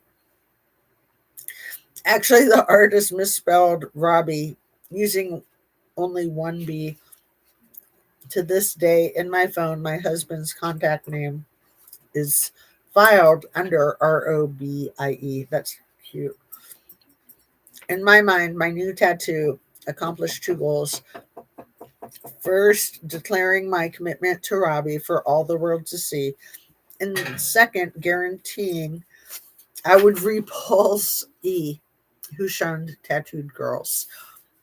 As I told Robbie, only half joking, this is an insurance policy because now E wouldn't want me, even if he could make me come back.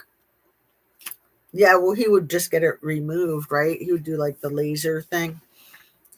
We must have been at the Two Sons for about a week when Matt showed up for a visit. Back in Chung Mai, Matt had a first because worried when he heard how quickly Robbie and I planned to wed.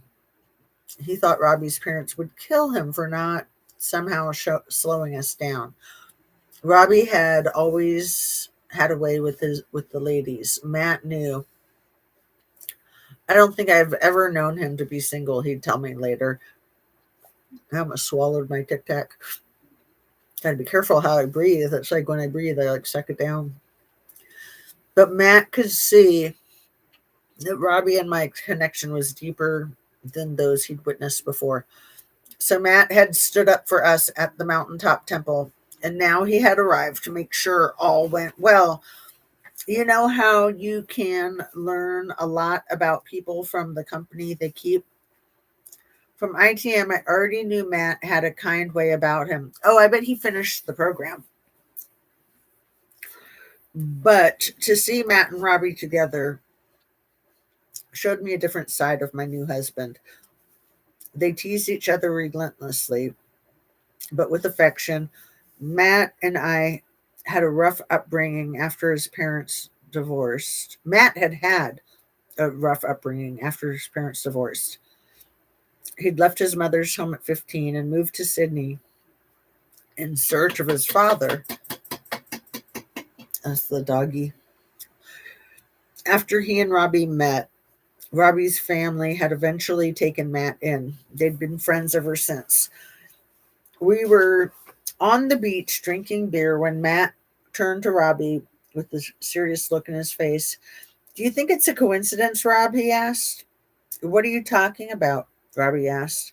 Petra, Matt said. And I watched Robbie's mouth drop open. Robbie is a talker, and it's usually hard to get a word in edgewise around him. But now he was mute. His tan brown face had gone a little pale. Who's Petra? I asked. Matt looked at Robbie, and after getting a nod of approval, he turned to me. You know by now that Rob is a searcher, he began. Well, about 2 years ago, we heard about a psychic named Petra who lived out in Campbelltown. That's west of Sydney. Friends told us she was the real deal. Matt was reluctant to go see her, he said, but not because he doubted her powers. He'd had an aunt who could see the future, so he knew such people existed. For a variety of reasons, however, he didn't want to know what life had in store for him. Robbie, though, was gung ho. He couldn't wait to track Petra down. So, what did Petra say? I asked. She said Rob would travel a long distance, Matt said, to meet a blonde haired, blue eyed girl who'd be his only one. I couldn't believe it. I turned to look at Robbie, who was shaking his head. I'd forgotten, mate, he stammered, clapping Matt on the shoulder. Then he took a breath and turned back to me. He was still processing the memory. There's more to this story, Robbie said. Right before Matt and I left for Thailand, another good mate of mine asked me to be the best man at his wedding. When I told him I'd already bought my ticket to Bangkok, he tried to persuade me to push the trip back a month. But I said no. I don't know why I told him, but I just have to go now. So now I'm realizing why. If I'd come a month later, I wouldn't have met you. This was like a fairy tale, I thought, as Robbie took my hand and held it. I told you I believe in us, baby, he said. I believe we are meant to be. Apparently, though, we were also meant to face adversity together. Robbie and I had befriended a charming 19-year-old Canadian, one of several travelers from all over the world who were staying at the Two Suns. After Matt said goodbye, promising to reconnect with us to reconnect with us soon in Australia, we invited the Canadian to join us one night to party inside our bungalow. We thought he was terrific until the next morning when we discovered most of our money was gone. Robbie ran outside half dressed and raced to the raised structure where the Canadian had been staying. But on the way, he encountered two Irish women who told him the guy had booked it out and there was just booked it out of there just after sunrise. We were out more than $2,000. We'd only had 200 or so left. Um,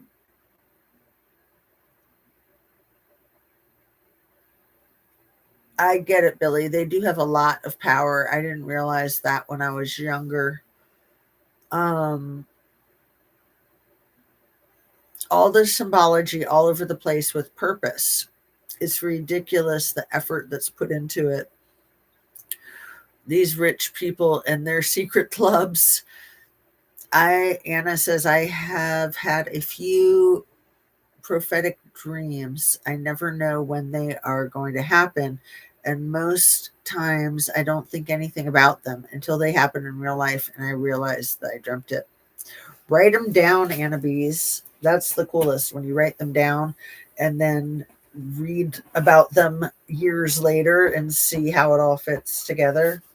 That's been my experience anyway, but I don't write them down enough either. I always want to, I always try to,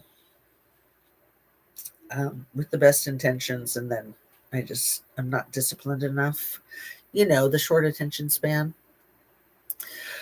Billy Darling says, whoa. Um, Months later, Robbie would say that the robbery was a blessing. Yeah. Oh, good idea, Jazz. Yeah. Yeah. Doing a dream journal is the coolest thing I've ever done in my life. My grandmother bought me one for my 15th birthday, and I was like, what the F is this blank book? Like, what? And oops, it was the best. One of the best things I've ever done in my life was use that. I should get a new one because yeah, I've tried doing it since, but I've never actually bought another like dream journal just specifically for that purpose. I just kind of like will write them in any other journal that I have, but I should have just a dream journal. So you keep it by your bed, and then anytime you wake up, whether you go pee in the middle of the night or wake up in the morning, before you do anything else, you got to start writing, and then you'll remember more. It's an amazing process, absolutely amazing process. And then you get to a point where you're like fully aware of your dreams while you're sleeping, and then you can decide like, oh well, I'm going to go on a skiing trip today. In this dream, I'm going to fly. I'm going to hang out with my long lost best friend or whatever. And if you're having a bad dream, you can choose to not have a bad dream. That was one of the coolest experiences. um,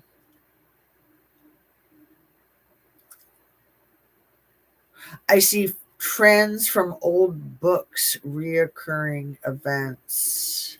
That's cool. I have a short attention span too. I know that's why I'm doing these long videos with the reading, and I try to watch longer videos. I try not to do shorts because I already have a problem with attention span, and I think it's a huge cultural thing. And then especially with social media, it's like a freaking cancer eating away at us. Old movies and history. Billy, you are so smart. I love you guys. Thanks so much for hanging out with me. I dreamt of my daughter in law before my son ever met her. Yeah, that is way cool. Way, way cool. It's menopausal BS. Tell me more what you mean by that, Billy. I'm fascinated.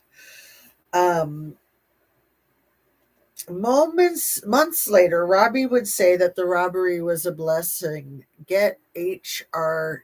It has changed my life. What is HRT? Um, I can't even get my phone the right direction. What is HRT? HRT.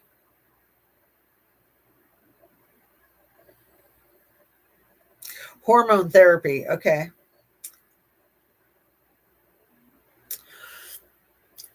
Brain fog and fatigue and joint pains and sleep. Okay, so the HRT changed your life. Um, it involves taking estrogen or progesterone. Interesting, interesting, interesting. Huh. I'll ask my physician about it. What does HRT do to a woman? Can relieve menopause symptoms like hot flashes, night sweats, improve bone health and overall health. Okay. Awesome. Thank you for the hot tip. Um, I also dreamt of my husband passing before he did. He told me it was silly and just a dream.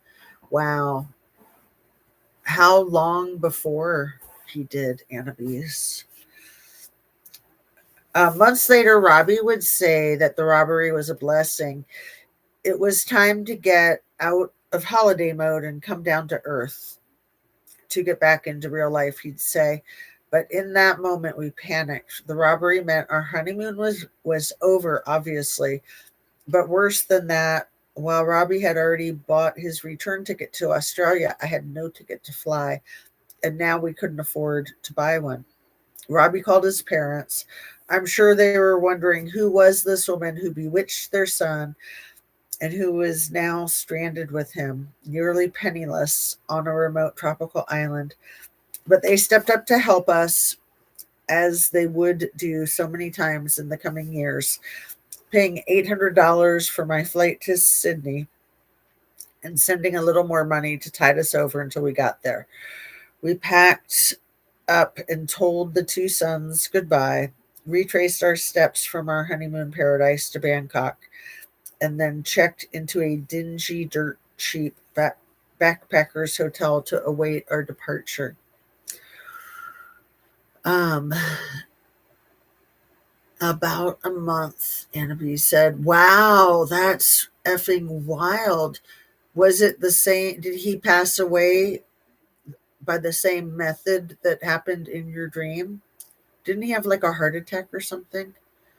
Um, that is wild. And Billy, I didn't get to read your message before it got redacted. If you want to reapply it or not, that's fine too. Um, let's see. Um, where was I? They stepped up to help us, as they would so many times in the coming years, paying $800 for my flight to Sydney and sending a little more money to tide us over until we got there. We packed up and told the two sons goodbye, retraced our steps from our honeymoon paradise to Bangkok, and then checked into a dingy, dirt cheap backpackers hotel to await our departure. There was one glitch in the plan. Robbie's parents had not been able to get me on his direct flight, so we'd be traveling separately. My flight would leave a few hours earlier than his did and would connect through Singapore.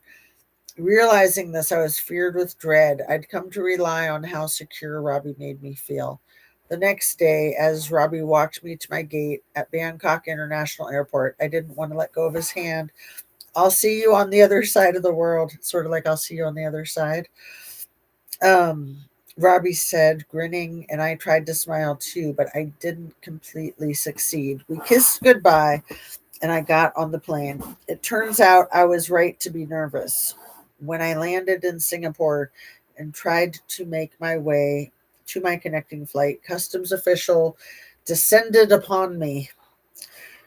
If I was not an Australian citizen, they wanted to know why did I only have a one-way ticket into the country, where they demanded was my travel visa to Australia. I had no idea I needed one. G had always handled those matters for me before. I was almost hysterical with fear. If they sent me back to Bangkok, I didn't know what I'd do. I thought of the time back in Florida when Tony stole the tip money and got me fired, and I'd had no choice but to go crawling back to E. What a nightmare.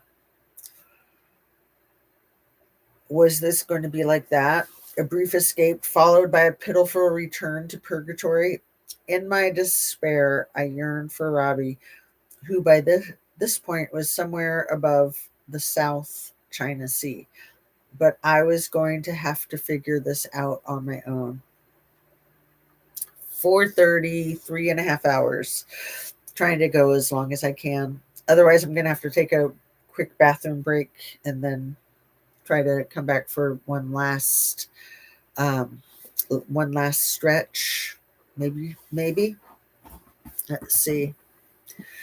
Um, Condolences for your loss, Anna. The dream didn't tell me how it was going to happen, just that it would happen. How scary. That must have been so difficult for you, Anna, darling. And when you have a bad dream like that, the way like you just can't shake it. And so it probably took you like a month to shake it, and then it happened, and that must have been weird AF. I mean, losing your spouse is already so disorienting. Losing anybody is so disorienting, but especially somebody that you're so attached to like that. Um, Thank you, Billy. He passed away from acute respiratory failure. He had walking pneumonia that went into sepsis.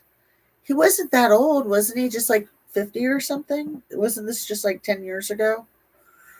Um, he had never had a cold or anything in the whole 31 years together. It was horrible. Wow, that is crazy. That is so wild. He was 56. I am so sorry, my dear. Because, yeah, wasn't it a little bit ago? Like 10 or 12 years ago, I thought you've shared in the past. He was a little older than you. Or how long ago was it? Am I misremembering? If you want to share, of course, you're always free to ignore that. 13 years ago. I was so close. Because yeah, we were just talking about age last night, and your um,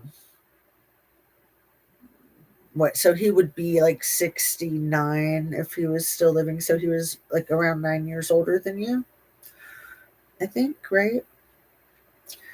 Um, so let me try to finish a page and then maybe take a quick bathroom break and then go on like the final stretch for this leg of it.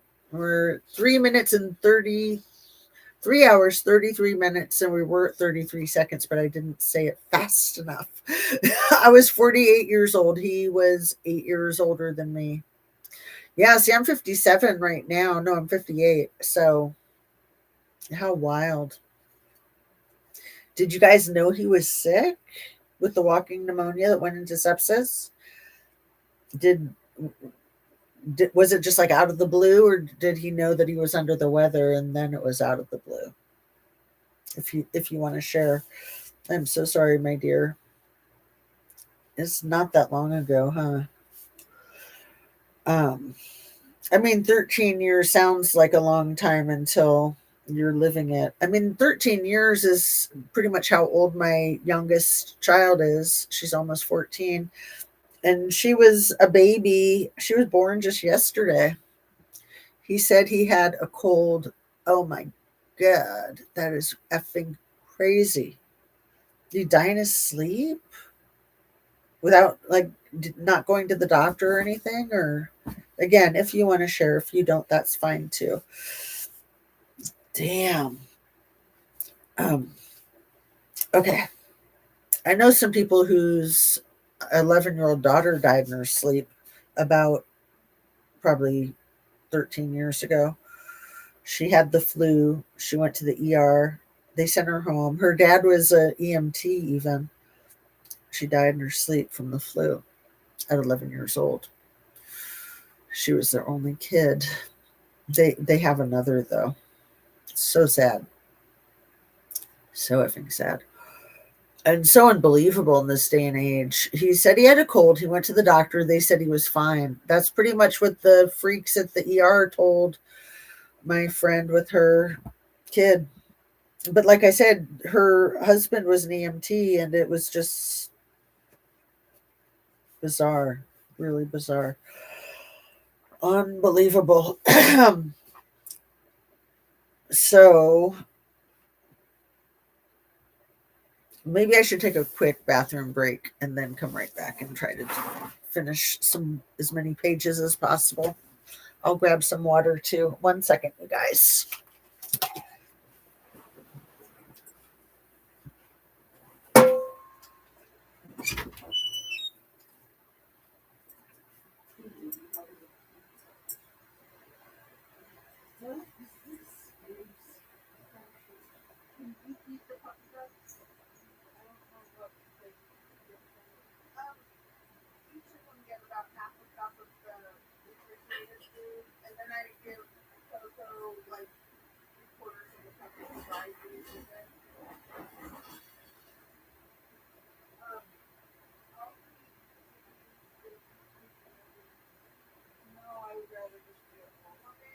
No, I would rather just do it all together.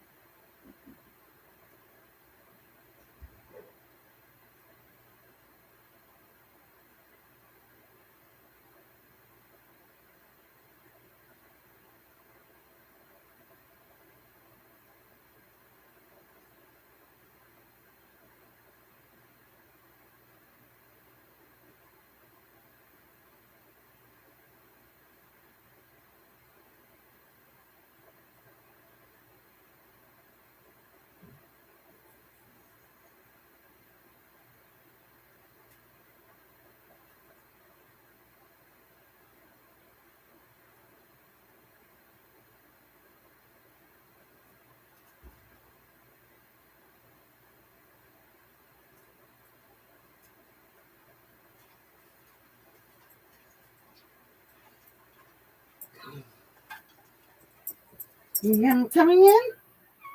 Come on in. All right. I got more water and get all these pillows rearranged.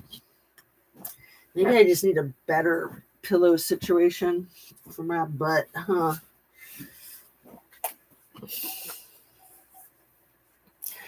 I feel like sitting Indian style again, maybe.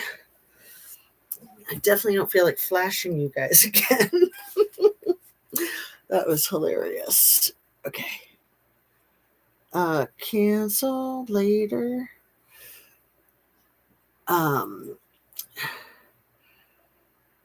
Sounds good. I'll pee too. Oh, Granny Annie's still here. You guys are so awesome. And we have a fourth one here. Was that DYI Drea or BoobTube or somebody else? If whoever is the fourth one that wants to say hi. If not, that's fine too. If you don't want to or you can't, that's understandable. He couldn't breathe. He was up all night. My mom passed at 3 a.m. That's right. I forgot about that. He was mad that my sisters were calling me, giving me the play-by-play, as he put it. I said I told them to since I couldn't be there. They did everything they could. He passed at 6:50 a.m. the next day. Wow. Oh, man.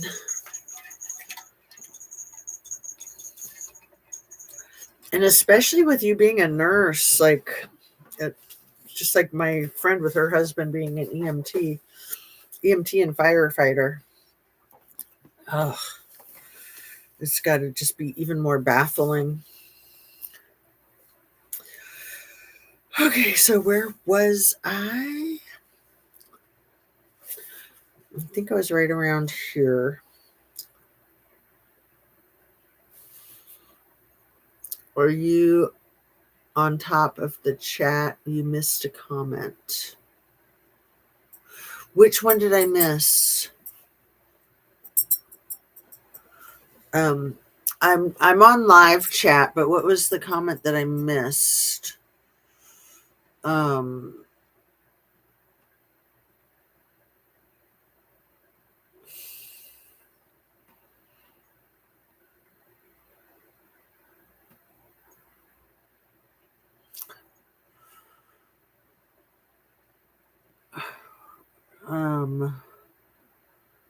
can you fill me in?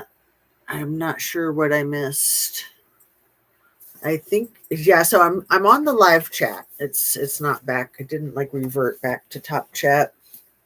But it maybe there's one that I'm not seeing, or sometimes it's like you're just like blind to it. It's like it's right in front of you and you can't see it. It's crazy. Anna, so sad. Sorry to hear. Not being able to breathe is the worst feeling. Besides the grape by my kid's dad, some heart issues has had me unable to breathe several times. Can't imagine hours. Ugh. Was there something about not breathing for hours? Because I don't think I see that one. Are you able to type it in again? Is it your comment, Annabise?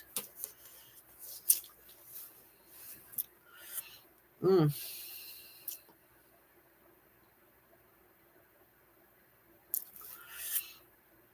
Huh. Yes, Annabise said. So you'll be able to type it in again. So get this little mystery figured out.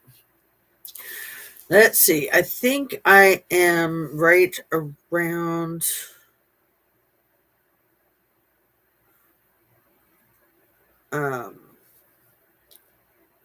in my despair. So I think it was right here. Was this going to be like that? A brief escape followed by a pitiful return to purgatory? In my despair, I yearned for Robbie, who by this point was somewhere above the South China Sea. Excuse me, but I was going to have to figure this out on my own. I don't think I'd ever been more persuasive. It helped that I was telling the authorities the truth, that I'd just gotten married to an Australian citizen. I showed them the 7 strings around my wrist. Where was the marriage license? They wanted to know. Of course, I didn't have one. Later, we'd end up having to get remarried in Australia to make our union legal. But I pulled out several of the photographs Matt had taken with my fun saver, feeling grateful that I'd hurried to get them developed. The customs official looked at the photos and then back at me. And then a miracle, they let me get on my connecting flight. 8 hours later, I arrived in Sydney and stepped into the terminal, feeling both exhilarated and anxious. I'm still scrolling 10 years of pics for my friends memorial fun times. Hmm. Um, Robbie's parents were coming to meet us since I'd landed before Robbie, I would need to introduce myself. Coming out of the baggage area, I saw an older couple behind a rope, a wiry, white-haired gentleman and a stout, broad-shouldered woman whose round face was framed by an auburn pixie cut. They looked like the people that Robbie had described. I took a deep breath and headed toward them, forcing a smile. "I'm Jenna," I said, extending my hand, which Nina and Frank each shook, nodding politely. Then we just stood there together, not talking, waiting for Robbie. I'd soon learn that Frank spoke little English, but I didn't know that then. So the silence made me worry. They already disapproved of me. Finally, after what seemed like an hour, but was only a few minutes, I glimpsed Robbie walking toward us down a long hallway. Relief washed over me, slipping under the ropes separating us from the passengers only area.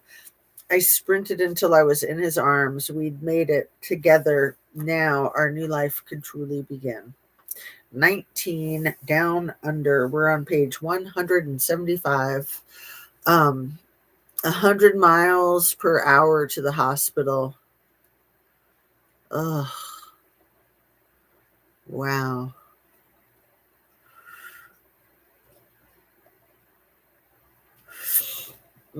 When I pictured myself during my first few days in Australia, I have to laugh. I'm standing behind the stove in my in law's kitchen, learning how to make coffee the Italian way, one strong cup at a time. I pour water into the tiny silver percolator, then spoon finely ground coffee into the sieve like reservoir through which hot water will soon flow. It's a cozy scene, except for what I'm wearing, a skimpy undershirt and Daisy Duke cutoff shorts with my thong underwear protruding from my waistband. To see me, you might think I'm trying to show off my body, but that isn't right. While in E's employ, I'd been encouraged to wear clothes that made me look even younger than I was. Now, no longer E's captive, I was a wife, a grown woman, but I still felt and dressed like a teenage girl. I didn't have the slightest idea how an adult version of me should look. When I moved into Frank and Nina's house, that was just the beginning of what I didn't know. I'd never loaded a dishwasher, for example, or scrambled an egg, or separated laundry into darks and lights. I'd never opened a bank account, or filed income taxes, or made a good cup of coffee. The list went on and on. Sometimes the weight of my ignorance overwhelmed me. What is adulthood? I wondered to myself, and will I ever master it? What is it to be a wife? It would take time for me to figure out the answers. Our first weekend in Australia, Robbie took me camping to Hunter Valley, north of Sydney, with a group of his friends, the place in one of the country's major wine regions. But we had so little money that Robbie decreed. Puppy's trying to knock stuff over. Come here, baby. Come here. Come here, baby. Come on. Come on, she. There you go. Cutie. Mwah, mwah, mwah, mwah, mwah. You're so cute. Come on. There you go. Let everybody see how adorable and silly you are with your bell-bottom legs. Just such a cookie monster. Snuffleupagus. Or the Sasquatch. I like to call her Sasquatch.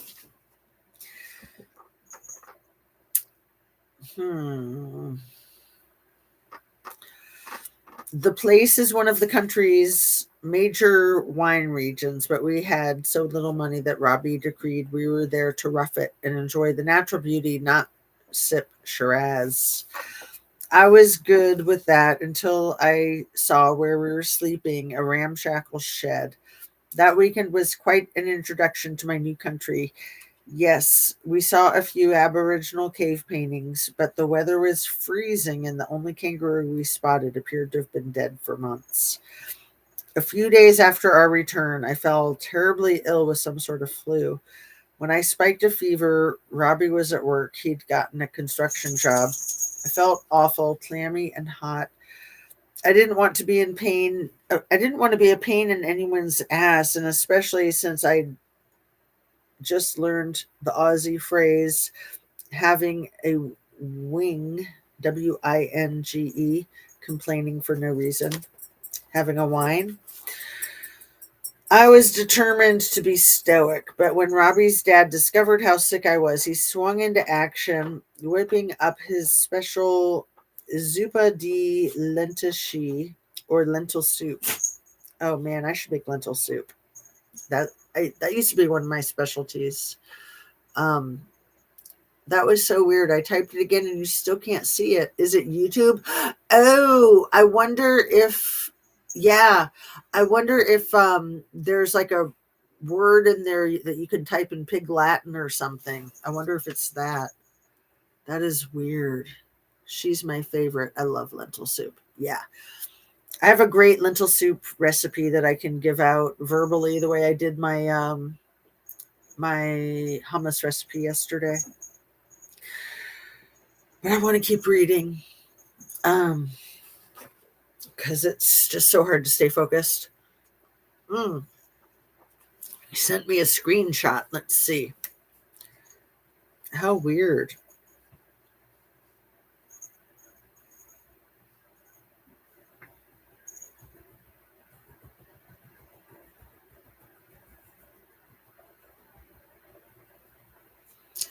Oh, is it the boob tube that I can't see? Um, yeah, the boob tube one isn't there for me, I don't think. Well, wait. It's so bizarre. Because it's highlighted. The boob tube one is highlighted.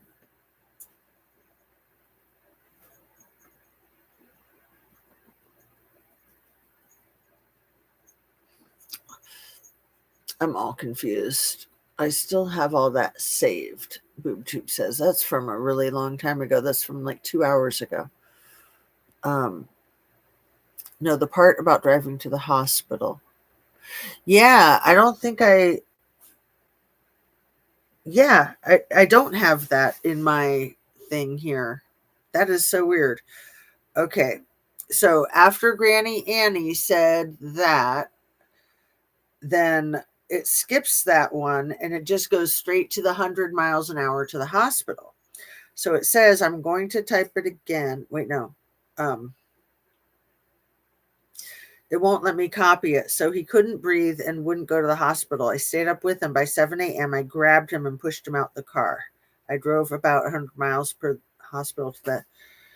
I wonder if because the not breathing and pushing somebody out of the car, pushing him into the car, how weird. That is wild. And then you typed it again and I still couldn't see it. That is whack. G strings or E. coli wicks. Oh, Granny Annie, where's that coming from? Is that your pictures? Did you see some G strings? Rode horses wearing them, septic kidney infection, 6 days in hospital, tossed the sliding G string panties away. OMG. Wow. Yeah, that is really bizarre. Anna B's, my guess is because like YouTube thought it was like some kind of violence or something. Like him not breathing and then throwing him into the car. I don't know. Okay. Yes, condolences for all of your losses, my dears.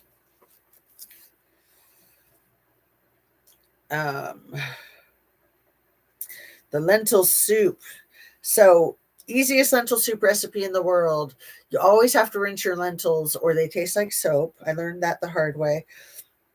So just like a 1 pound bag of lentils from the store, a giant can of V8, the tomato soup V8, and then a giant can of water, and 3 onions, 3 potatoes, 3 carrots, 3 stalks of celery, garlic, cumin, salt and pepper, a little lemon, and voila. And if you want to make it super yummy, saute the vegetables before you put them in the soup. Did I miss anything? The cumin, and is there another spice that you need to put in there? Cumin is very important. Oh, and a tablespoon of molasses, another key factor. Yeah, it's those little things that make a big difference. So to repeat it, 1 pound of lentils, 3 of each potato, onion, celery, carrot, and then salt, pepper, lemon, garlic, cumin, and a tablespoon of molasses. And you are good to go. It is delicious. And, it's like you make up a big batch of it and then you can live on it for a few days. I need to do that. I used to do that all the time. That used to be like my go-to. So delicious, so healthy, so easy. Hey, little girl. She's like she's playing at the mirror. Come here, bug. Come on. Come on. Come on. Come here, baby. Come on. Come on. Come. Okay, I'm going to keep reading. I was too weak to get out of bed, but Frank propped me up on my pillows and then sat beside me, feeding me spoonfuls until I was full. Later, as I passed in and out of a sweaty, delirious sleep, he returned every few minutes to cool my forehead with a damp cloth. When my fever broke, Frank brought me coffee that was creamy from raw egg he'd stirred into it. That sounds so gross. After I'd recovered, Frank sat with me and showed me how to peel a prickly pear, teaching me to avoid the nettles, which will embed themselves like fiberglass in your fingers if you aren't careful. He didn't say much, just as Robbie had warned that he wouldn't. But in those first few weeks that I was in Sydney, Frank gave me more nurturing than I ever got from my own father. Wow. The women of the Gouffre clan were more skeptical of me. Robbie's mom, especially, is blunt and quick to call out wrongdoing. And at first, she was suspicious of the skinny American who crash landed on her doorstep. Then, just before Christmas, Nina took me to the home of some of Robbie's aunties, or Zias. It was cannoli making day, and I was being drafted to help. I knew nothing about making cannoli, of course, but I quickly figured out the assembly line, pounding out the dough and then rolling it thin, wrapping it around bamboo poles, and that were dipped into a fryer, taking care not to burn them. Then we stuffed the crispy shells with 3 kinds of fillings: ricotta, vanilla cream, and chocolate. We must have made 300 cannoli that day. And when I returned home, I had ricotta in my hair, but I'd passed some sort of test. The Zias were proud of me. Was she trying to get into trouble? Married life took some getting used to. I couldn't get a work permit until we were legally married, which we would accomplish in January 03. But already, Robbie was working all the time, trying to make good on his promise to provide for me. I helped out when I could with the Gouffre family's catering business, hauling steam trays, doing dishes, waitressing when needed. I liked keeping busy, and contributing to this family I'd just joined. But at the same time, I was struggling to come to terms with my new existence. Robbie and my sex life, for example, I was fiercely attracted to him, but I still sometimes had trouble letting myself fully enjoy being in bed with him. Before Robbie, I'd been a sort of zombie when it came to sex, going through the motions, keeping my true self under a psychic lock and key. I had also been trained to do things that Robbie found downright weird. I remember the first time, oh yeah, this is creepy. Um, very close to your recipe. How is your recipe different, Anna Bees? And I see your comment about he was breathing but having difficulties. How scary. Yeah, so that's why Annie's comment didn't make any sense. Um, the last one before that about the breathing. Green onions and garlic and tomatoes in is my recipe. Aha. See, with the V8 juice, then that covers the tomatoes. But yeah, tomatoes are really diced tomatoes are really good in lentil soup. Don't eat Taco Bell and ride horses. Oh my goodness, Granny Annie, that is too freaking funny. You're cracking me up. You're making me hungry too with all this talk about lentil soup and Taco Bell. I had a big bowl of oatmeal right before we started, so that was over 4 hours ago. Let's see how far I can get before I must stop to eat some food. Let's see if I can go for a little bit more. Okay, trigger warning. This is because this is my issue. I get really grossed out by this. I remember the first time I jumped out of bed right after we made love, only to return with a warm, wet washcloth when I tried to clean Robbie up like E had required me to do. My husband took hold of my wrist. You don't have to do that, he said gently. That's not right. Lay down with me instead. I did as he asked, and I never brought a washcloth to bed again. Yeah, I've never brought one to bed in my life. But while this should have been a relief, it also left me confused. The act, however demeaning, had been expected of me for so long, and I'd been praised for it. Now that I wasn't doing it anymore, I was unsure what to do with myself instead. It was difficult to just relax. What do you like and not like in bed? Robbie had asked soon after we met. Now, little by little, I began to acknowledge that there were things I wasn't comfortable with. For example, I wasn't wild about giving the blowjobs. To too many memories of unwelcome hands pushing on the back of my neck, forcing me to swallow. And receiving oral sex only reminded me of my dad. This was a lot for Robbie. Hearing, hearing how much my past abusers had ruined for me and also for him. When he first realized how much I was effectively removing from the menu of our intimate life, Robbie looked a little stunned, but he made it okay. There were lots of ways to make each other feel good, he told me, and we lay around in bed. As we lay around in bed, I want you to feel loved, he said. I did feel loved most of the time, but then my world would intervene.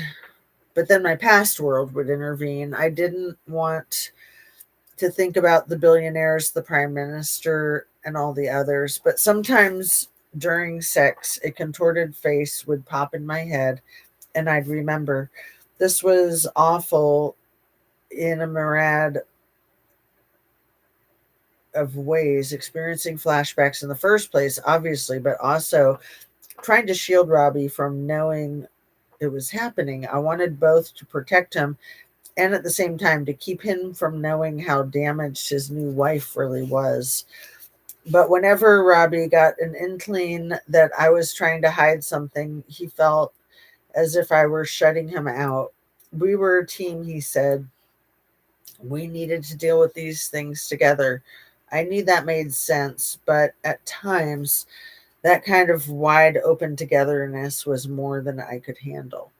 While we were still living with his parents in Sydney, Robbie, knowing how much I missed Mary Jane, the Chow Chow I'd left in Florida, brought me a Jack Russell Terrier.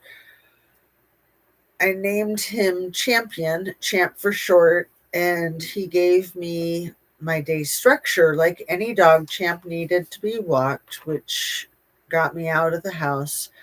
But his unrelenting Jack Russell brain also demanded that I engage with him constantly. I couldn't just retreat into my own memories. Champ wouldn't allow it. Being driven by the needs of others was familiar to me, but with Champ, that was a healthy impulse. Robbie and I had always planned to move out of his parents' home eventually, but Champ's arrival hastened that decision. Frank and Nina were from old country, so they believed animals should be kept outside.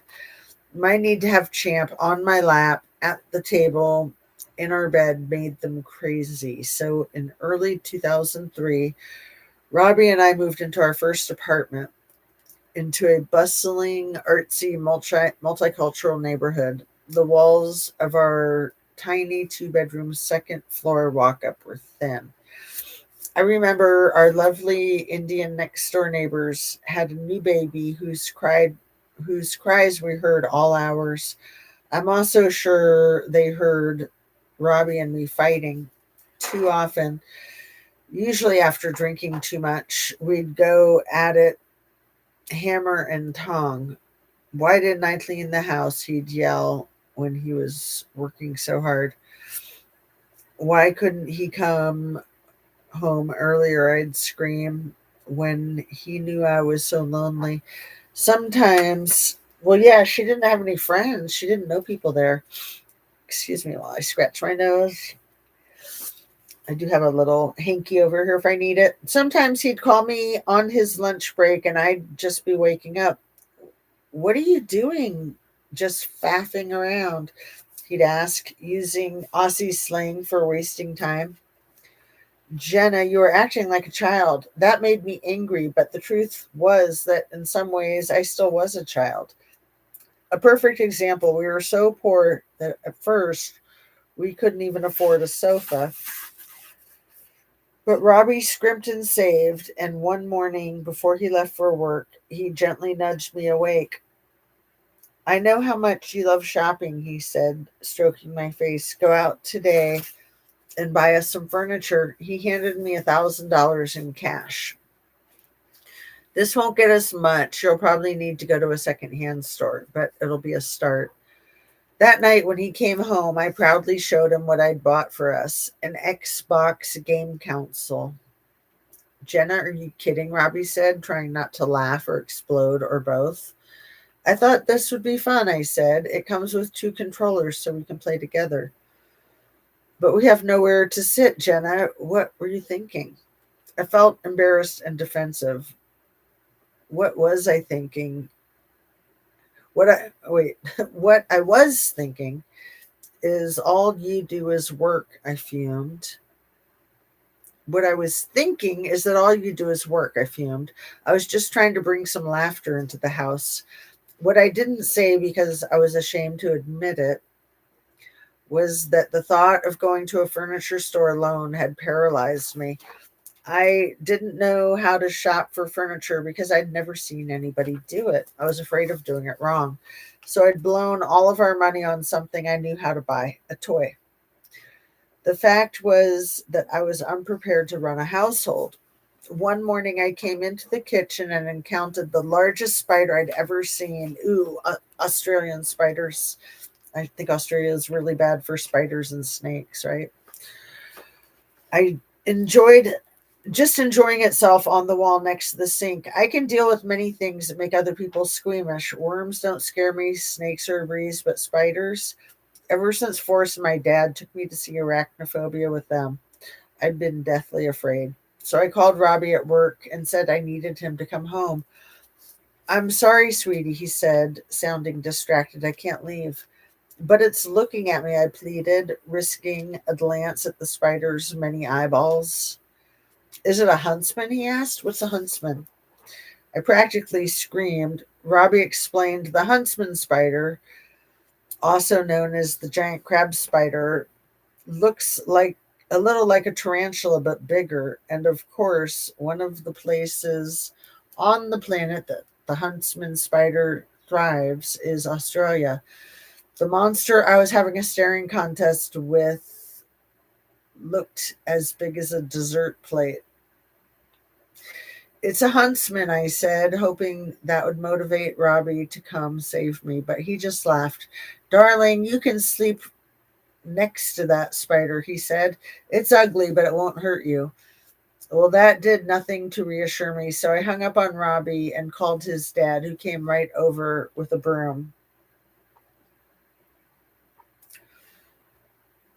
I'll kill it for you, he said valiantly. I'll kill it dead. And soon the huntsman was no more. I wish my own father had treated me with similar care. Sometimes in this period, I got dad on the phone. He and my mom had separated. They had many problems. But now I was hearing that mom had discovered that dad liked to dress in women's clothes. That was it. They were headed for divorce. They'd sold the Rackley Roadhouse where I'd grown up, and my mom had moved to Colorado. But dad was still living in Florida, so I asked him to get my Dodge truck back from Tony and then sell it for me.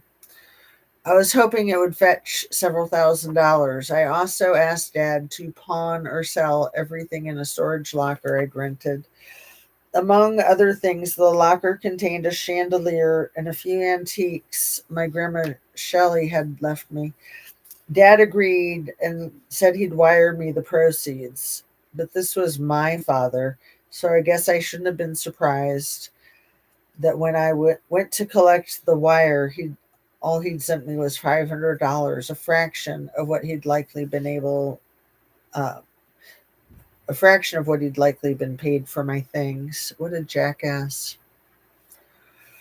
That was a problem for a lot of reasons, not the least of which was that I was still kicking an expensive habit, Xanax, that I used to help blot out my trauma.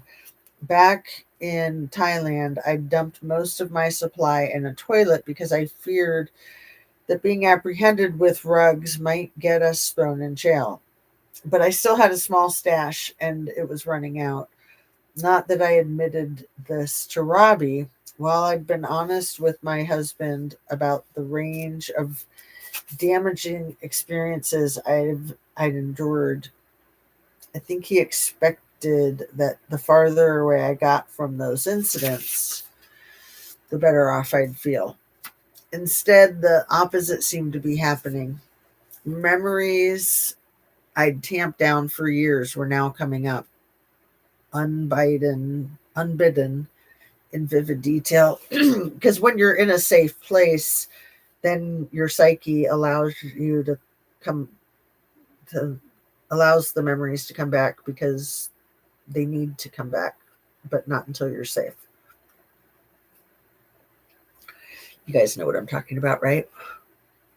I'm going to put a little bit more wax in and see how much further I can read. I am on page 82,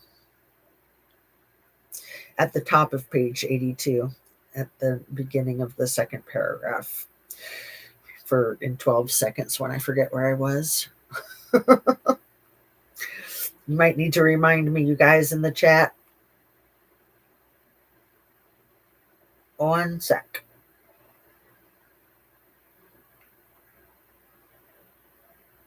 Okay. Damn, these braces, man. It is so crazy. And as soon as I'm done getting all this wax in my mouth and then I finish reading, then I'll need to take all the wax out so that I can eat something. And yeah, I don't know if we want to try to reconvene at 9 o'clock tonight or if we want to just go with one. We can decide. I'll take a vote. If you guys have an opinion, please do share. and see what works for people.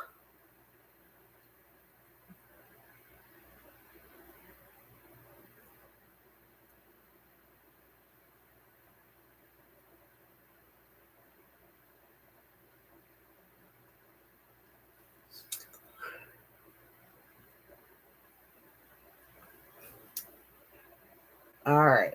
I think I am good to go. Disturbing images would pop into my head during the day. The black leather studded collar E had choked me with, the greedy, cruel look on the Prime Minister's face as he watched me beg for my life. I was haunted by nightmares, my abusers looming over me, about to pounce, and me unable to get away.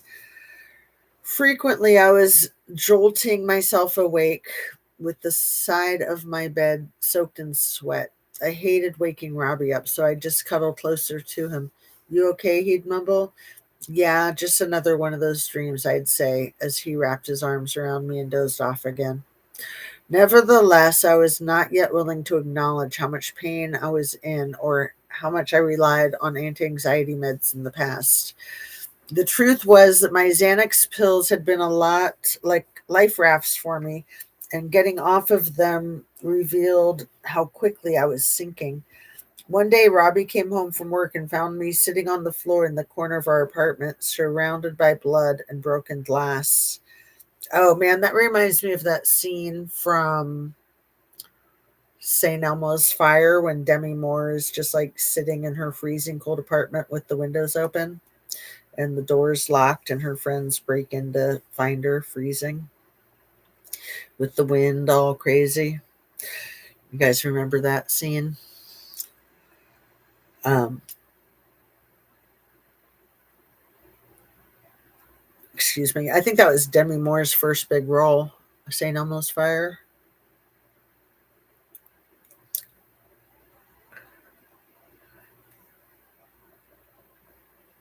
There was a place I needed there. A little ball of wax right there. Um, I'd been cutting myself, not trying to kill myself, but instead using the clarity of inflicting my own pain to quiet my raging demons. Robbie took one look at me and called his mother. He told me later that he could just tell by the look in my eyes that this was a mom moment. When Nina arrived, she swooped in like a bosomy angel, kicking the shards of glass away and taking me into her arms. She must have held me for an hour, rocking me, telling me it would be all right. Then she took me to the bathtub, stripped off my clothes, and tenderly washed me as if I were her own child. Once again, Robbie's parents were giving me what I'd been missing since I was a tiny girl. I would have understood if Robbie had felt angry about how utterly I was falling apart, but he was more sad than mad. Sometimes he referenced the roller coaster that we were riding together by joking that when we first got married, he didn't know me from a bar of soap, but he was usually hugging and kissing me when he said something like that. He constantly told me how lucky he felt to have found me. Still, I knew he was frustrated, and so was I. Often I felt as if I were moving two steps forward, one step back, which is how you do move in life, right? Um, I have dinner at 9:30 your time. Well, yeah, I'm thinking maybe we'll just um, finish up for tonight and then try tomorrow. Uh, if that works for you guys. Maybe try for noon again tomorrow. Does that sound good? Because yeah, I've read a lot. I think I started at about page 140. Not as much as I would like. I would like to. read over 50 pages a day, but we'll see if I hit 50. I'm on page 183.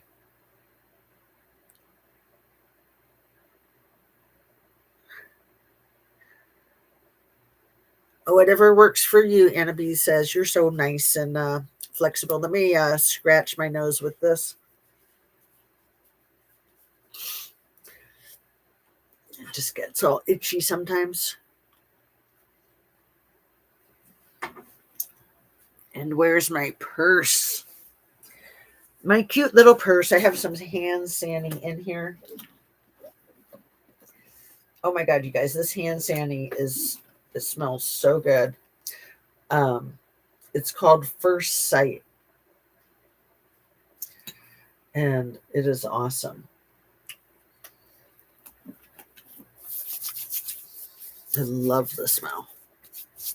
Oh, you're going to start back at work on the weekend, Anna Bees. Today's Thursday, so you work tomorrow night. Let's see.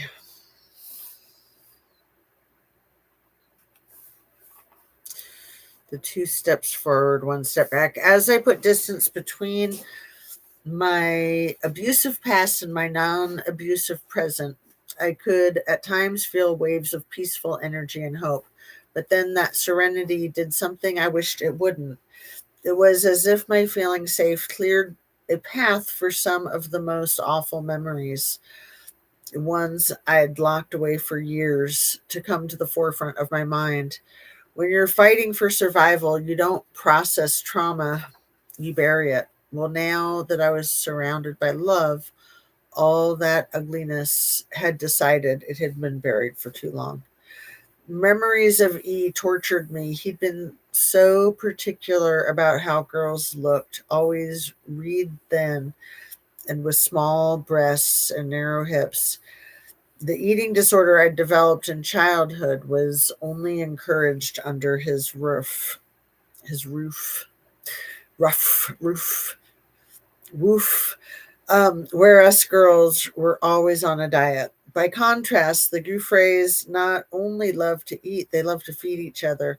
I'll cook for you, sweetheart, and you'll eat everything I cook, Robbie promised when he discovered that my diet consisted of 3 things: pizza, buttered toast, or nothing. So, pizza or buttered toast. It would take years, though, for Robbie to win that battle. At Robbie's recommendation, I tried to read a few spiritual books that he swore held some answers. I saw immediately why he liked The Way of the Peaceful Warrior, a book that changes lives. Dan Millman's 1980 autobiographical novel that endorses meditation, mindfulness, compassion, and acceptance. It started off with a quote from a collection of Buddhist scriptures. Warriors, warriors, we call ourselves. We fight for splendid virtue, for high endeavor, for sublime wisdom. Therefore, we call ourselves warriors. That made going into battle sound like a sacred act. I also tried to read Illusions, The Adventures of a Reluctant Messiah by Richard Bach, the Jonathan Livingston Seagull guy. This one was just too woo-woo for me. I told Robbie, these kinds of books love to talk about seeing colors and auras and rainbows, but I'm just trying to figure out my next step. I drew more comfort from being outside. Robbie's dad had a huge fig tree in the backyard that he was very proud of. In the late spring, the fruit was abundant, not to mention delicious, but more resonant to me was how the tree changed with the seasons. Sometimes there were so many figs that they fell on the ground, creating a fruit carpet that squished underfoot. Other times the tree looked almost naked. Whenever we visited Robbie's parents, I took a moment with that tree. It became a symbol of resilience for me. When we'd arrived in Australia, I'd insisted upon an unlisted phone number. Even with my new last name, I suspected E and G could find me if they wanted to. And I wanted to take every precaution. And those precautions were working, at least for the time being. Still, while I had no direct connection with E, he intruded. One day I walked by the living room as my mother in law was watching television. There on the screen was an actress who'd once been one of E's victims, like me. Now that Now there she was on Nina's TV. How do you know her? Nina asked, seeing my stunned face. I didn't know what to say, so I turned and left the room. Then in March 2003, Vanity Fair published a lengthy profile titled The Talented Mr. Epstein. I don't remember exactly when I first read it, but I do recall being shocked by its gushing tone. E was described as good looking, charming, very generous, and like a king in his own world. His Manhattan townhouse was like someone's private Xanadu. There was a reference to his love of women, mostly young, and a description, but they said women, not girls, which is inaccurate. And a description of his complicated past, a reference to some of his questionable financial dealings. But the article said many people had commented that there is something innocent, almost childlike about him. Oh, is that what you call it? I asked out loud. Innocent. Then I threw the magazine across the room. Sounds about right. Um, all right, Annie says works for me. You work Saturday night and Sunday night, Annabees, so not tomorrow night. Welcome to the world. So yeah, if I start at noon, is that like 9 o'clock for you, Annie, and like uh 11 o'clock for you, Annabees? If we plan on noon tomorrow. If you have a preference for earlier or later, let me know, and we'll just do our best to shoot for it. Correct. Yes, 11 for me. Is that a good time, do you think, to shoot for? I loved it when Robbie called me his missus. There was so much fondness in the way he said it. I liked how proud he was when he told people I was his. But the truth is that the first few years of our marriage were tough on both Robbie and me. He chalks that up mostly to a single fact: I didn't trust anyone. I hate it when he says that because it makes me sound so harsh, but he isn't wrong. In my core, I knew that men were selfish, women were duplicitous, and anyone could be cruel. I knew these things like I knew that dogs have fleas. It was a fact that I had proven to me again and again and again. People couldn't be relied upon. At my worst moments, even Robbie wasn't safe from my near nihilistic belief system. I was suspicious and sometimes outright accused him of not having my back. A voice inside me still warned, don't let your guard down or you'll get hurt. So I told him I thought that he didn't understand me, that he never could, and that I didn't believe I could truly count on him. Those words hurt him because they weren't true. So he'd blow his stack. Robbie had a temper. Well, he tried to keep himself in check when I provoked him, either by accident or on purpose. There was no denying his anger was there. And yet, somehow, after we fought, we always came back together. What bound us to one another was stronger than all the forces and flaws that threatened to divide us. In '05, we escaped the hustle and noise of Sydney and moved to Blue Bay across on the Central Coast. I loved how peaceful it was there. We would walk from our house to the beach, which Robbie and I made a point of doing every day. Robbie was apprenticing to become a bricklayer.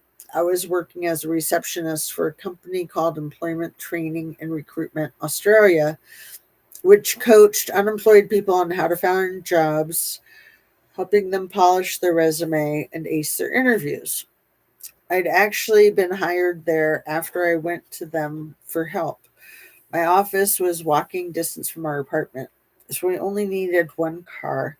We still had little money. At times, I waitressed at night to help pay our bills, but Robbie and I were getting along, and once in a while, I'd wonder what it might be like if we could have kids.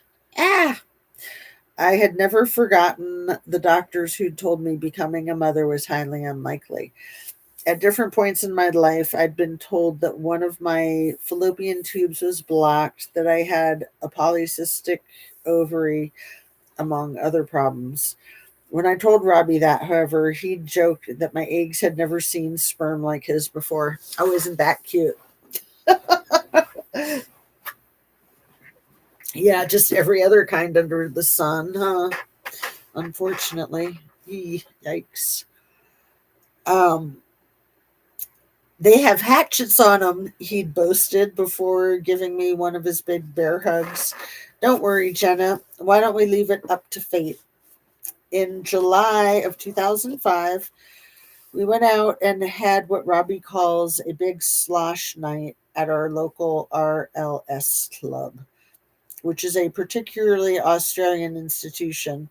The Returned and Services League was founded in 1916 after World War One, and its clubs were created as gathering points for returned military and their family members. We loved RSL near us because the food was great, the cocktails were strong, and the prices were relatively cheap.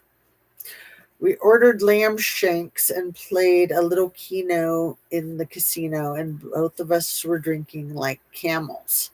By the time we got home, we were so tipsy that it seemed too difficult to climb the stairs to our apartment. So we lay down in the grass in front of our building and took turns pointing out the stars and constellations we thought we knew the names of. My head was spinning and we were laughing and rolling around on the lawn when suddenly I said, I haven't had my period in 2 months or so. That's a little weird. Robbie lifted his head up. Hatchets, he said, and then flopped back down. Isn't that cute? And he says, I'm awake at 9 a.m. All right. So, yeah, we'll shoot for noon. Unless you guys want to adjust it, we'll just call it good for that.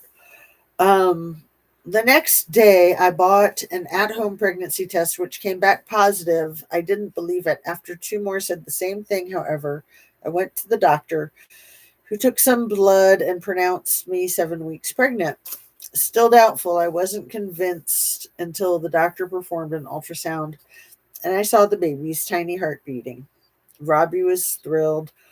We'd beaten the odds, maybe one of those seven strings we tied to our wrists on our wedding day and left there until they disintegrated had worked its magic on our fertility.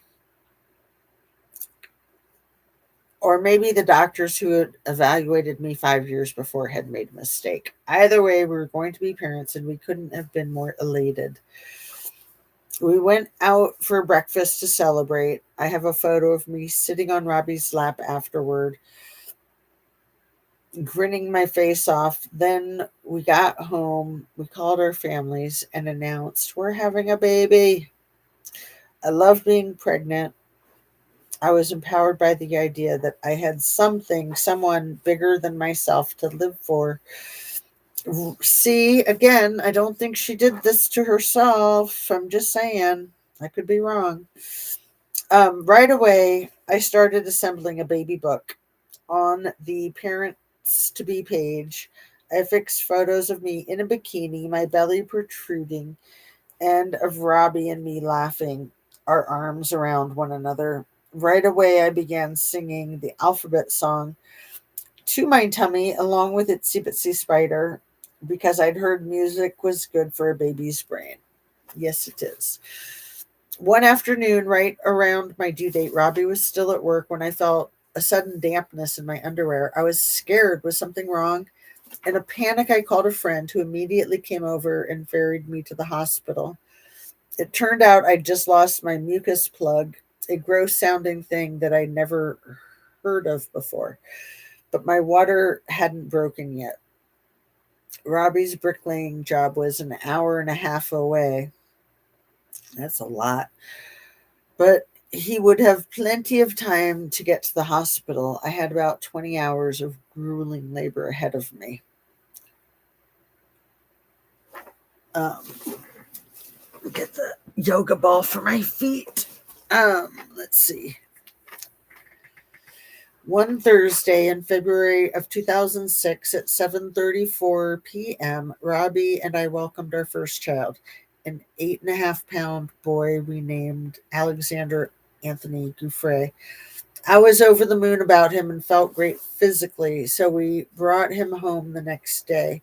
In his baby book, I would soon record his top percentile APGAR test scores, his eye color blue green, and his hair color light brown.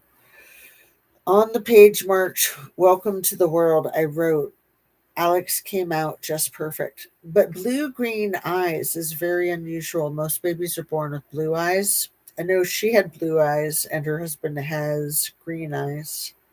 But that's wild that he had blue green eyes at birth. How cool. About a week after I gave birth, we moved closer to Robbie's parents to a little house in Bass Hill, just west of Sydney. Now we began calling them simply Nona and Nono, which is Italian for grandma and grandpa. Meanwhile, it turned out that one of my grandmas, Shelley, had left me not just furniture but also a little money when she passed. I used it to fix up a baby blue nursery with a Winnie the Pooh motif, a Pooh Bear carpet, and stickers of Piglet and Eeyore on the walls. I love Pooh Bear and Piglet and Baby Roo. Let's see.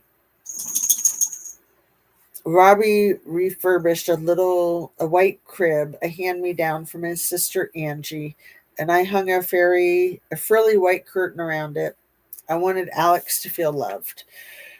We were nervous parents at first. Alex was hungry all the time, but he fussed a lot, and I worried he wasn't getting enough nutrients from breastfeeding. It turned out Alex had colic, and he woke half a dozen times a night for the first 2 months. Only Robbie could get him to stop crying by turning him face down and pressing his palm into poor Alex's descended belly. Exhausted and worried about not meeting Alex's needs, I was constantly asking Robbie's mom and sister for advice. But now, how happy Alex made me. You're truly a special boy, I wrote in his baby book. When he was 1 month old, you have no idea what you mean to your father and I, and what you have done to bring such closeness to the family. At 9 weeks old, he smiled. I love being your mommy, I wrote. See, we're at 4.5 hours, about 5:30, and I think I'm hitting that wall, but I can see if I might be able to finish this chapter. It's just like 5 pages. Um,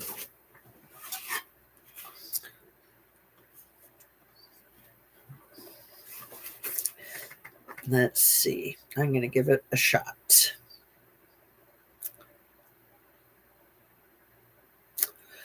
Watching Alex grow was like medicine for me. I adored every inch of him, but there was something else too. Alex made me feel essential. He depended on me. And the simple fact that I mattered so fundamentally to him gave my life purpose in a way nothing else had before. Every parent knows how healing it can be to give your child something you didn't receive as a child.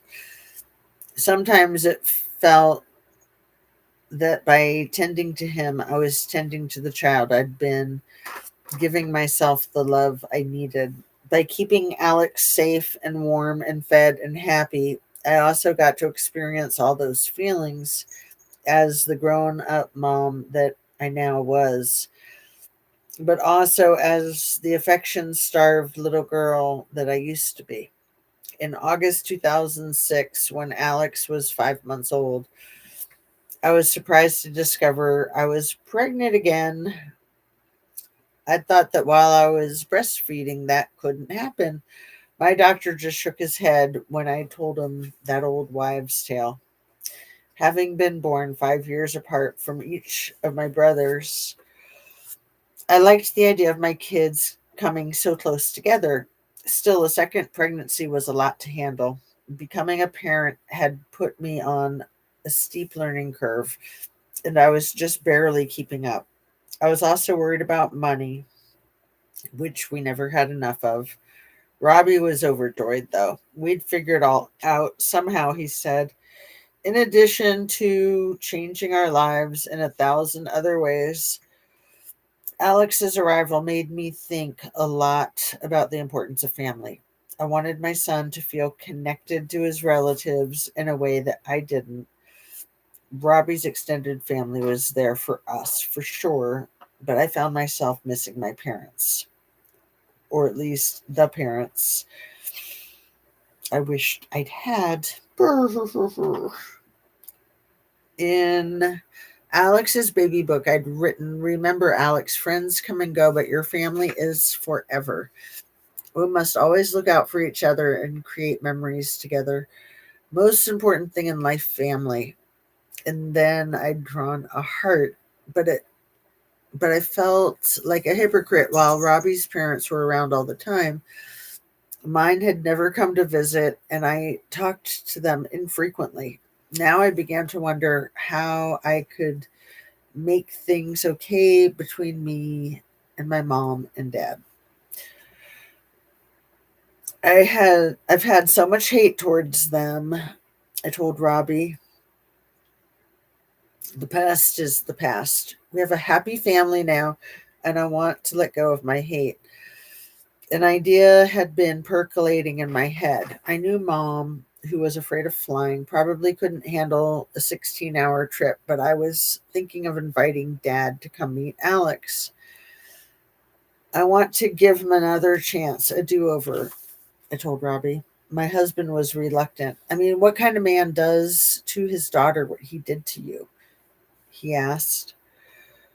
By seeing how much reconciliation mattered to me, he gritted his teeth and said, "Okay." In September '06, Dad arrived, and my mother in law insisted on making a huge breakfast feast to welcome him.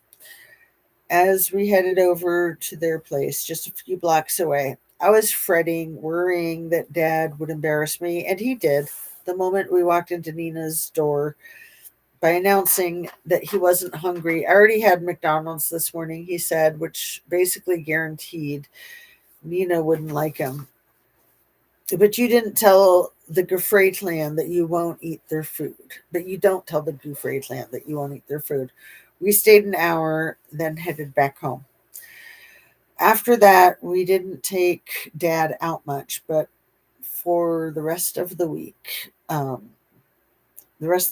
visit went okay. My dad, however, was still my dad. There's a photo of him in Alex's baby book holding a beer can to my infant son's lips. "You and Grandpa Sky sharing your first brewski together," reads the caption I wrote, making the making the best of it. Today, though, I see the inappropriateness of my dad's behavior, as well as how triggering it is for me. Forcing an adult beverage on my baby, even in jest,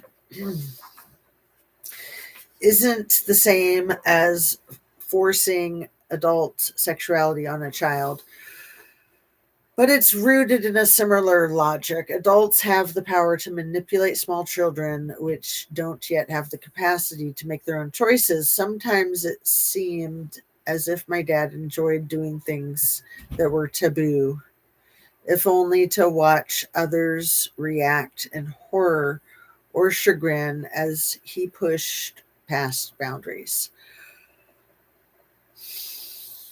But I so wanted for us to be a tight knit family that I let it slide. I am struggling, but I am on page 192.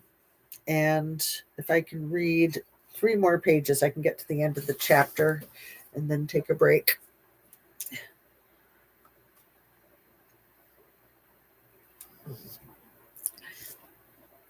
My daughter-in-law has one green eye and one blue eye, super pretty. That is cool. David Bowie had, I think, blue and brown.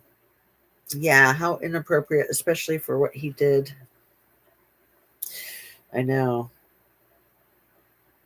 Um, let's see.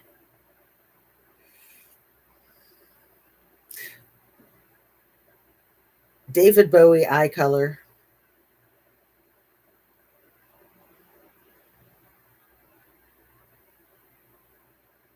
They were both blue, but his left pupil was permanently dilated due to a childhood injury from a fist fight. It made his left eye appear darker, creating the illusion of two different colored eyes. Huh. Yeah, because the one eye was like piercing blue and the other eye is like brown or black. Um,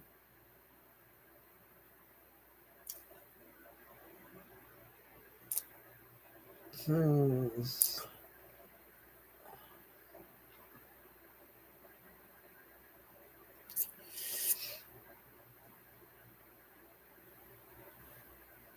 I never had heard that. Um,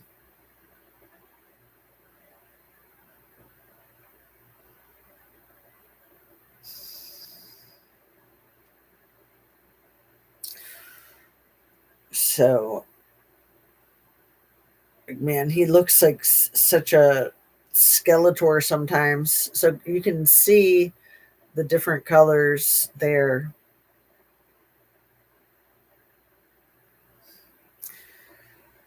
But it doesn't look like it's black. It doesn't look like, but yeah, the pupil's a lot bigger. So yeah, there's a name for it. I can't pronounce it. It starts with an A. Let's see. What is it called? The eye color. It's ANISOCORIA. Not even going to try to say it.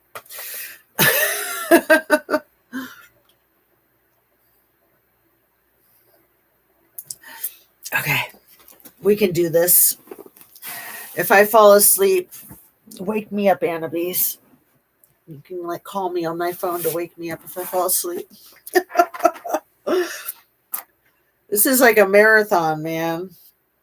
We're almost at 5 hours, and we'll probably be at 5 hours if I can get through these last 3 pages. No, but I've done like 6 hours, haven't I? I think I have. I just wasn't planning on going so long. I was planning on doing 2 today instead. I was thinking like 3 hours or something. All right, here we go. Where am I here?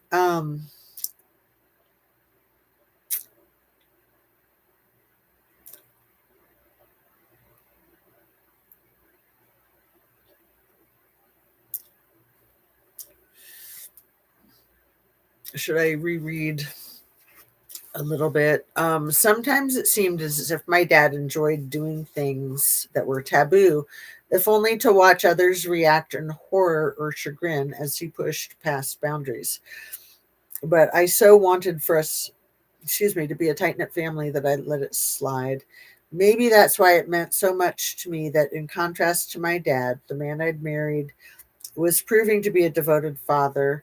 For example, when Alex was 7 months old, he was suddenly determined to learn how to walk. He would use a coffee table or chair to hoist himself into a standing position, then look around for help. That's when Robbie figured out how to loop a rolled up bath towel under Alex's arms like a harness to show our son what walking felt like. Together, we often took Alex to Homebush Bay Aquatic Center, where we could soak in the whirlpool, and to Featherdale Wildlife Park, which is home to the world's largest collection of Australian wildlife.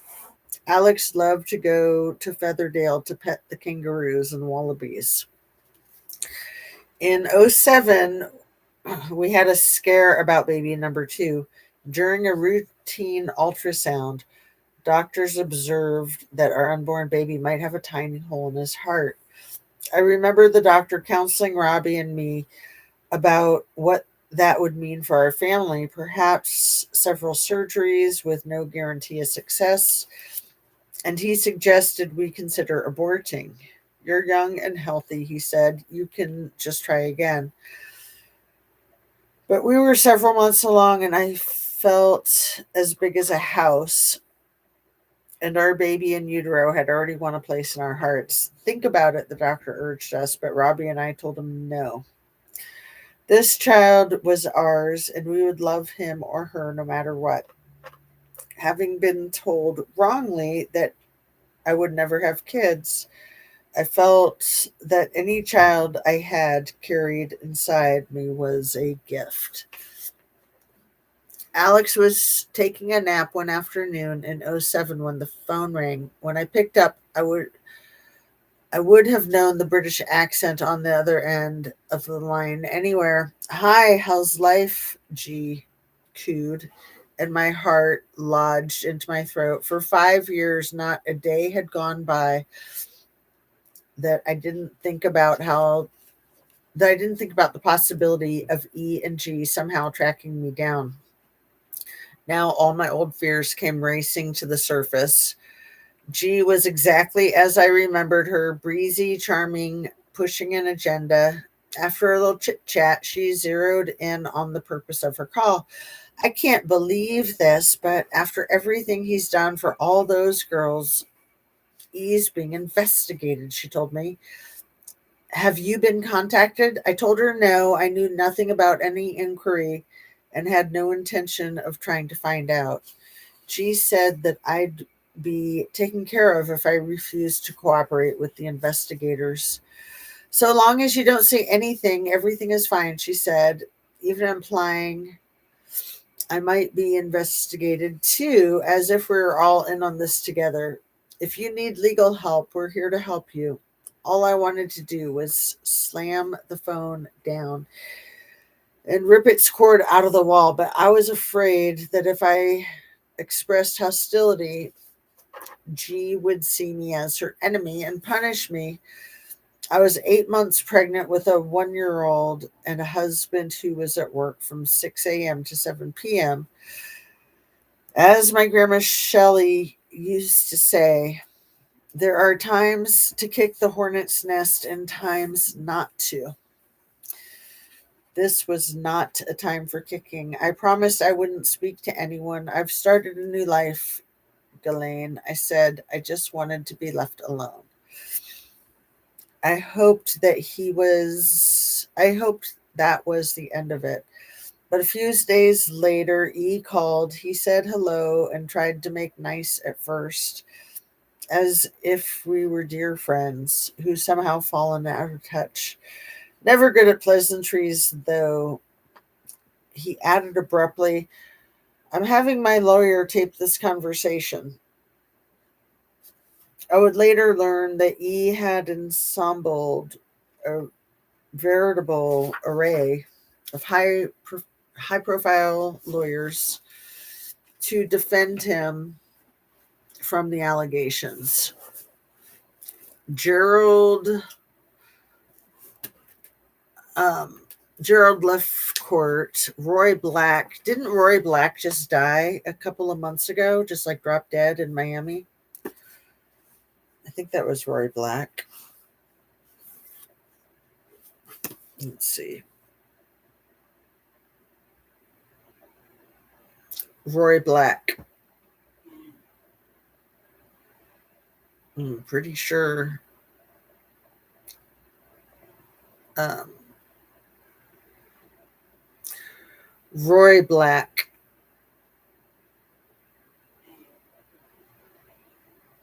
Yeah, he died July 21st of 2025 in Coral Gables. He was 80 and allegedly he was sick, but it's still the timing seemed pretty suspicious in my opinion. What about Leon Black? He's still alive, right? Leon Black, age. He's 74. Um, the chairman of the board of directors of Apollo Global Management.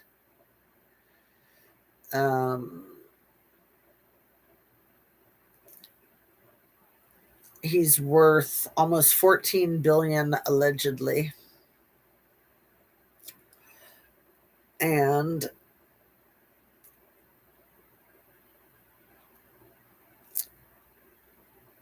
his company manages almost 800 billion in assets. Huh. Okay. I'm going to read this last page. I think I can do it. I think I can do it. Oh, and Ken Starr is dead too. Former U.S. Solicitor Ken Starr. When did he die? Ken Starr. Or is he? He died September 13th, 2022. How weird. Cause of death is surgery. And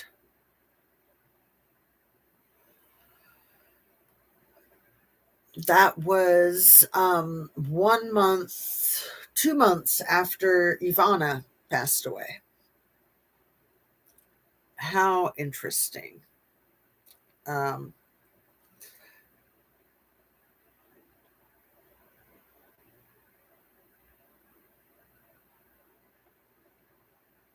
hmm. Trying to do math to know how old he was, but I can't do math. My brain is totally dead at the moment. Age 76.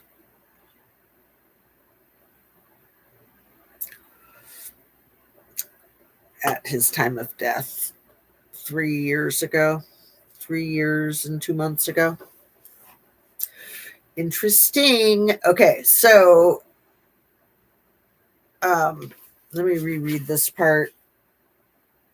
I'm having my lawyer tape this conversation. I would later learn that he had assembled a veritable army of high profile lawyers that are mostly dead now to defend him from all allegations.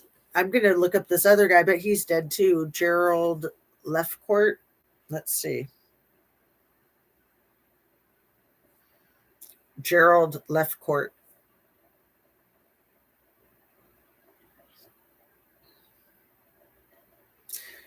Well, it looks like he's still alive. He's 83 years old. Okay.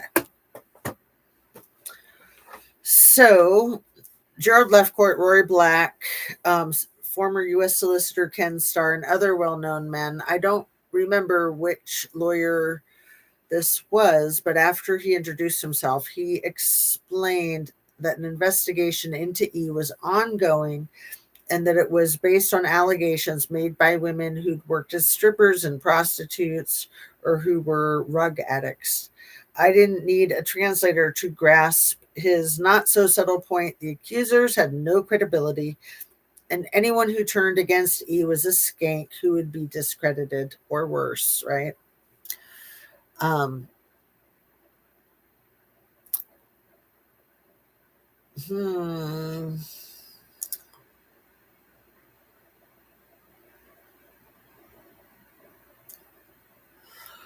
My son had 6 kids, Granny Annie, loving having twin sisters so close in age to him. Wow. I never dated a drinker when kids were living with me. Most girls say dad was drunk and didn't feel bad. Wow, I called it alcohol and lowered morals. Yeah, yeah, the dad was a heavy drinker. Um, Actually, both of her mother and her father were heavy beer drinkers. But if you drink a lot of beer, you drink a lot. My Cabo friend's niece had her eye whites tattooed black. Oh my goodness. Never heard of that. Ugh, pet groomer and sees fine. That is scary. How interesting. How many SAers die of accidents or heart attacks? Everybody around D and T and G seem to not be alive, right? And they themselves might not be alive for long. We shall see. I mean, death is part of life, but you know what I mean. Okay.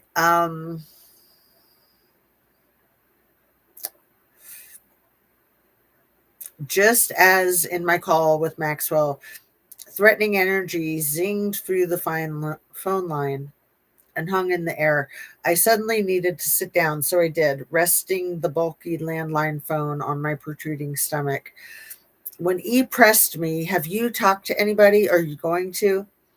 I was determined to reassure him. I knew in my bones that if I didn't give him the answers he wanted, he would hurt me and my family. "Look," I said, like I told G, "I'm not saying anything to anyone." E repeated some of G's crap about wanting to take care of me if I needed legal advice or anything else. "I don't need your help, Jeffrey," I told him nonchalantly, trying to mask the terror overtaking me. "I'm a mom now. I'm happy. I don't want anything to do with this." I remembered how he used to boast about having law enforcement in his pocket. Now that he and G had found my phone number, I was sure they also knew Robbie's and my street address. "Jeffrey, I have to ask, where is all this coming from?" I said before we hung up. I guess I was trying to sound as if I was on his team. But I was also curious. After so many years of surrounding himself with young girls in public, at parties, in airports, and all over the world, after so many years flaunting his predilections and boasting of his superiority, he had made some sort of misstep. Even as he deflected, ignoring my question, I couldn't help but wonder what it was. Only a few days passed before the phone rang again. The man on the other line told me he was with the FBI and that I'd been identified as one of Little E's victims. I braced myself for an interrogation, but nothing could have prepared me for how immediately explicit his questions were. "Have you ever had sex with Epstein?" he asked. "Has Epstein ever ejaculated in front of you?" The man kept going in this vein, saying photos of me had been found in his Palm Beach home, but was the caller really an FBI agent, I wondered, or was this one of E and G's minions testing my loyalty? How had this agent located me? "This isn't a good time," I managed to say. "I have nothing to tell you. Goodbye." It would be a long time before I found out what specifically had led law enforcement to begin looking into E. But while I had little sense of what was happening on the other side of the world, I knew this. E had barged back into my life, and I had a feeling he wasn't going to disappear anytime soon. Chapter 21, A Person of Interest. Oh man, I need a break. Um, Phew. Like I said, I really wasn't planning on reading for that long. Oh, excuse me. I need a nap. Let's see.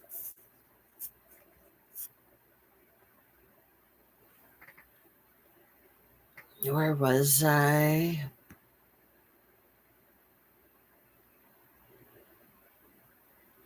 Um, yeah, I can't believe that about the eyes. Never heard of that. Um, I've seen people tattoo their eyes. I would say that is very dangerous. Their actual eyeball or just like the eyeliner around their eye.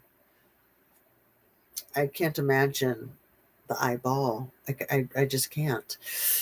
And my senator friend offered to have my ex deleted.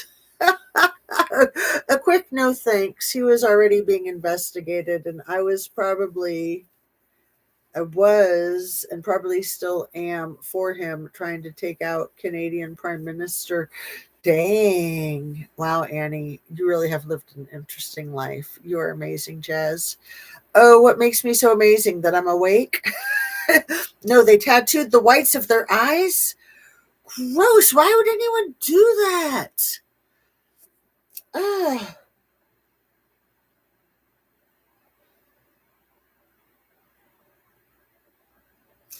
Why would anyone do that?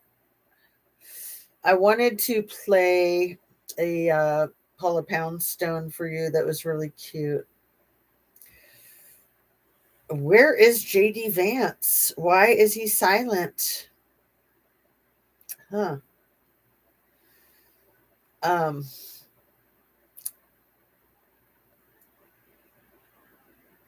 I also wanted to play one of Lysandra V's most recent videos. Oh my goodness. Mike Johnson just closed Congress. Wait a second. This was 1 minute ago. Occupy Democrats. Let me see.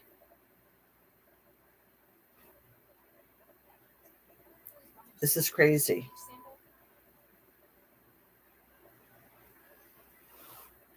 And this is one of my massive breaking news here at Occupy Democrats. You do not want to look away. You have to see what Speaker Johnson and Donald. This is one of my favorite guys on Occupy Democrats. He's actually one of my favorite guys on YouTube. I don't know his name, but at the end of every um, video, he says, "Stay frosty." So I call him the Frosty guy. I'll put a link to this in the description, but this just dropped 1 minute ago.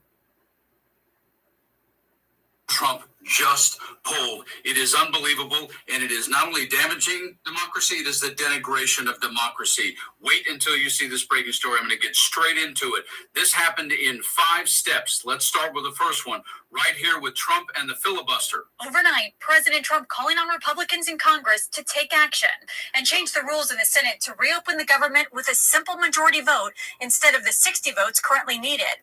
The president posting online, it's now time for Republicans to play their Trump card and go for what is called the nuclear option. Get rid of the filibuster and get rid of it now. And then, of course, what Trump did was he signed the bill to actually reopen the government. And it's an honor now to sign this incredible bill and get our country. I can't stand his stupid ass voice. So Anna says it's nuts. I guess they don't mind going blind, possibly, the thing with the eyes.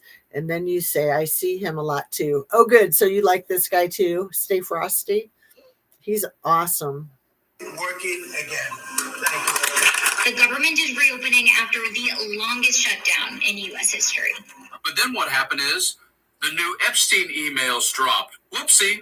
This morning, the bombshell release of what House Democrats say are emails to and from deceased convicted offender Jeffrey Epstein, several referring to President Donald Trump by name.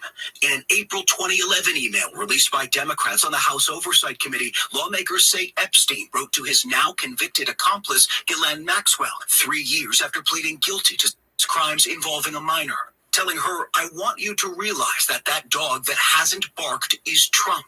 Unnamed victims spent hours at my house with him. He has never once been mentioned. According to the released emails, Maxwell responds, I have been thinking about that. But because the bill was signed and the House was open, they had to go ahead and swear in Adelita Grijalva. This. And the representative-elect will raise her right hand. Do you... So Virginia is the person that the underage victim that they were saying that he spent a lot of time with at Jeffrey's residence. And check out Kirby Summers' video. So I was talking about this at the beginning of this video, that I think his first name is David, the lawyer with the last name Boyes, that he basically got Virginia to never mention Trump's name, but she had filed a lawsuit against Trump for essay a while back. She recanted it, though, like many others. Probably had their lives threatened. I mean, no doubt. Solemnly swear or affirm that you will support and defend the Constitution of the United States against all enemies, foreign and domestic, and that you will well and faithfully discharge the duties of the office on which you are about to enter. So help you God. I just got to say, this split screen with Adelita Grijalta and Mike Johnson, like, she looks like a person that could not possibly be more genuine or have more integrity. And he is the entire antithesis. Congratulations, you're now a member. He's a piece of crap. But because she was going to be the deciding vote in the discharge petition to open and actually expose all the Epstein files, all of a sudden Trump and Pam Bondi and everybody put the big pressure on Lauren Boebert. The Trump administration and President Trump appeared to be in something of a full court press to try and stop the discharge petition from working. Sources are telling CNN the top Trump administration officials held a meeting on this issue, not just at the White House, but in the Situation Room.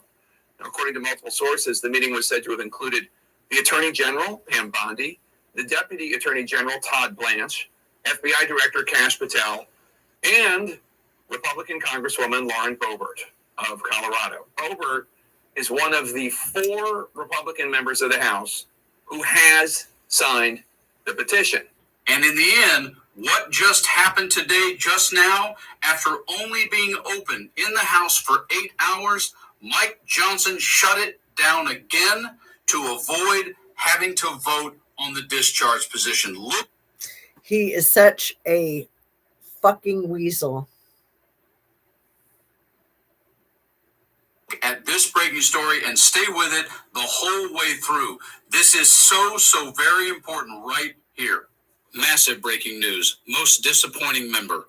Colleagues skewer Speaker Johnson as House closes again. Washington, the federal government may be open, but the House of Representatives is closed for business again.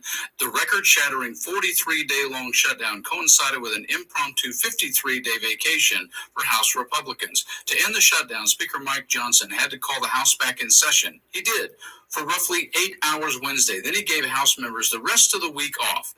In quotes, what do you make of Speaker Johnson? Ross Story asked Representative Don Beyer, Democrat of Virginia. You guys have just been gone for like more than a month, but you guys are just there for one day and then you're gone? In quotes, he's the most disappointing member of the U.S. Congress, Beyer said just off the Capitol steps Wednesday. There was an opportunity to do a lot of other work that needs to be done in committee after committee, and that didn't get done. Instead of making up for lots of lost time, Congress still intends to take off the full weeks around Thanksgiving and Christmas. That means there are only 4 more legislative weeks in the year, and when the clock strikes midnight on New Year's Eve, the 2026 midterm elections formally begin, which historically has meant an end to most legislating in Washington. Still, Johnson's all smiles for the camera. In quotes, Republicans are going to deliver for the people, he told reporters this week. We're ready to get back to our legislative agenda. We have a very aggressive calendar for the remainder of this year. This Mike Johnson is going to need a lot of grinder, huh? These people are such fools. Like, they have no idea what they're doing. It's obvious that they're in a complete tailspin because Donnie won't just resign like any normal psychopath would. There'll be some long days and nights here, some long working weekends, but we will get this thing back on track. That's what Democrats are afraid of. The reason House members got a 53-day vacation, even as the longest shutdown in history lasted 43 days, is because after the House passed its initial continuing resolution to fund the government on September 19th, it left town, even though government funding didn't run out until October 1st. Johnson intended to jam the Senate by forcing the upper chamber to either adopt or reject the House measure. It took 53 days for senators to craft their own compromise that needed the House to come back to town and sign off. It did so, and President Donald Trump signed the bill into law on Wednesday night. Frustrated House Democrats accused Johnson of living in la-la land, in part because the new measure reopening the federal government expires as soon as January 30th. In quotes, "We should be here every day to make up for the 53 days we weren't here," Representative Johanna Hayes, Democratic Connecticut, told Ross Story on the Capitol steps. But also what we did was just gave ourselves another deadline. So we need to start working. We should have been working from October 1st to meet that deadline. A formerly bankrupt businessman occupies the White House, a fact not lost on Democrats. Well, if you were dealing with corporate management, you'd probably say it wasn't too efficient. Representative Danny Davis of Illinois told Ross Story just off the floor of the House about the funding process. You'd probably say you'd find a little bit more to manage. In quotes, "It feels like they're just putting Trump in the driver's seat by being gone for upwards of a month," Ross Story asked. "It does, and I think that's what he liked," Davis said, "and I think that's what they like," in quotes. And so it's kind of like a camel humping to please, and I think they're trying very hard to stay in the good graces of the president. Please him, please him, please him, please him. One thing that likely displeased Trump on Wednesday after delaying for weeks, Johnson was forced to swear in Representative Adelita Grijalva, Democrat of Arizona. She immediately joined a majority of her House colleagues in signing a discharge petition, which forces... I was really surprised that they actually swore her in. I didn't think they would. It doesn't surprise me at all that they're reclosed. Johnson to bring up for a vote a measure demanding the Trump administration release the full Epstein files. The former January 6, 2021 committee members like Representative Zoe Lofgren, it's clear the speaker kept the House out to forestall seating Grijalva. In quotes, "I think it's about the legislative days to ripen the discharge position," Lofgren told Ross Story while walking through the Capitol. Like others on the left, Lofgren felt her suspicions were only confirmed by Wednesday's release of the new emails from the late ex-offender Jeffrey Epstein that directly named Trump. In quotes, "Wow," Lofgren said of the documents. If they can hold off until Thanksgiving, which they easily can, I'm pretty sure they're going to stay closed between Thanksgiving and New Year's. Like, I'm pretty sure they typically stay closed between Thanksgiving and New Year's, don't they? By the House Oversight Committee. Wow. Many Democrats fear Republicans' absence from Washington for the past month made Trump's case that the White House holds all the power. In quotes, "We adjourn when Trump wanted us to adjourn. We come back whenever Trump gives the okay or the directive to come back, and what we consider is what his agenda is," Representative Hank Johnson. I can almost guarantee you, Anna, that all these MFs are going to go to prison. Mike Johnson, Mitch McConnell, Merrick Garland, Stephen Smith, and then what about Stephen Miller too? Because Stephen Smith, are you talking about Stephen Miller? Or are you talking about that black guy, Stephen Smith? And someone else I can't remember right now need to be put in prison for life for treason. And Steve Bannon and William Barr, I think, has abandoned ship. I thought all of these people would be abandoning ship right now for that very reason, because it's basically him or them, and they're choosing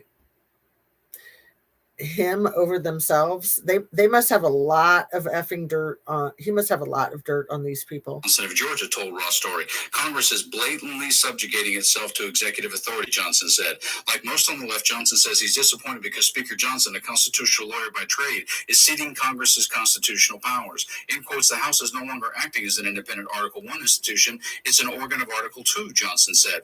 "That's revolutionary in and of itself, especially when the Supreme Court is giving away legislative power." End quote. So it's a double whammy in our democracy. After 249 years, this experiment is under direct assault from both the executive and the judicial branches. Republicans aren't buying that, especially when it comes to the continuing resolution to keep the government funded at mostly last year's numbers. Far from it. Republicans are cheering for themselves. End quote. So this is not just for today thing, Van Orden said. It's an amazing thing for America today, and it comes to you from the Republican Party. Rank and file Republicans argue the extended recesses the Republican majority just gave itself impact to the other 9 full-year spending bills Congress has to fund before January 30th. Chuck Schumer's a snake, and Alex Acosta, absolutely. But Nancy Pelosi, also. We've already read them. They're nothing new. They already passed through the committee a long time ago, Van Orden said. In order to get back to regular order, you got to get back to regular order. Throughout the shutdown, House Democrats held in... It's no coincidence that she's suddenly fucking retiring. and caucus meetings at the Capitol, along with occasional press conferences, even as Speaker Johnson addressed the cameras himself. In quotes, in his daily press conferences, he just lied again and again and again, said Beyer from Virginia. He also used the most extreme language, this Marxist and communist and all this crazy stuff. I mean, I'm not big into name calling, especially things that are sort of disconnected from reality. Also, I thought there was a pettiness and a meanness about the way he managed this place, locking all the doors, not lifting the security barriers. Of course, staff had to wait in line 30, 45 minutes to get in the morning because they would lock all the doors. Now, beyond abused employees or hurt feelings, Democrats feel their base was energized by the shutdown. In quotes, I believe the American people are ready to stand up and insist that we rehabilitate and strengthen this democracy for the next 250 years, said Johnson from Georgia. The people are enlivened, even if the House has been MIA. That's right. They're even more engaged now, Johnson said. They're more aware. Here, I'll finish this in just a second. It only has like a minute. I believe what Nancy Pelosi has done, I'm pretty sure her and her husband and Jiz are like this. And so this last summer, when the Republicans were saying, like, let's forget about all the e-files, Nancy Pelosi was like, yeah, let's forget about those e-files.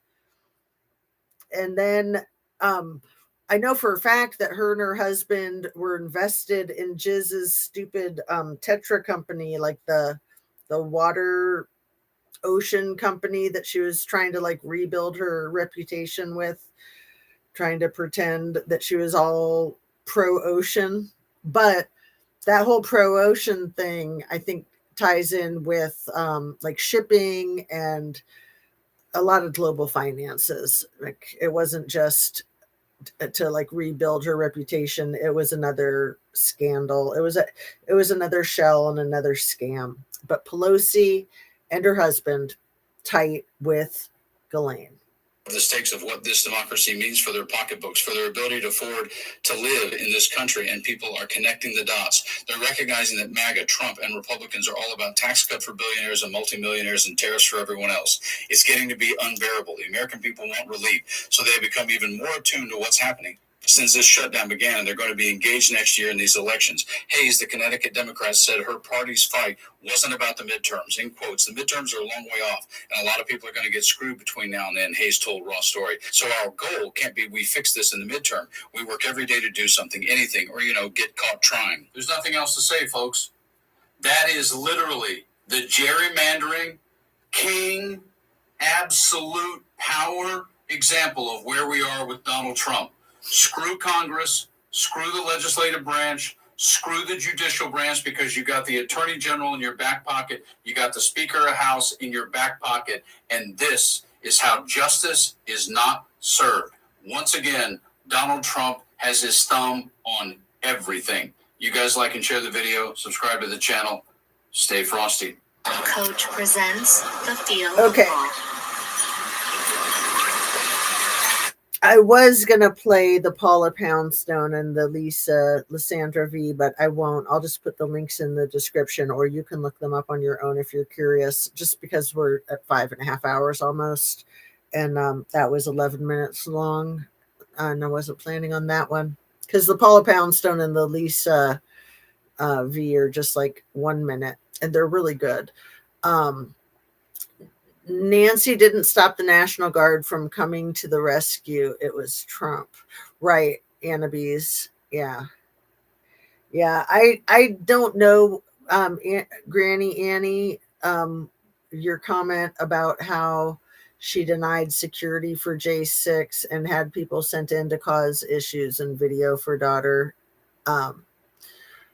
In my opinion, I have a very different opinion of that. I mean, that whole thing was just so hideous and treasonous, and everything this guy does is hideous and treasonous.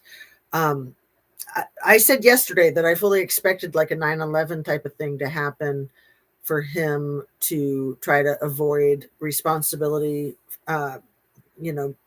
being called out for his bullcrap. And those emails with Virginia, man, he's fucking toast. He's absolute toast. I mean, look what happened to Prince Andrew. Look what happened to Epstein. Look what's happening to Jiz. But he's getting it from both ends, because Jiz is working on something too. She's got something coming down the chute that's huge. And so he's behind the 8 ball. Like, she's trying to force him to commute her sentence, which if he does, that'll blow him up. And if he doesn't, she'll be blowing him up. So, I mean, the rat bastard just won't ever give up. Like, he should have done that a long time ago. But anyway, I'm going to sign off. You guys, thank you so much for watching all of this video. For anybody who is at the end of the 5.5 hours, that's amazing. But yeah, if you have like a day of housework or something, then hopefully it fits. You know, if you're trying to read the book without reading the book, or even if you just want to review it with us, this is good for me, because like I read it right away a couple weeks ago, and it's really good for me to review it. Like, that's how I like to do things. I like to really have a grasp on the information, because there's just so much information out there. So thanks for helping me with staying focused. And it's been great for me. As hard and challenging as it is, I love it. I love a challenge. So I hope that it's good for you guys too. Of course, you wouldn't be here if it wasn't. So I'm just greatly appreciative. Love and light sent. Good night. Sleep tight. It's only 6:30, but we'll see you guys tomorrow around noon Eastern time, hopefully. And drink your water, eat your protein, eat your veggies, and stay relaxed and happy. T requested and Nancy rejected. I don't think so, Granny Annie. That's opposite, I'm pretty sure, in my opinion. MS and Main Street Media does not tell the truth. I watched J6 live on YouTube. Nothing like MSN mainstream media showed. Well, I agree that mainstream media doesn't tell the truth, but I also believe that Fox News is cray cray. They're getting a little less crazy, but Donnie Two Dolls is completely insane, and he's treasonous and he's dangerous. It's recorded, Annabee says. Well, and it's great that we can have our different opinions and still love each other. So much love, you guys. Have a great night and see you soon. Thanks for watching.